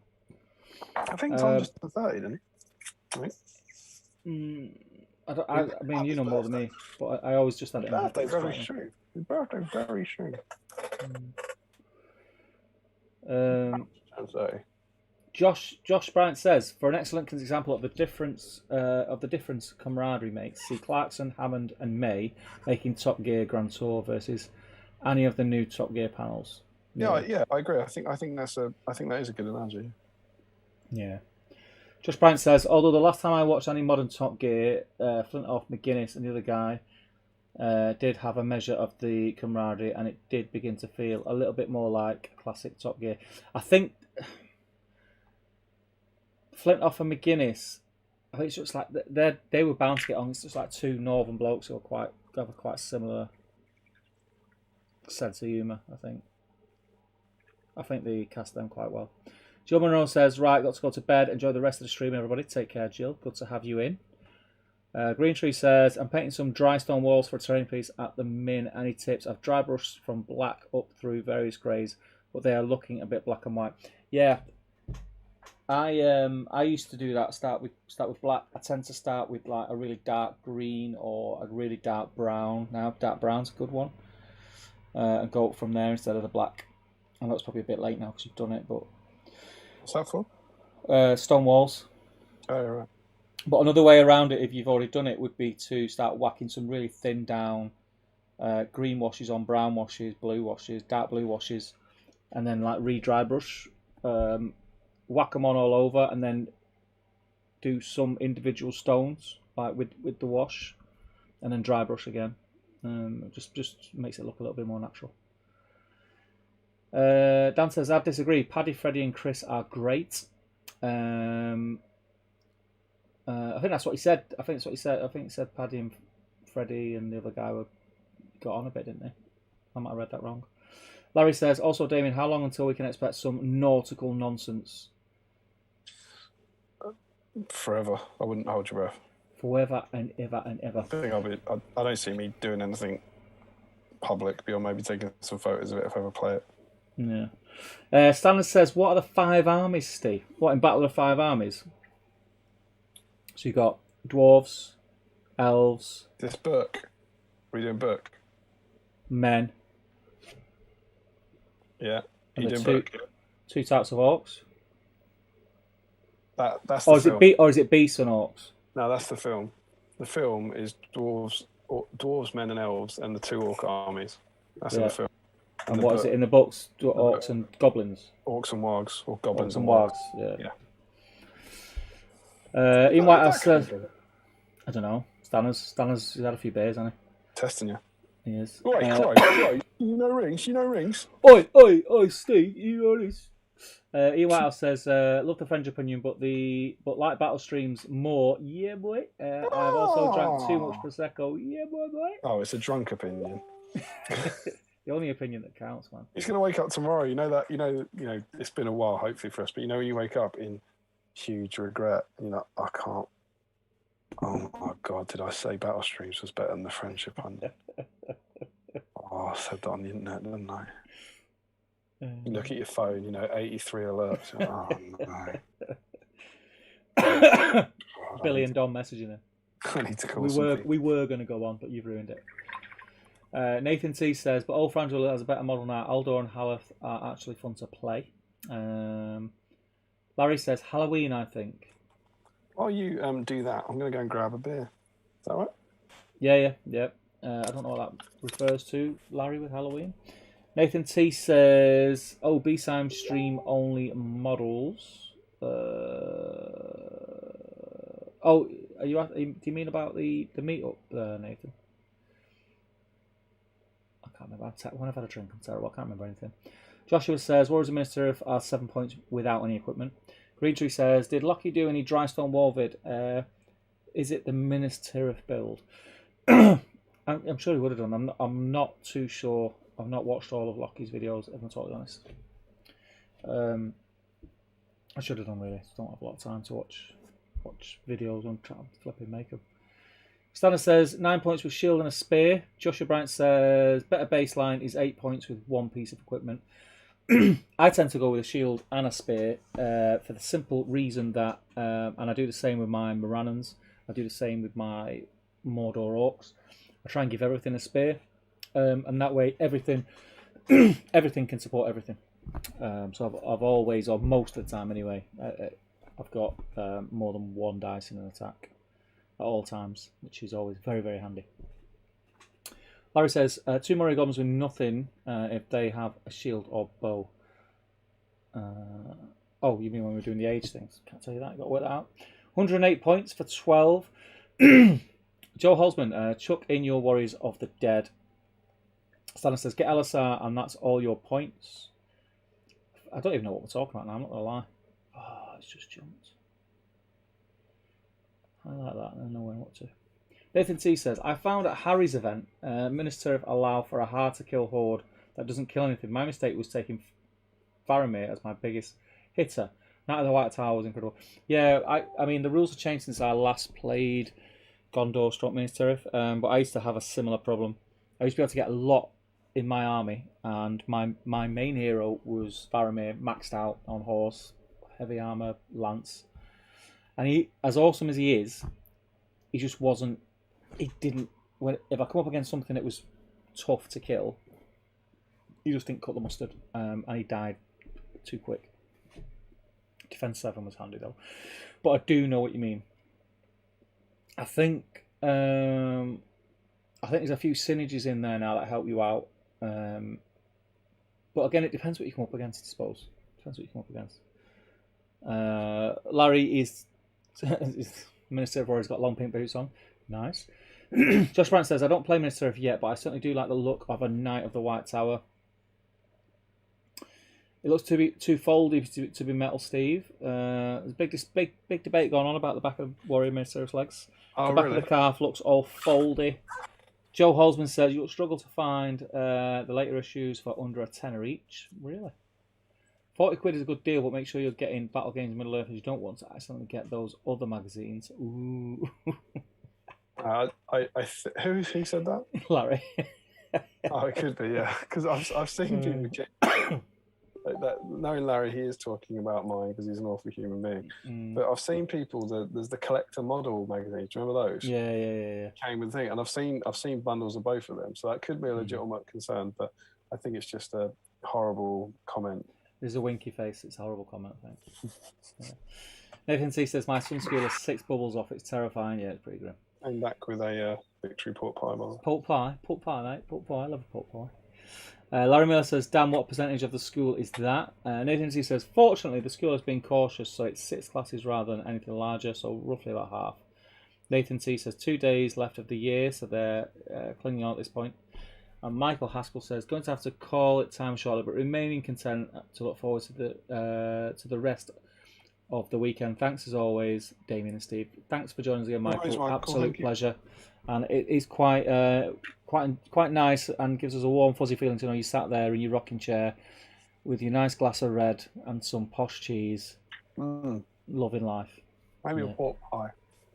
I don't think he's a pork pie guy. I think he's crackers and cheese. I think. And mouldy cheese. I think he's a mouldy cheese. He's been hurt here by the delicatessen closure. I think he would have gone to the back of his supermarket and got a slice of one of the fancy pork pies. You know, when you get the big triangle. Yeah. Maybe it'd have an egg in it as well. And And they have them really chunky grizzly bits in. You know, it's nice. You got the jelly in it and stuff. Grizzly bit. His house, and go, do you like that pork pie? I go, yeah. And then you bring it out and you go, oh, that's not what I want. I think the more the shops that he goes in, they'll go, pork pie? Sir? Sainsbury's haven't had that counter. And he'll take it and then he'll ride off in his horse. he had a hobby horse at he gave it to Charlotte, but him and Harry. I don't know whose I got, but when they were the Black Riders, they gave me one at the end for Charlotte. She loves it. No, that's cool. The delicatessen counter at Sainsbury's hasn't come back at mine since COVID. You know. Yeah, it's like they've still got some of the bits though, but it's just there and you just go and get it. You don't. It's like pre-wrapped, pre-measured. Ah, right. Mine's there, but instead of going and saying, "Oh, can I have this much of this much of that," they've kind of just pre-wrapped everything and priced it, and I've got it out. You know what I mean? I always used to. Waitrose delicatessen still open. Yeah, that's because they don't let COVID into the Waitrose. No, not allowed, mate. I might have told this on this stream before. I can't remember. I've certainly confessed this before. When I used to do that pre-COVID times, I'd go and do the food shop, and I would go and get. I want to call it a luxury Scotch egg, but it wasn't. It's called a premium Scotch egg, but they were from the deli counter. And I'd go up and I'd get a premium Scotch egg, and then I would eat it between paying and the car.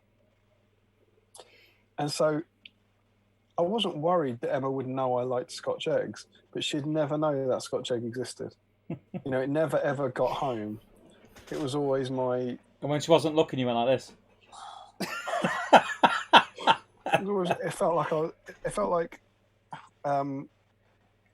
having an affair if you're not an arsehole. You know, it was that sort of thing. It was like, you got home, did you have a good time? I was like, yeah, I did. Yeah. You have no idea. I'll do that now. Well, you know, we're gonna have to. I'm gonna have to fly through the chat because it is now 25 to 12. We've not even been in the Facebook yet. Where's the time go? We've not even looked at the magazine. Where was it up to? I have painted quite a lot though. It's not something. Looking at some of the old Minister models, it looks like the sleeve is held on by 2 leather straps, and underneath there would be a padded trouser, and the boot would also be under there somewhere. Nathan C says, Damian and Steve, reenactment of Eowyn and Aragon. You can't be 80. Joshua Bryant says, the division is not clear. They do not. You cannot be 44. Joshua Bryant, by the way, the greaves are the shin armour and sabatons are armoured boots. Just paint it pink. Paint it what you want. Stannis says, I think that's right. I think it's a metal greave. Down the bottom, you see the heel of a boot. Yeah, and above it, you see the trousers. That rings a bell. I'm trying to envisage what it was. It was that long ago. No, you Spoon. You said which 5 armies you want to play prior to play. Oh, God's sake. So the first one is Isengard. Just it. Men, elves, dwarves. Yeah, Two I told you, mate. I told you. Yeah. Battle of 5 Hours. My first one is Isengard because just as Kobe kicked off, we were doing a slow run. I ended up building a massive Isengard army. So I want to play that. I want to play my Gundabad army because obviously I've got some new Gundabad models that I've added to it. The Warbats, Moria. I've got a big Moria army that I want to play. My Lake Town, not Lake Town Survivors. I want to play, and I want to play. What's the other army? Helder and Heleth. Easterlings. Frick's sake, Easterlings. Obviously, Easterlings. They're the ones that I'm painting. They're what I paint first. Very cool. Josh Bryant says, or rather, Sabatons are the armour that goes over the foot and the ankle and not true boots. Nancy says, if we were testing Steve, how do you pronounce? I'm not even going to say it because I can't say it. Commissariat? Commissariat. There you go. There, said it. Pissed it, mate. Pissed it.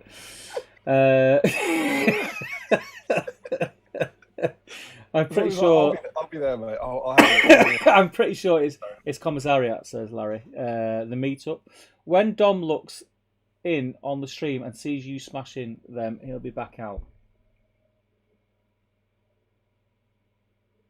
Maybe Have you seen my other stream? The smashing mean like because we weren't being mean about them, were we? I don't know. Right. No, smashing. Right, I get what you mean. Yeah, I get what you mean. Did we both entirely? I don't get what they mean. Reference? You can't do that. What? Well, I'm trying to fly through the chat. Have you seen what time it bloody is? Don't think you get what they mean. Did we both entirely unconnectedly remember and reference the whole measuring things in Moria Goblins thing, says Larry. What? As I made a joke. Well, yeah. Because we were talking about the age. Yeah.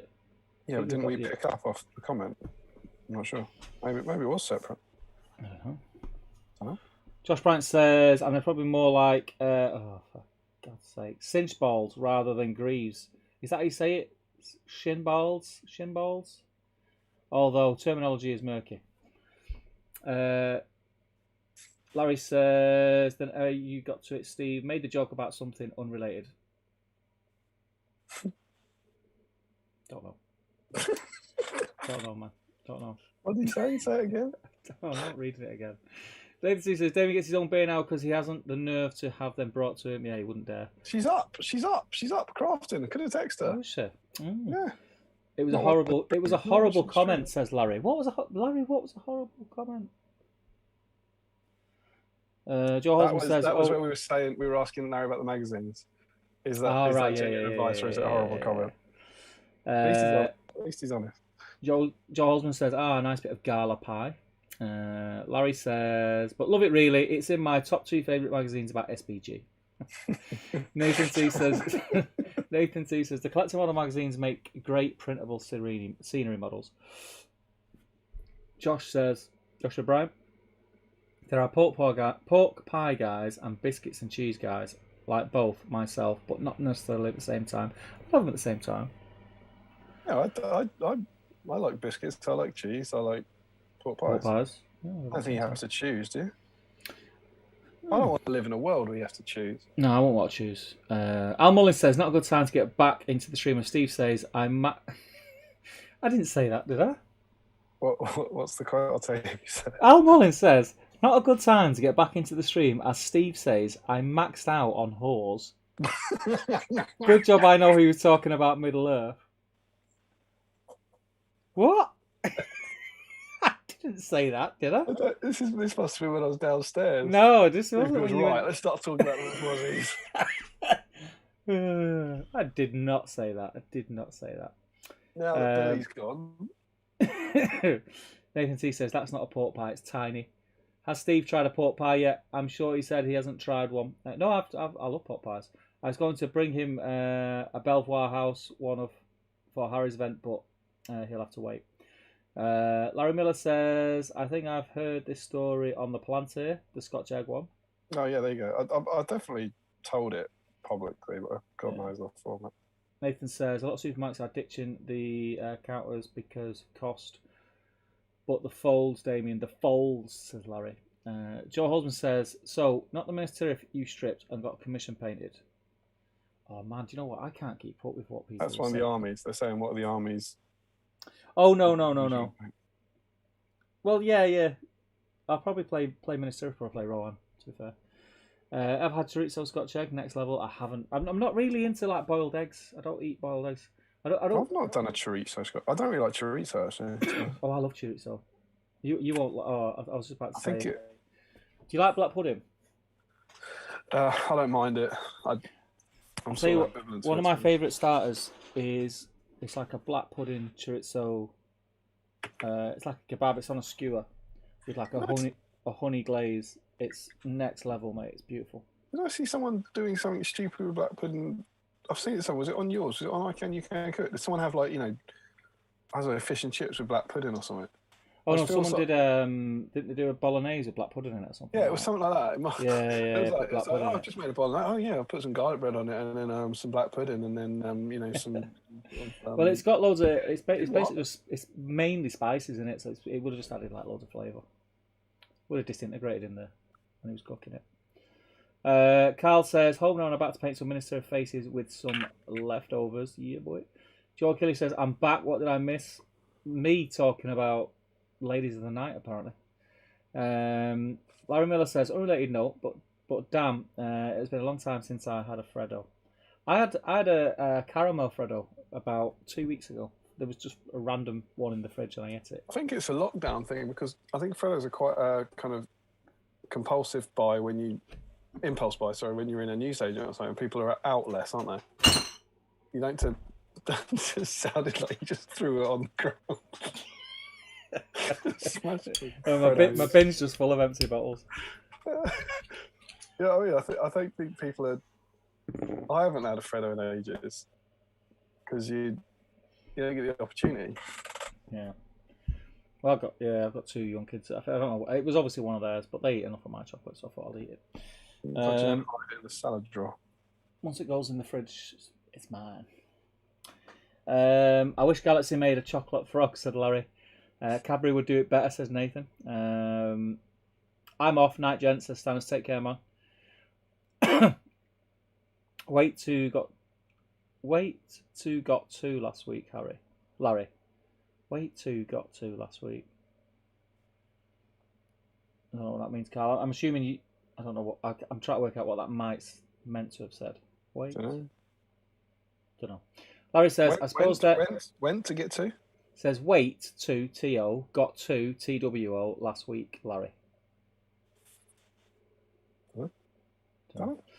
Larry then says, I suppose there has to be one thing they can do better. Smiley face. Right. Frederick says, was it hose or horse or maybe spears? You talked about spears on orcs, etc. I have no clue, Frederick. I have no recollection of saying what Alcida said.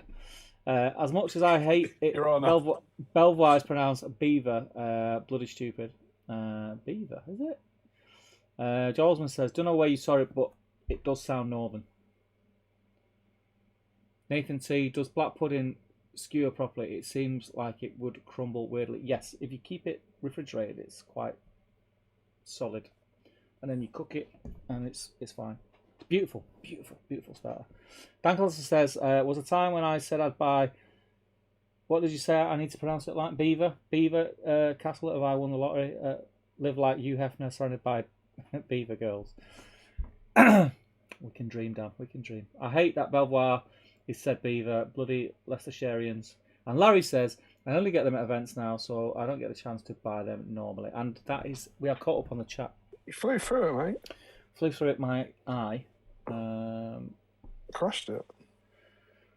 What we'll do, let me make sure I've got the right page on there. Should we jump straight into Facebook? I can do if you want. Because it's like Facebook, then Facebook, give them a chance to. We'll have to do Facebook mag draw. Yeah. Yeah. Like so what I will say now is, if you are painting and you want to get it on the whip thread and you've not done it yet, you've got between now and the time I get to the bottom of the whip thread to get it on there. Let's have a look. So if I transition over, it should show the Facebook thread and us two in the bottom corner. Absolutely beautiful. Love it. Okay. 28 comments. Quite one this week. There are quite a few people in as well. Yeah, quite one. So there's the first bit of banterage about, is this the whip thread? Cheers, Josh. Josh Bryant, continue my work on Faramir's Rangers. So Joshua is in the draw. Hang on, Pickle.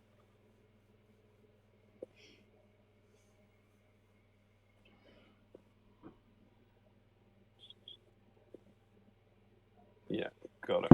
Right. Yeah. So Josh Bryant is in. Yep. Love it. And then I tag you. Frederick shouts at me. Gazballer is definitely in. He's painting a multitude of... You must be absolutely sick of painting. That makes me feel sick. Gaz. What's he got? Is that 24? So you got 4, 8, 12, 16, 20, 24, 28, 30, That's 38? 34 and Faramir. Oh, I'm doing 12 and I've had quite enough. You get to go in. Well done, guys. Keep fighting. Joe Holzman is in. Little 6. cheeky basic warriors, lovely to see. 6 is taking. Oh, and he's got 2 lovely donuts, mate. Oh, there. Look at that pair. What a pair that is. That is nice. Yeah. Symmetrical. Are they on a tray? Oh, is that a wet palette? I thought it was.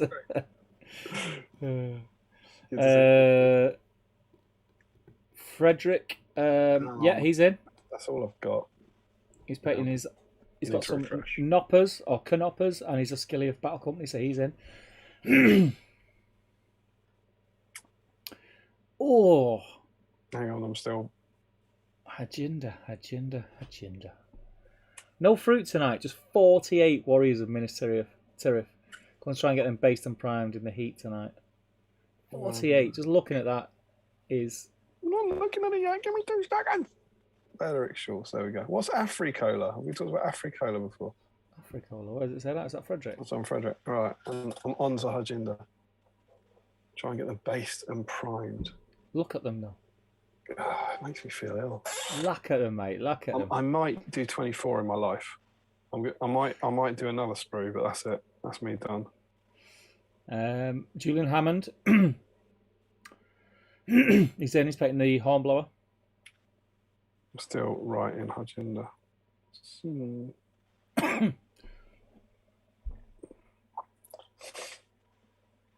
you got Julian Hammond, yeah?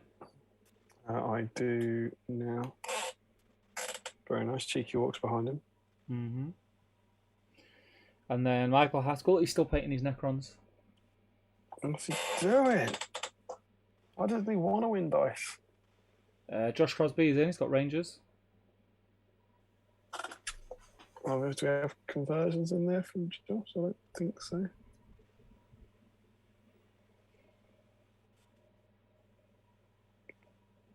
Joshua Crosby, lovely stuff.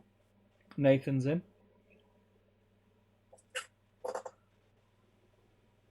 Oh yeah, cheeky. I saw the Uruk, you see. Yeah, sneaksy. Yeah, it's tricksy. Edged is also working on some Shire farm fields for the Quest of the Ring Bearer. Awesome appendices video, Damian. Awesome. Oh, thanks. Oh, they do looking look good, man. Yeah, nice. Looking good. Oh, he's got some trees as well. Yeah. Sean Clark, he's in. So Sean Clark, that looks awesome, mate. The beginnings of a Rivendell display board. I know he was looking. That was like, is it MDF? That Sean. He was looking for some MDF buildings, possibly 3D printed. Yeah, you can get them. I mean, it looks like he's got. Was that when I was downstairs? It obviously looks like he's found that pagoda thing, but it's. I can't remember. There's one company that does a range of stuff. Michael Haskell's just bought a load of them. They do like a bridge and stuff, but it looks like you might already know the company. That's cool, though. Scott Newman. That's all his many Army of the Dead. Oh, look at the whip update. They look quite a lot like the paint scheme I did. Is that Nicky Licklock's Spider-Man? How do you say it? Nicola, what? I don't know. I don't know. What is it? Nicholas Oxide. It's Nick Clark Oxide, isn't it? Let's put it in here. Where is it? Nihilak. Nihilak. Obviously it's Nihilak. Nihilak. It sounds like Klingon, doesn't it? Michael Joma Broly Chapman. He's definitely in. Lovely. He dug these 2 Warriors Administrative out and skipped the queue. Exactly what you're meant to do. Yeah, exactly. Joma. Thomas Sherlock. I mean, he's in. Hang on. He's in. Early. You'll like this picture.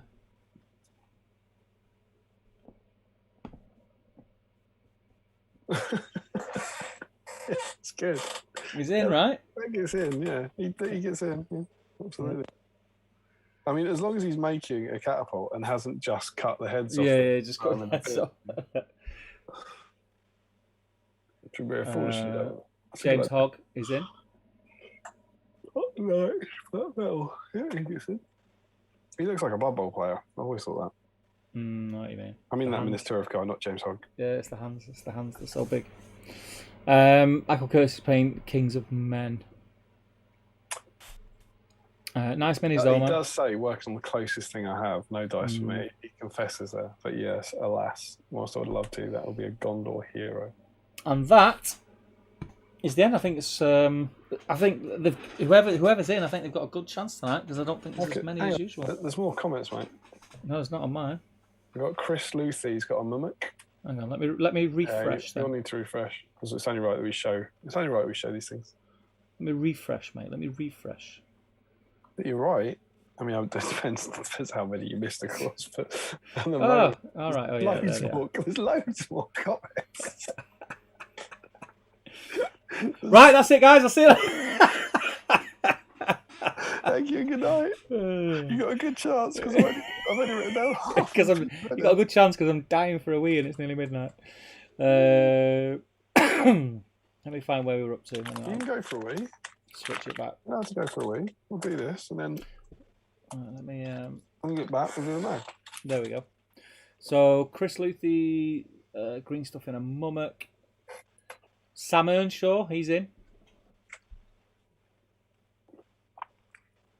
He's probably writing angry comments in a live feed at the moment. I'm in. I mean, you bored. I did everything you asked of me. Lovely. George Sutherland, he's in, painting up with his vets. I was wondering if that guy in the middle was some sort of conversion, but I just don't think I'm particularly familiar with the Ranger, the spears, the second spear with the second vet with the spear.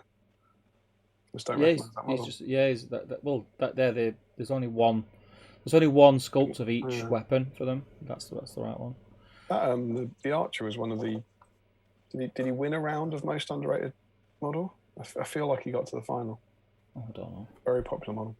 Don't know. George Sutherland. Mm-hmm. Patrick Samuelson. Lots of Rangers, I notice. I haven't got any Rangers. I had a box at a while, and then I think I sold them to Andrew Rock. Yeah. Have you got Patrick on the list? Yep, he's on. Todd Egbert is in, and he's got some old smoky moonshine cherries. 100 proof cherries. What am I looking at there? Alcoholic cherries, I'm assuming. 100 proof. Are they like glacier cherries in moonshine? They must be. That sounds dreadful. Sounds dangerous. That's what it sounds. What, in case you get arrested? Yeah. Stephen Ryan is in, and there's his lovely dam. It's great. Oh, he's done it. Excellent. But I got so confused by the illegal alcoholic fruit. I didn't write Todd down. Todd Egbert. Where's Stephen? And he's also joining, right? He's got Rangers. So Yeah. And there's the dam. Oh, that's good, isn't it? And there's an update from Gaz Bowler. He's got 20 completed to tabletop standard so far. He's finished 20 thus far through the stream. With what? Minister of Warriors. What? From scratch? That makes me sick. I'm looking at it, and I think he's obviously followed a great guide. That's online somewhere. That is remarkable. Larry Miller is in. Yeah, hang on, still on guys. Larry. Oh, double Fredo. Nice. Good to see. Good to see. Remco is in. That's looking nice, man. Oh, looks really good. Dan Collister missed the remit. Dan did. Looking very cool. I love that model. Love it. Oh, that's a great model. I love all the scout metal models. They're really good. On generation shift bases. Yeah, gen shift. They're rolling planes, I think. Yeah. John Carl Daly's in. Loving life. Back from his shift. Good work, Carl. Dwelling's got a lot of wargs there. Looking cool. Nice bases, man. Yeah, Thomas Sherlock has been painting up his heads. Dwelling's not in though, right? No. I like the little chain that Dwelling put on his thing. It's cool, isn't it? Agenda's got his 48 miniatures based. And then we've got a conversion from Scott Newman, Gondor captain. I haven't got that. That must have come in while we're doing it. So Scott Newman's in, right? Yeah, Scott Newman's in. And then we've also got they're orcs, so you're not in, but they're looking cool. Some of the siege crew and a plastic orc, Tom Spate. And then Larry's posted a picture of an absolutely stunning pair of pink boots that Minister of Warriors definitely wear. So is Scott Newman the last one we should have in? Scott Newman's the last one in, yeah. Yeah. So I'll go back to normal screen. So Is how that many it, is that? is it? Yeah, that's it.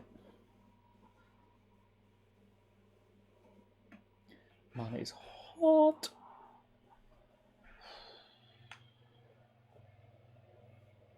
It's 20. Dead on 20. I like it. I like it. Have we got a D20? Have we got a D20? Steve, we've got a D24, mate. Yeah, boy. Have we got a D20? I can't find the D20. There's a D24. Found that. Don't need it. Oh, man. There's a D14. Don't need it. Got D19, D21, I bet, haven't you? D16. Don't need it. I don't think it's in.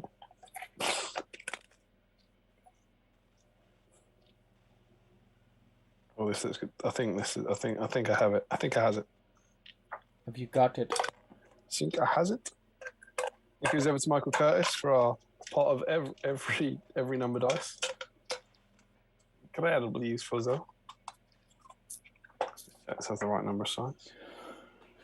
I don't see anything above a 20 there. Cool. Do we want to do the draw now? Yeah, let's just do it. Because we've got to go through the mag yet. Yep. So we are going in the order that you were read out. We have 20 entries. It's a one roll. It's a one roll deal. Yeah, you've gone a bit slow, you know. Have I? Oh, you're all right. You're all right now, but you were a bit behind your audio for a second. Sorry. No, Nothing's changed on my end. You see that? Yeah, I can see it. Yeah. So this is what you are playing for. Woo! The black Battle Streams of Middle Earth dice. Let's remove that so it remains safe from the depredations of this bad boy. Yeah. So our D20. So, if you give it a little shake, and I'll tell you when. I'm gonna let it get warm. Let it warm up a little bit. Oh, not too long. I don't want to get burnt. Build the tension. Let's do it. Go. It's a 6. Can you see that? That is a 6. I can see the dot. Yeah. Are we happy with that? Are we happy with that result? Yeah, 6. So 6. And if I come over here, can we see? Hang on. What? We've got a bit of drama. What? Joe Halsman says, "Did Joe you remember Achille, to I didn't check?" check. That's good. That's great. That's great. Oh, Do you know what? This changes everything. it changes everything. It changes everything. Yeah. Because if it was 21,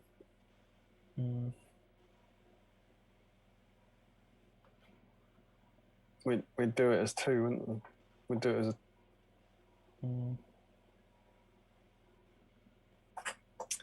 You're absolutely right.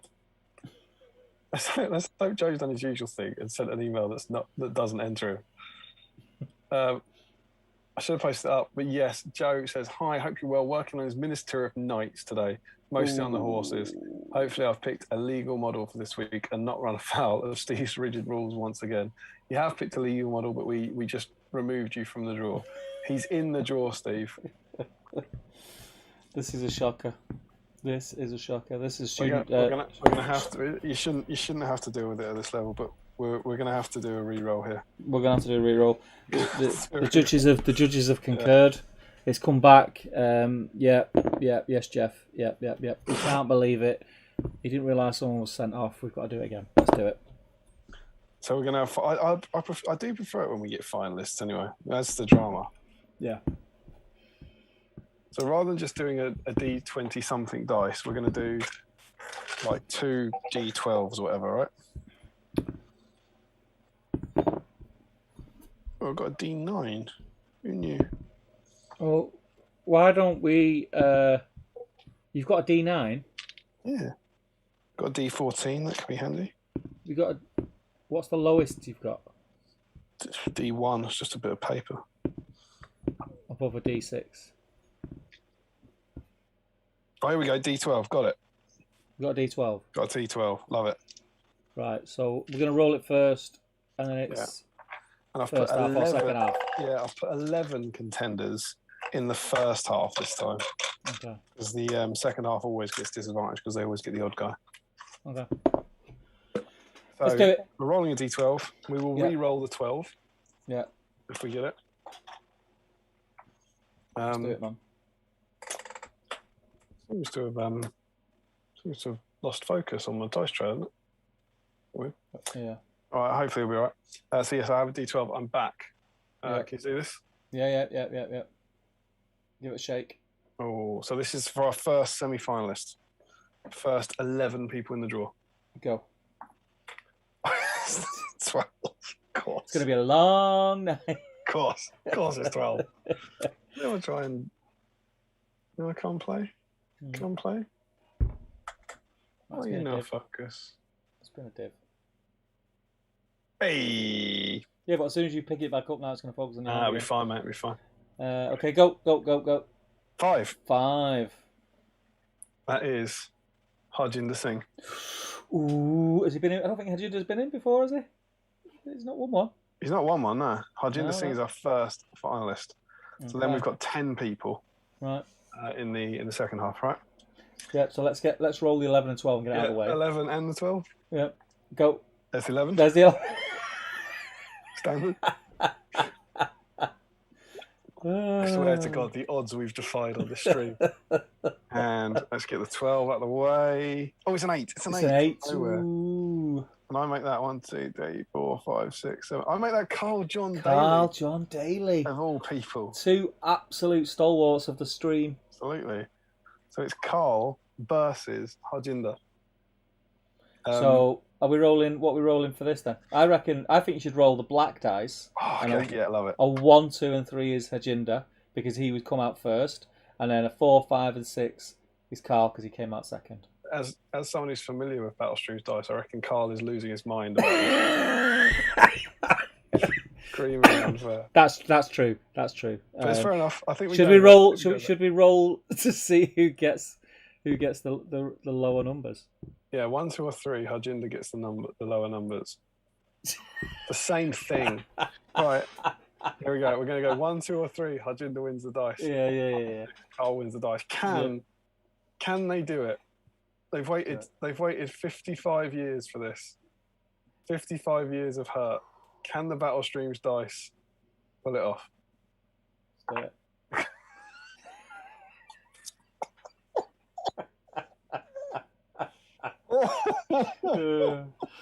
Oh dear. Dear, dear, dear. No one ever really believed it was coming home, did they?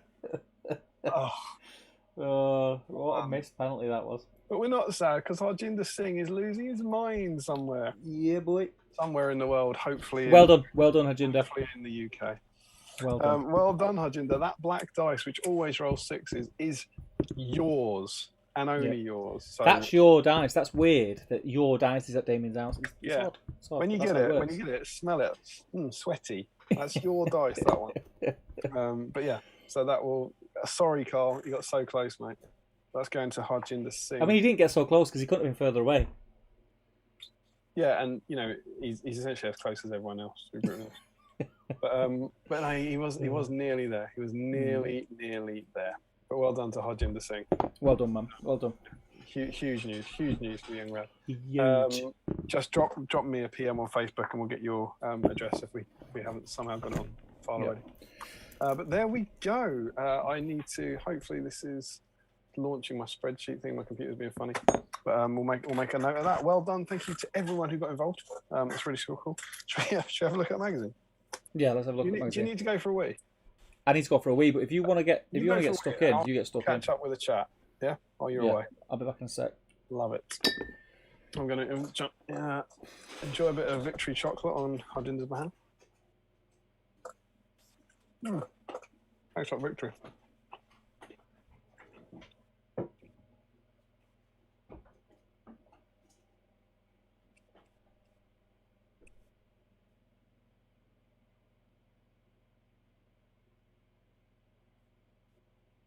I think we are up to Larry saying, I only get Freddo's at events, I don't get a chance to buy them normally. And Nathan says, well, the Simpsons or Family Guy that show Ireland is just a mass of bottles. Either way, Steve Spore is clearly a homage to it. Thank God it's to the runway at Dublin Airport, Nathan.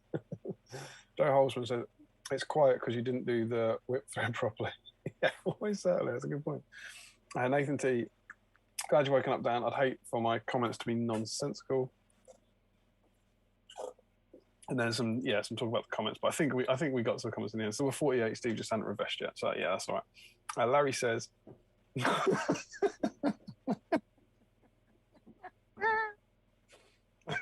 like this is Steve's Bill Clinton moment. I did not max out on horrors.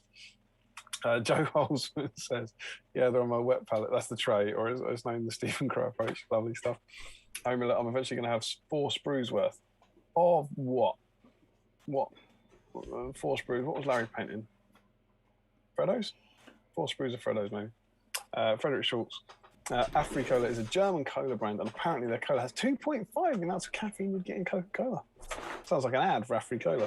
Frederick, do you work for them? Oh, hello, you back? I'm back. I'll just figure out one. Larry suggested that this was going to be your Bill Clinton moment. I did not max out on whores. Dwayne Grudgeman says Taco Bat. Why would he say that, Steve? Taco Bat. ET Combat? I don't know what he's talking about. God knows. Taco Bat. Larry says I've based the silver on 4 and 3 warrior quarters, and I'm already tired of it. 4 and 3 quarters. Yeah, I'm struggling. Damien says, has Damien forgotten how I was allowed to buy that double Freddo? Yeah, Damien has forgotten why you were allowed to buy a double Freddo. He might have won the chance to buy a double. Did he win the chance to buy a double Freddo? It was in the patron chat. It was why was I painting campfires? I think that's what it was. I was painting those 2 campfires. I said, but why? And it was about SBG, and Larry gave it a good guess. I'll tell you, I didn't confirm what it was, but Larry said it was it something to do with a post-battle companies around the campfire thing. And I said, you're not right, but that's about as close as anyone's going to get.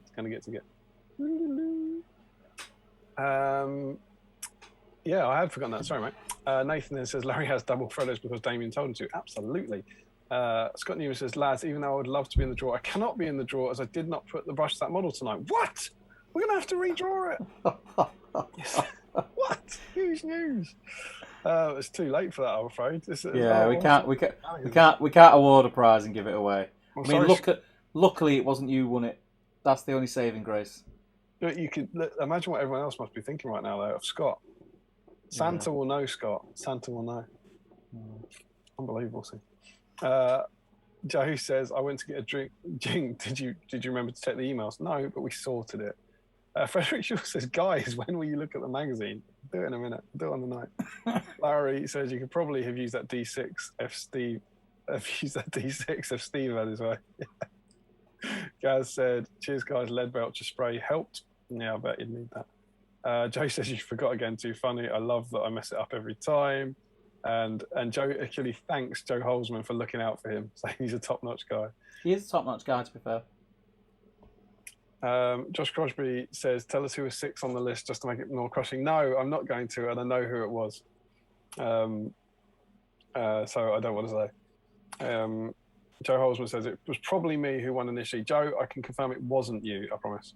Then Harjinder, probably when he makes it to the semi-final, he says, oh, geez, this is intense. He also said he used the word geesh, which I think geesh is quite North American. This is a disaster, Steve. James Hogg says Joe uses 1 point of might for the reroll. Frederick Schultz says, congrats, Harjinder. Frederick says, classic B-side. Tom Sherlock says, lol, too funny. Scott Newman says, congrats, Harjinder. Well, Scott Newman should congratulate him because it was his lies that got him the dice. James Hogg says, congrats. Remco, congrats. Tom Sherlock, well done. Harjinder saying, thanks, guys. Classic dice roll. Can't wait to use them. Just the one. Just the one. Carl Daly through better teeth, no doubt, says, well done, Harjinder. I would have put my house on a B-sign dice to not roll a 6 when I needed it. Laughing face. Larry Miller says, you would have won your house. You would have won your house. Larry Miller says, Warriors of Minas Tirith. I think that's what he's painting. And Harjinder says, thanks. And so true. Still laughing, still not telling us where he lives. Larry says, calling it a day on the silver base coat on his 12. Warriors. Joe Feenstra says, night guys, really enjoyed the stream. Thank you for doing that. Not at all. Gareth Baller says, off to bed guys, catch you next week. And just because you can see who it was when you held it. I know you can. I'm just, anyone can go back and look should they wish to. I'm well aware of this. I'm just trying not to draw attention to it. And there we go. We're caught up. There's still 35 people watching who are desperate to learn all about issue 33 of Battle Stream. Yeah. Have you got it? Have I got it? Do we have Madcam? I tried to sort Madcam, but it didn't work. Oh, do you remember the 1 week we had Madcam? And everyone thought, oh, that'll be a nice regular feature. all like the good cameras are at studio now, so I've got. I don't need Madcam. Well, you're watching me now through my iPad camera, and I've got the webcam which I tried to set up as Madcam, but it wasn't working. You couldn't see properly. Good start. I'm gonna do a Frederick Schultz. I think he pointed this out to us. It's one of our classic Battle Games of Middle-earth inverted pictures. Left-handed captain. Everything's backwards.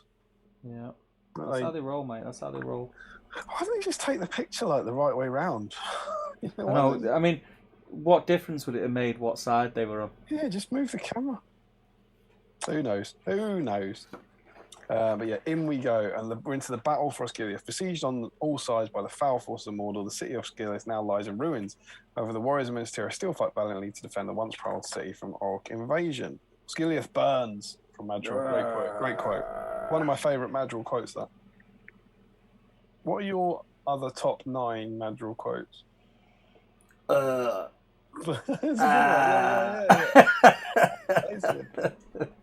also like, you know the laws of our land. Your life will be forfeit. He's in Spartacus. I never made that connection. You know the series. He's in season 1. He's the senator bloke who's and the thing is he looks exactly like Madrigal, but I never made the connection until years and years later. You must have been looking at something else, mate. Don't know what. In Spartacus. Like the drama. Can we say the quotes?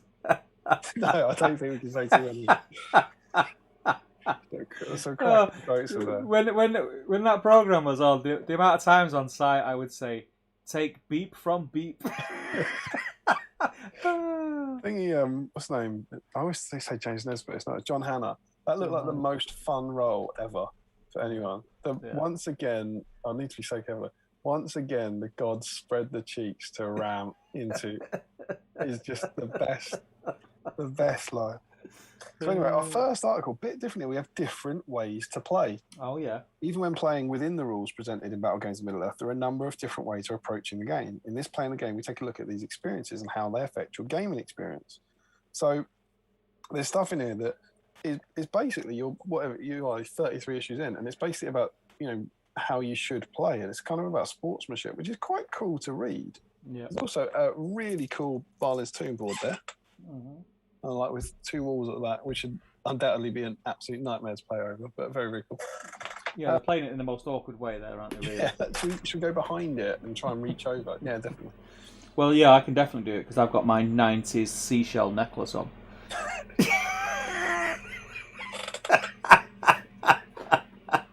Yeah, man. Did you have a seashell necklace? No, mate. I don't think I had a seashell. No. You're right, though. Do you remember when you used to wear the necklaces of sweets? Do you remember them? Yeah. Or the bracelets of sweets? Yeah. I used to get the watch ones. Remember the ones that was a watch? That had a big watch face. Yeah. Swizzles, mate. Swizzles. There's a thing in here about rules disputes. And this is quite important if you haven't got the big rule book or whatever, but it's saying, just chill out and roll a dice. 1, 2, 3, evil, 4 to 5, 6. Good. They've got these things that it says dispute. This is the kind of rules dispute. Disputed line of sight. The 2 players cannot agree on whether the elf can see the goblin to shoot at it, so they roll a dice. Well, we can't see the goblin, so I don't know if the elf can. Oh yeah, well, indeed. It's a model. I don't want to spoil this too much, but remember, guys, it is an orc. It's an orc. They just misnamed it, right? But that's the question. They can't decide whether the elf can see the orc. So they roll a dice. On a 1 to 3, the woods are in the way. I suppose they're going for it in the way, aren't they? On the 4 to 6, the elf may shoot as normal. Mate, if someone argued, you know, this is the thing. You know what always got me about this thing when it said, if you can't decide, put it down to a dice roll. So the person there who was saying you can't see my orc. Yeah. Right. Absolutely. He may as well go for the dice roll. Yeah, absolutely. You've got to bank on it. So, the thing is, I think they are saying. To be fair, I think it's a bad caption, because I think they're saying in the way, right? Yeah. They're not saying can he see him, but is the in the way the branch hanging down, which you could just flick, or is it this foot? But we can't see his foot from the camera angle, but I'd say that the elf's head can see his foot. Yeah, maybe. But I love that it said whether he can see him. Just imagine that. You what, mate? No, you can't see me, mate. I'm behind the hill, mate. I'm behind that. I'm behind the alternate approach woods. Can't do it. It's a wood on a hill. Anyway, straight after that, playing for fun. Yeah. One approach to playing a game is simply for fun. Rather than treating it as a competition, it can be viewed as an opportunity to create a dramatic piece of excitement. So that's quite cool, and it just gives you, a bit of inspiration there. It's nice. I enjoyed reading it. A good way of approaching this kind of game is to think of the game as a creation of a story rather than a competition. In the Lord of the Rings movies, hardly any of the battles are balanced. The battle for Helm's Deep would not have nearly been dramatic, not have been as nearly as dramatic as the defenders been equally matched. And they actually mentioned this bit from a battle report a few issues ago. Yeah. Where a leap was actually beyond the rules. They didn't mention this in the battle report, but they said that guy was trying to leap to that place, and it was too far, but they decided in the spirit of the game they could do it. I think that's really good. I think it's really good that they're putting that in there to say, it's what you'd want. It's like, yes, obviously you should be able to do that. It's cool. And then over the page, we then get playing to win. Ooh, we know a few of them. We know a few of them. And at the other end of the scale of approaches is treating it as a purely competitive affair with each player going all out to beat the other. And then talks about kind of match play, really. It mentions a little thing about tournaments, where restrictions on points and other factors are necessary to make sure all players play against each other without anyone having unfair advantage. And then there's a lovely the classic outcome. Why not have both? Striking a balance. And look at those two. They are having the time of their lives. Absolutely loving it. They are loving it because they are both competing and telling a story. Yeah. Vis-a-vis the whole pie. However you approach the game, the most important factor is to provide an enjoyable experience for both players, regardless of whether or not they win or lose. If players are only concerned with winning the game, it makes it impossible for the two players to have fun themselves, since they cannot both win. Is that something out of the Bible? You'd read that. You'd read that. It would say something like ancient Chinese philosophy. So, you get it in a fortune cookie. Paul 17:2. I genuinely, I read this. There's 4 pages. I read it and enjoyed it. You know, it's not, it needs to be, but it was I hadn't read that article before. It was a nice take on it. What I did think was super cool. It also says rare occasions, this section. And it's basically inevitably things will come up that aren't in the game. Yeah. And their example, they're using the fabulous Dan. They say, if the players decide there's no specific rules, it would add to the dramatic feeling if Aragorn could use the chain on the crane to swing across and engage the orcs. So you've got that little picture there of Aragorn jumping across, right? Yeah. And it's cool. And they're sort of saying, if there's no rule for it, make up a rule for it. But look what they've done in the 90s. They've used Helm's Deep Aragorn and then photoshopped his sword out on these 2 pictures to be rope swinging Aragorn. That's how he rolls, mate. That's quite cool. I quite like that. You could do that. You need another Aragorn. Yeah.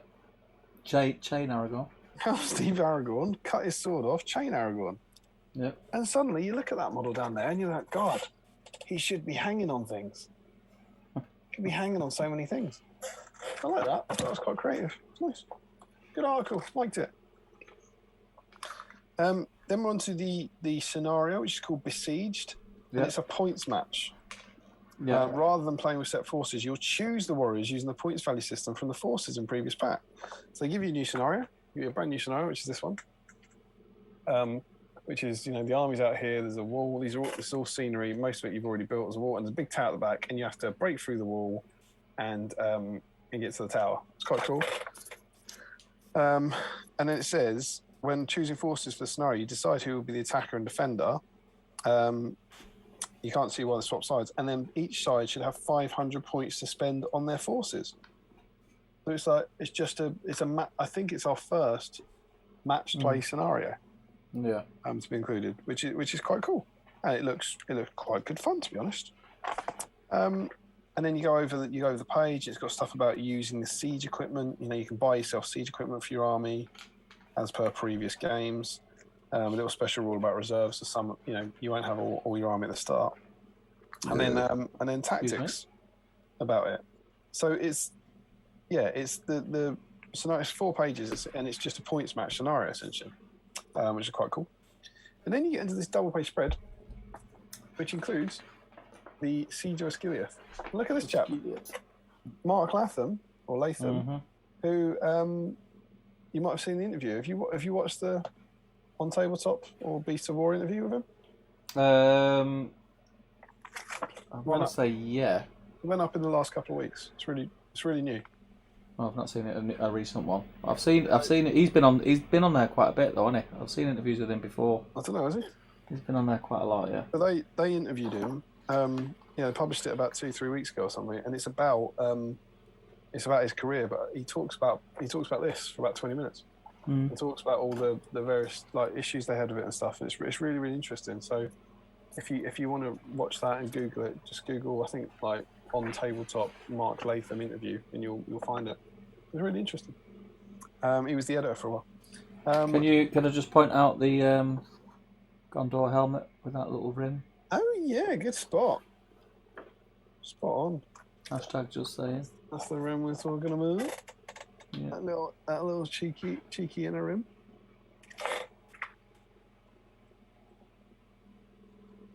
And so this is then an article where it says, Mark and Owen decides to use the besieged scenario, which you just had, to play a battle over the ruined city of Osgiliath. You can see from the forces they've chosen how you can create an army that is both exciting to play and built around a strong theme. This is an interesting take on this. You've got a general points match scenario, and then you've got 2 pages about people about to play it, essentially, right?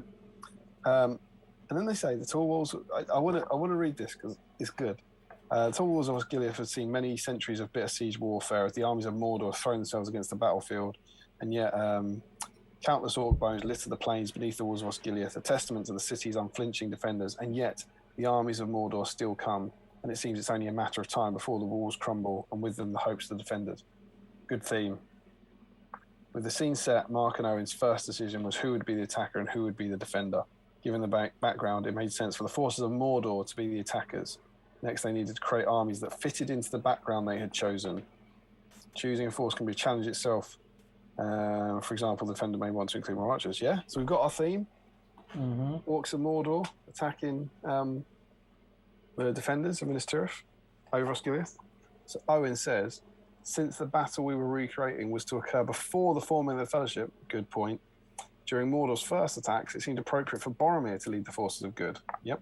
Not only is a great model who's fierce from defending the warriors, I would also need at least 30 warriors in Minas Tirith. I knew it would be quite heavily outnumbered and have to make every warrior count. Finally, I would need a strong force to place in reserve. For this, I chose 12 Rangers of Gondor with Faramir to lead them. As well as being in keeping with my theme of a Gondorian defense force, these expert archers would be well suited to the scenario. Yeah, it's cool. Cool theme. Yeah, it makes sense. Boromir and Faramir fighting together as they did. You know, they crossed the bridge and all that. And they're going to be fighting against the forces of Mordor. Mark, as the attacker, I knew I would lead lots of troops. Fortunately, the forces of Mordor are numerous. So for the bulk of my force, I choose 28 Mordor orcs. Wow, cool. And 24 goblins. Sorry, what? A large force also meant Owen would have to kill more models to make it. Next, I chose a Mordor orc captain and a goblin captain to lead my host of evil. Well, I don't remember many goblins there, but fair enough. I have a large contingent of both orcs and goblins. It's easy to imagine they would each be led by one of their own kind. Finally, I spent my remaining points on a few hard-hitting models in the form of 7 Uruk-hai warriors and a cave troll. I thought it was sticking to theme. Uruk-hai weren't even a thing. Well, the goblins, it's just a theme. It's just a rancid collection of models. With my force organised, I was ready to crush the pitiful Gondorians' feeble defence. I was just a bit disappointed. They spent a page and a half talking about the thing. Look at the front cover. Boromir and Faramir defend the city of Osgiliath from, frankly, whatever the hell what he wants. So yeah, I quite like that. But maybe that is the 2 types of play. Maybe that's what he's got, you know, bring them together. Owen's played for fun, Mark has played to win. But I can't wait to find out how their game went. We never will. It's great. Are they going to play it in the next thing? I don't know if it's. I haven't. I genuinely haven't. Don't get your hopes up. Yeah, I hope they play it in the next issue. Well, it says on the back. Should we say what it says? Okay, can we? What does it say? The warriors of Osgiliath make a last stand against Mordor orcs. Open brackets and goblins and a. That sounds like a different. No, that doesn't sound like that game. It's nice and everything, but it's like this is lovely. It's like building you up. This is my army. Oh, I've got this, and I've chose this, and I've got to choose this. All right, see ya. Would you like to see how it went? Well, you never will. You never will. Yeah, who knows? And then went to Soldiers of Gondor, the painting guide. Ooh. Yeah, gets a little bit fancy now. Yeah, this is a nice one. It takes these guys who were your first warriors up the top from, we said January, didn't we? Well, July, so that's 6 months, 12 streams ago. So that's 12 issues ago, isn't it? Yeah, 12 issues ago. So it's about 6 months. So you're 6 months on in your painting journey. And then they do a really, really good job of, is that the final result? Yeah, I think it is the final result as well. So this is your previous one. And they don't say start again. What they do is they give you basically additional steps to turn that one into this one. I think these guys look pretty good. Yeah. There's quite a new.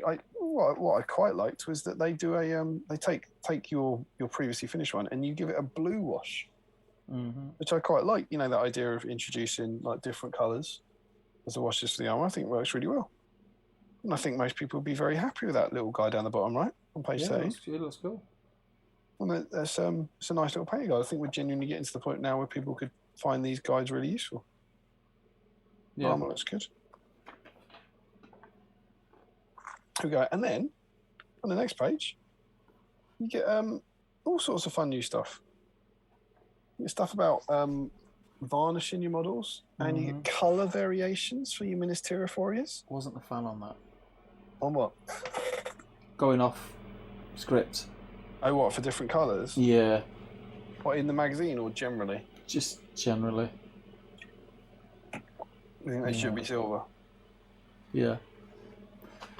And weird like that. Their argument is they're from other parts of Gondor. No. No. No, mate. No, mate. No. They are quite cool. I mean, I quite like this idea. Like, you know, I think we'd all, not me, but I think a lot of people would be a bit more advanced this now, but they've gone for this walking through mud. Oh, yeah. Which is cutting the feet off a model and covering like PVA. And it is quite good. But it has to be pretty bloody convincing to not look like your model had no feet, right? You can imagine people now doing, you know, the Scott Whitefoots and Phil Beals of this world doing really cool red bases. This one's quite fun. He looks a bit Game of Thronesy, I think, a little like. Yeah, that's the thing. He doesn't look like. What are they called? Kingsguard. Doesn't look like what he should look like. But I like that it's giving you variations. I thought it was a really interesting article. Yeah. And then you get Steve. You get I really like these ones. You get a real humans army. So there is Steve Kumsky's Gondor army. And it's him then talking about how he painted his models, which I really, really like. It's nice getting that sort of, you know, real person stuff in, which is cool. Yeah. And then the last article, over to you, Steve. 6-page Ruins of Osgiliath. Yeah, Ruins of Osgiliath. Again, it's a massive step up from the first rune we got. There's a lot more detail on it. There's a lot more layers to each of the ruins. So you've got like internal skins and external skins, which just make it just look a ton better. We're using textured wallpaper. So I like brickwork, which is really cool. I like that a lot. Looks really good. I like it. They're just. It's obviously gone up a notch, and when you're looking at them it doesn't look like they're doing that much more to what they've done in the last few issues when they've done Ruins. But when you get sort of to page 19, and you can see what the different, you know, adding the layers, and you've got the depth to each piece. Floorboards make a lot. What it does, yeah. Look at the bottom of that one. And then the very last image on the last page, and like this ruined cathedral thing. What's a cathedral for? You know, like with the apex, yeah. It just makes you kind of think, yeah, that looks freaking awesome. You know, there's a town there. You were saying the final image as well. Yeah. Because they are, when you look at them individually, they're all really quite basic, but all together, like you say in that last image, it just looks like streets, and it just looks really good. It just looks really cool. I'd want to play on that board. I can't shake the feeling that I don't like it. You don't like it? I think it's the white. I think it's really hard to make white stone look good. I don't think the painting's the best. I sort of agree with you there, but I think generally I like what they've done. I mean, I'd play on that board all day. Yeah, I'm being hypercritical. You know, like you say, I'd be happy to play over it. I'd be happy to have it. You know the other thing I really don't like, and you see this a lot with Osgiliath, the ruins on squares like that. Yeah. I can't get my head around that constant, all the straight lines. You know why they do it though, so they could change it. Yeah, it's obviously modular. The street layout and stuff. But I agree with you. I'm not a fan of it. You can't have rubble if you don't have a base. I'm not a fan of it. I'd much prefer, as you know, I much prefer to build a city and it be that way and be able to make it look the way you want it and it stay that way rather than have it modular. It's great. Again, it's great. It's great for this level where we are, like what we've done now. But I just felt if you're a hobbyist who's got a couple of shelves in your bedroom to store your stuff on, it's great. Yeah. I just felt like the scenery I thought was better than this by this point. If that makes sense. I think it's the painting. It might be. I think What was the last thing? What was the last stream? Yeah, if you think about the dam. We'll look at the dam. Yeah, the dam's. But then this isn't about making a huge, impressive dam, is it? It's about making ruins that they've got to look like ruins. Well, they're making a city, aren't they? Yeah. You know, if you can put, I don't know, 3-4 hours into one dam piece, or you can put 3-4 hours into a city. It's not going to come out as detailed as the dam. So Steve, given that Gondor normally leaves me cold, I've got a crazy suggestion here. I'm going to leave this one to you.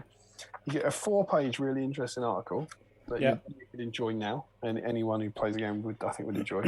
You then get a 4-page points match scenario, which you could play now. I think it'd be useful. It'd be an interesting looking scenario. There's not a current version of that. You then get an enjoyable 2 pages talking about a game that won't take place. You get half a battle report. Yeah. I'd say maybe somewhere in the region of 5% of battle report. A good painting guide. Yeah. An inspirational painting guide. Yeah. And apart from Grumpy O'Byrne, a 6-page. I think that's all right. Yeah, I like that. I think it's not about the final product with that. I think that's maybe where you're getting a bit hung up. The fact that they're layering stuff now, so you're getting depth. Yeah, you're absolutely right. To your internal arches and your windows and stuff like that. The layering. Yeah, that's a good picture of that. That I think that window there you can see. Yeah. Yeah, you're absolutely right. I think it's a very good issue. I like that issue. I really enjoyed reading it. Yeah, I like that issue. I don't want to go crazy and suggest that we put 2 in. Is it a possible best issue? Best issue? Well, we're nominating them as we go, and I presume maybe in 90 issues time. And my only fear is I feel like it could be, but it will never ever win. I'll leave it to you. Does this get a nod? I think it's a strong issue. I think it's better than a lot of issues that we've seen, especially going through the Helm's Deep dark times. But I think we've got 3 nominations so far. We've got the Watcher in the Water one. See, the Watcher in the Water one's really hard to beat. No, exactly. The Sewers one, Moros Gilead, and then last week's one with the dam and the Ents. That's the kind of quality. I really enjoyed. I wasn't expecting to enjoy this. I really enjoyed this one. What do you think? Yeah, I think it doesn't hit them. No, it's not the heights. It's not the heights of the Watcher issue, but it's a good issue. I think it'd be one of those things where if we got to the end and we have a debate and this one would never ever win it. That's one of the ones. You know, in X Factor, the old way they used to do it when they had the photographs. I'll wait to find out how this is like X Factor. You know, when you used to have the photographs, or it might have been, was it Pop Style Rivals or whatever? I know what you mean. All on the table. And they had them on the table, and they go, right, well, he's out. He'd make it to the table. Yes. But then he'd be out. It'd be like, well, he's not a patch on them, so off you pop. Yeah, in the bin you go. That's exactly. Yeah, right. I think, and sometimes the stage, to continue your analogy, the stage I hate, that always cracks me up in X Factor. I don't hate it. I love it. They would get them through, whatever stage it was. I think it was more like the 5-chair challenge or whatever. They would get a bunch of them through, and they'd all win. And whatever stage it was, they would have got them through. And then they'd all celebrate, go, yes, you're going through. And then nothing would happen. You know, you'd get maybe an ad break or something. They wouldn't sing again. Yeah. And then they'd call half of them back onto the stage and get rid of them. Yeah. And they'd say, and you wouldn't know, the whole point was you wouldn't know which half you were in. Are you in the half that stayed or else? It's like, they've just, that's horrible. Yeah, it's pointless. They told them, hooray, you're through. And then they go, by the way, you're actually gone. Changed our minds. Right, that's what that would be. And I think we would be given 33 false hope. Yeah. I think we'd be saying 33 you're a finalist. Simon Cowell would be going, saying exactly that. I don't want to give you false hope. And Scary Spice would be going. That is scary. You've got to get. How can you say that, Simon? How can you say that? You think Scary Spice was up there as the second most recognisable X Factor judge? I just think she was up there as one of the judges who taught the most bollocks. Yeah, possibly. But there we go. So we think 33 is a great. I think it's a great issue, but it's not. Yeah. It's just below our finalists. Yeah. It's that far away from being which great. Is still very good. So it's a finished battle report 33. away from being great. Yeah, maybe that is. Maybe it's just Mark's choked on his army selection, and then the editor's choked. Yeah. Mark's got a bit beardy. Maybe that's why they didn't put it in. Maybe he was the right douche in game. I think you'll find you can't see me through that tree. The tree's not in the way, mate. Can you imagine if after that interview people have contacted him and said, you should go and check out these two guys. They're going through the magazine. And he comes on to the latest episode and we're slagging him off. Absolutely. It's all in jest, Mark. Please it's all in jest, mate. It's all in jest. But who knows? And I've deliberately not looked ahead. Maybe we'll find the battle report in the next issue. Who knows? I hope so. A lot of us probably know. Now there is one page left this Steve, and I don't. Where's your magazine? Put it back. Turn it over. Right. Do you remember what happened on the back cover of the last issue? Didn't we get up to where we wanted to be on the last one? Didn't we get rid of the Two Towers stuff? Yeah. Got rid of the Two Towers stuff. Yeah. They introduced the Return of the King stuff. Weren't there some hidden Rohan warriors?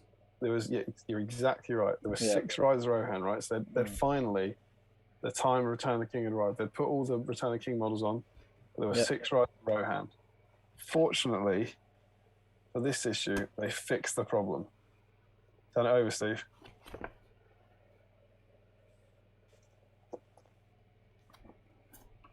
We're back to the Two Towers.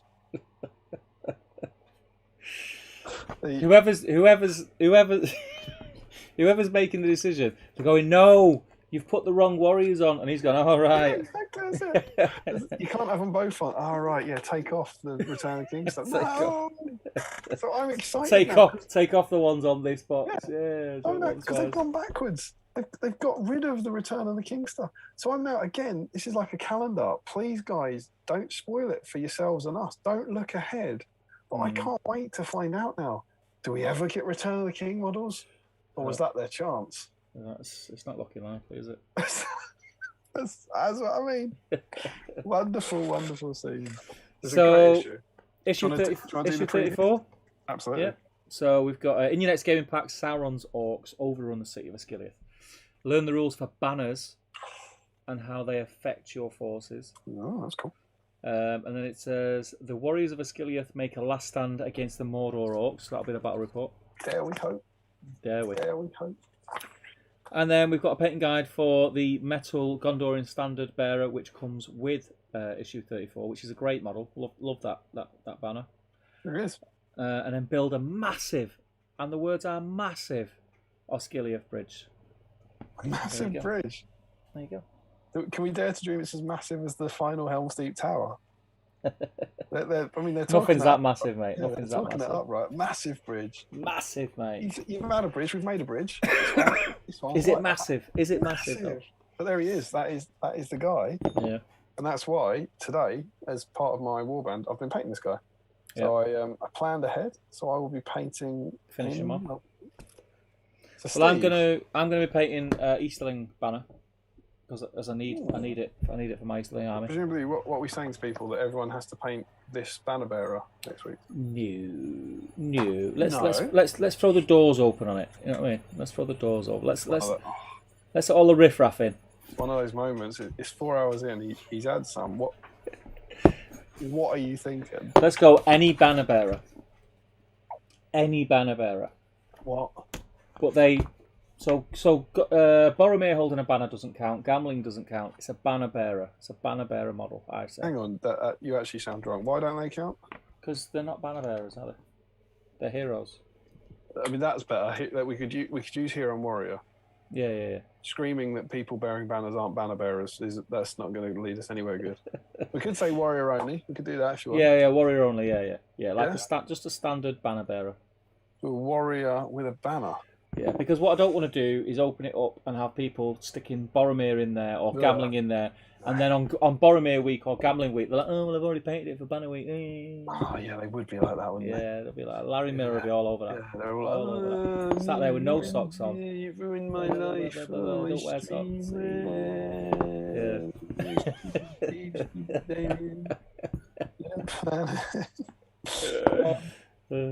I like so, it. Yeah. I like it. It's banner week. So banner week next week. Banners. And remember, guys, it isn't in 2 weeks. It's next week. It's next week. 1 week. 1 week. So I did enjoy this. It's Saturday now. So if you don't count today, not even a week. It's 5 days, mate.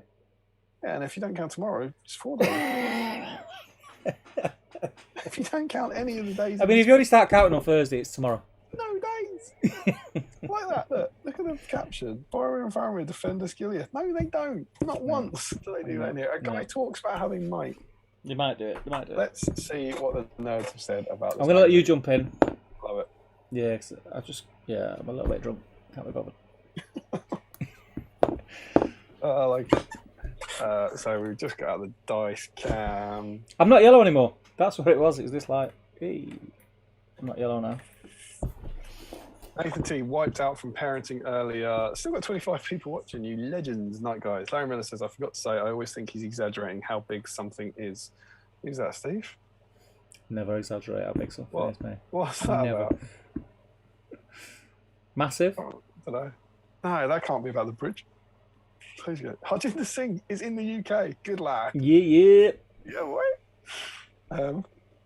Larry says, I'll grab mine. I think he means the magazine. Joe Holzman says, Mad Cam or we riot. Larry Miller says, who needs Mad Cam? Scott Newman, I did state on the whip that this model was not painted tonight. I'm sorry. Luckily, my full century did not affect the draw. I think I was 9 on the second roll and it was no. Whoa.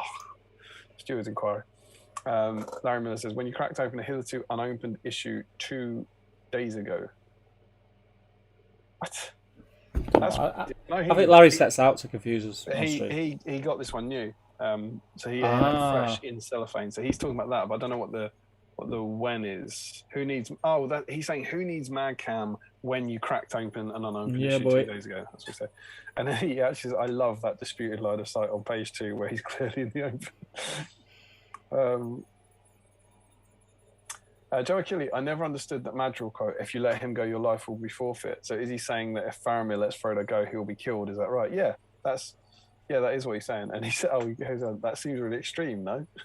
Doesn't matter that he's the son of the steward. If he lets a hobbit walk away, he's dead.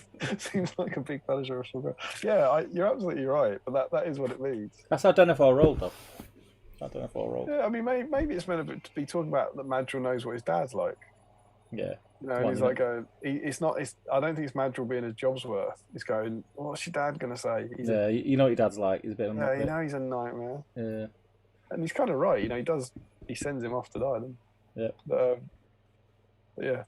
I do. And Larry says, I think he just means Denethor will be pissed at him. Yeah, you could. I suppose your life will be. You could be that it's like your life wouldn't be worth living. Yeah. Could be a bit like that. Joe Holzman, ironic, by rolling the dice to determine if there's an in the way or not, they're effectively doing an in the way test.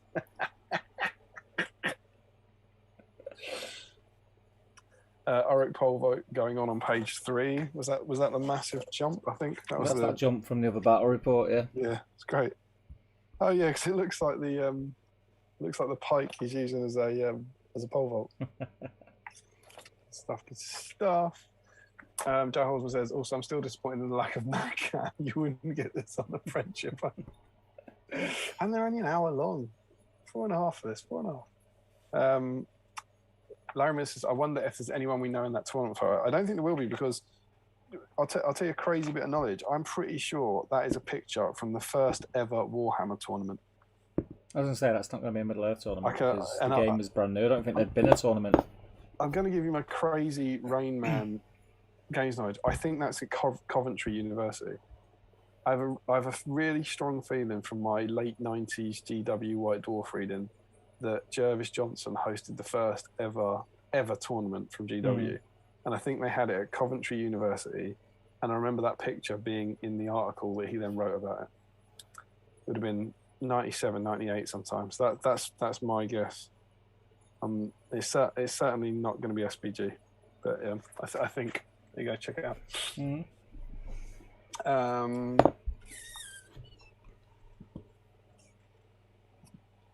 He then says, siege rules, that makes a nice change.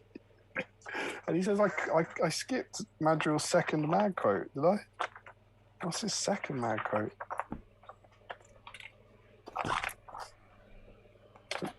Doesn't have that many quotes in the film. Oh, there we go. Osgiliath is under attack. They call for reinforcements. What page is that on? Page 8. It's worth a look, mate. Go and have a look. I was going to say, how did we miss it? It's a good one. Well worth going back for. Oh, yeah, they hit it. A lot of Madril in this magazine about Faramir and Boromir. Mad Madril, yeah. Madril. Do you reckon that's what they call him when he was young and he was drinking a lot? Madril. It would be like, it would be credited as like Madril, wouldn't it? Yeah. Of Gondor, whatever his surname was. And then Larry actually wrote it directly underneath for us. He says that's a cool Mordor army. Joe asked, "What's the alternative approach?" I don't think there is one, but am I mad in thinking? Am I like Madril? Wasn't it in the? I think it's in the scenario. Am I drunk? I had a feeling that there was alternative approaches in this issue, but it was in a different article. I don't remember seeing that. Might be wrong.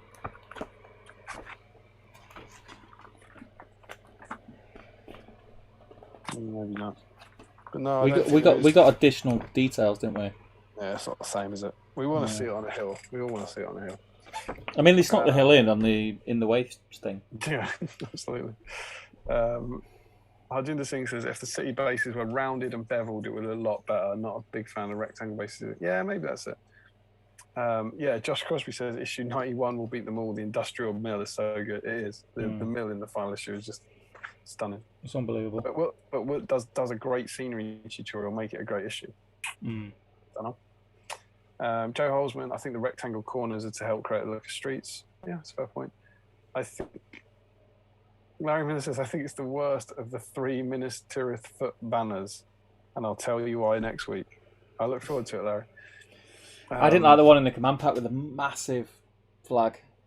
I think what I don't like, it does my head in. I've got the metal version. I don't know if this guy's ever find it. You know, when you get a bent, you get a bent thing, and it's connected at 2 points. You can't straighten it. You can't change it. Yeah. Then we get that with Funko. I think there's a Rohan one that's worse, isn't there? Yeah, I know the guy. Like it's like there's too. It's like there's too. Yeah, there's too much banner shaft. If you know what I mean. It's like too, because you can't get it straight no matter what you do. Yeah. Joe, I think this is a suggestion. Joe suggested his Minister of Command models. No. Banners. Oh no. Josh Crosby says, please can everyone make a Dale banner bearer? Larry is excited. He already has 2 banners primed and ready to go. Larry Miller says the Minister of Siege Crew guy. Don't know what that's about. Nope. And Togo Buck say 2 weeks in a row, not sure my liver can handle that. I will be here. Looking forward to it, mate. In just 2 days. Scott Newman, will Heralds of the Dead count for next week? Oh, no. They're not banners, are they? No, it's got to be, and it's also not a model that counts as a banner. It's a banner rule. They've got to be a banner and have the banner rules in game. Heralds are so weird, aren't they? There must be one of the few that actually has a banner but don't count as a banner. Yeah, it's got to be a warrior with a banner upgrade, I think. Harjinder sent Uruk-hai banner, or I think is that Glathram, maybe, for next week. Cool. Doesn't Madril actually say, you know the laws of your father, if you let them go, your life will be forfeit? Yeah, maybe. But, you know, that's it, innit? One law for Faramir, different law for everyone else. Imagine if Madril goes, what happens if I let a hobbit go? Then they'll be like, won't worry about it. Yeah, if I let a hobbit go. Just don't tell anyone. Dead. Great. You're dead. Larry said they had character variations. They did have colour variations, but they weren't. They did not call them alternative approaches. Joe Holzman suggests that there is nothing worse than a bent shaft. Depends which way it bends, I suppose.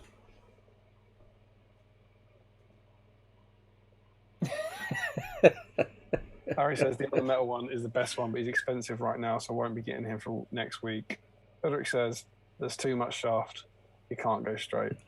Okay. Oh, I think Larry's confirming that the stage crew is the guy who thinks he's exaggerated. Oh, is it the one that's like He's doing that.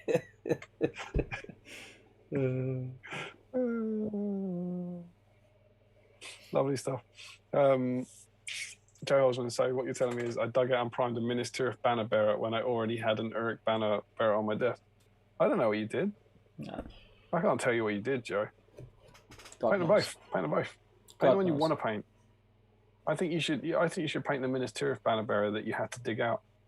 Larry Miller says they're also heroes. I think he's talking about your celebrations there or something. I'm sure. God knows. Who Don't knows? know. We are flown through the chat. We are caught up. There's 25 of you still watching. What a night. How have you done, Steve? You enjoyed yourself? Yeah, I'm tipsy. I've got base colours on 2 Easterlings.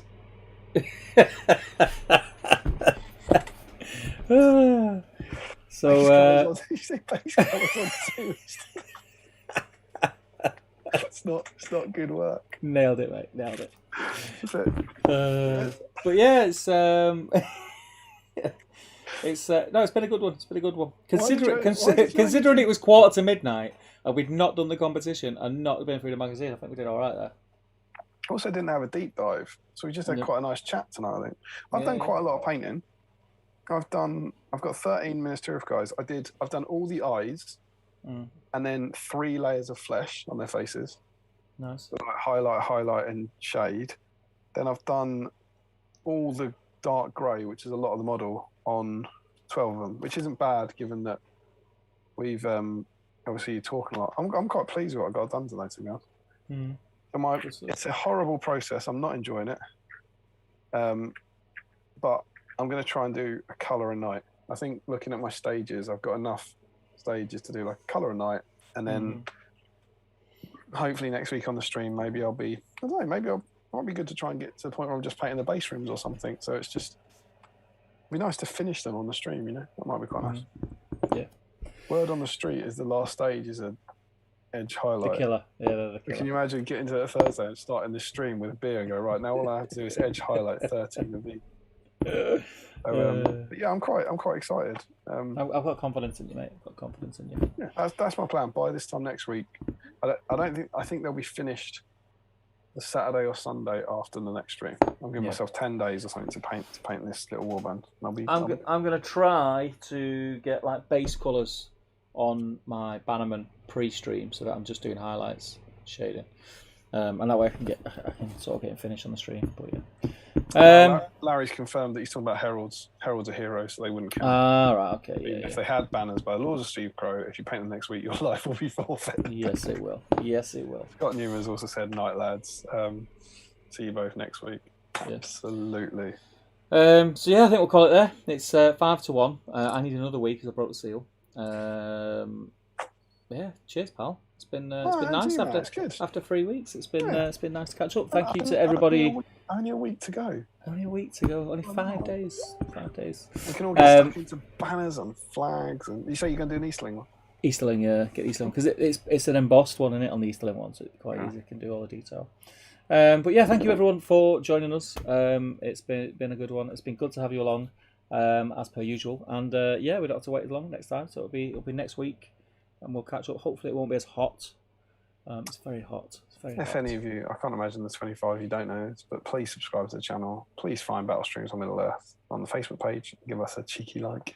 And should you be interested in joining our wonderful community and carrying on the fun throughout the week, you can sign up to our Patreon scheme in the link below. Yeah. I think that's it. So, Banner Week next week. We'll get some banners painted. We'll catch up. We'll have some beers. We'll have some chocolate. Yeah, thank you, everybody. Take care.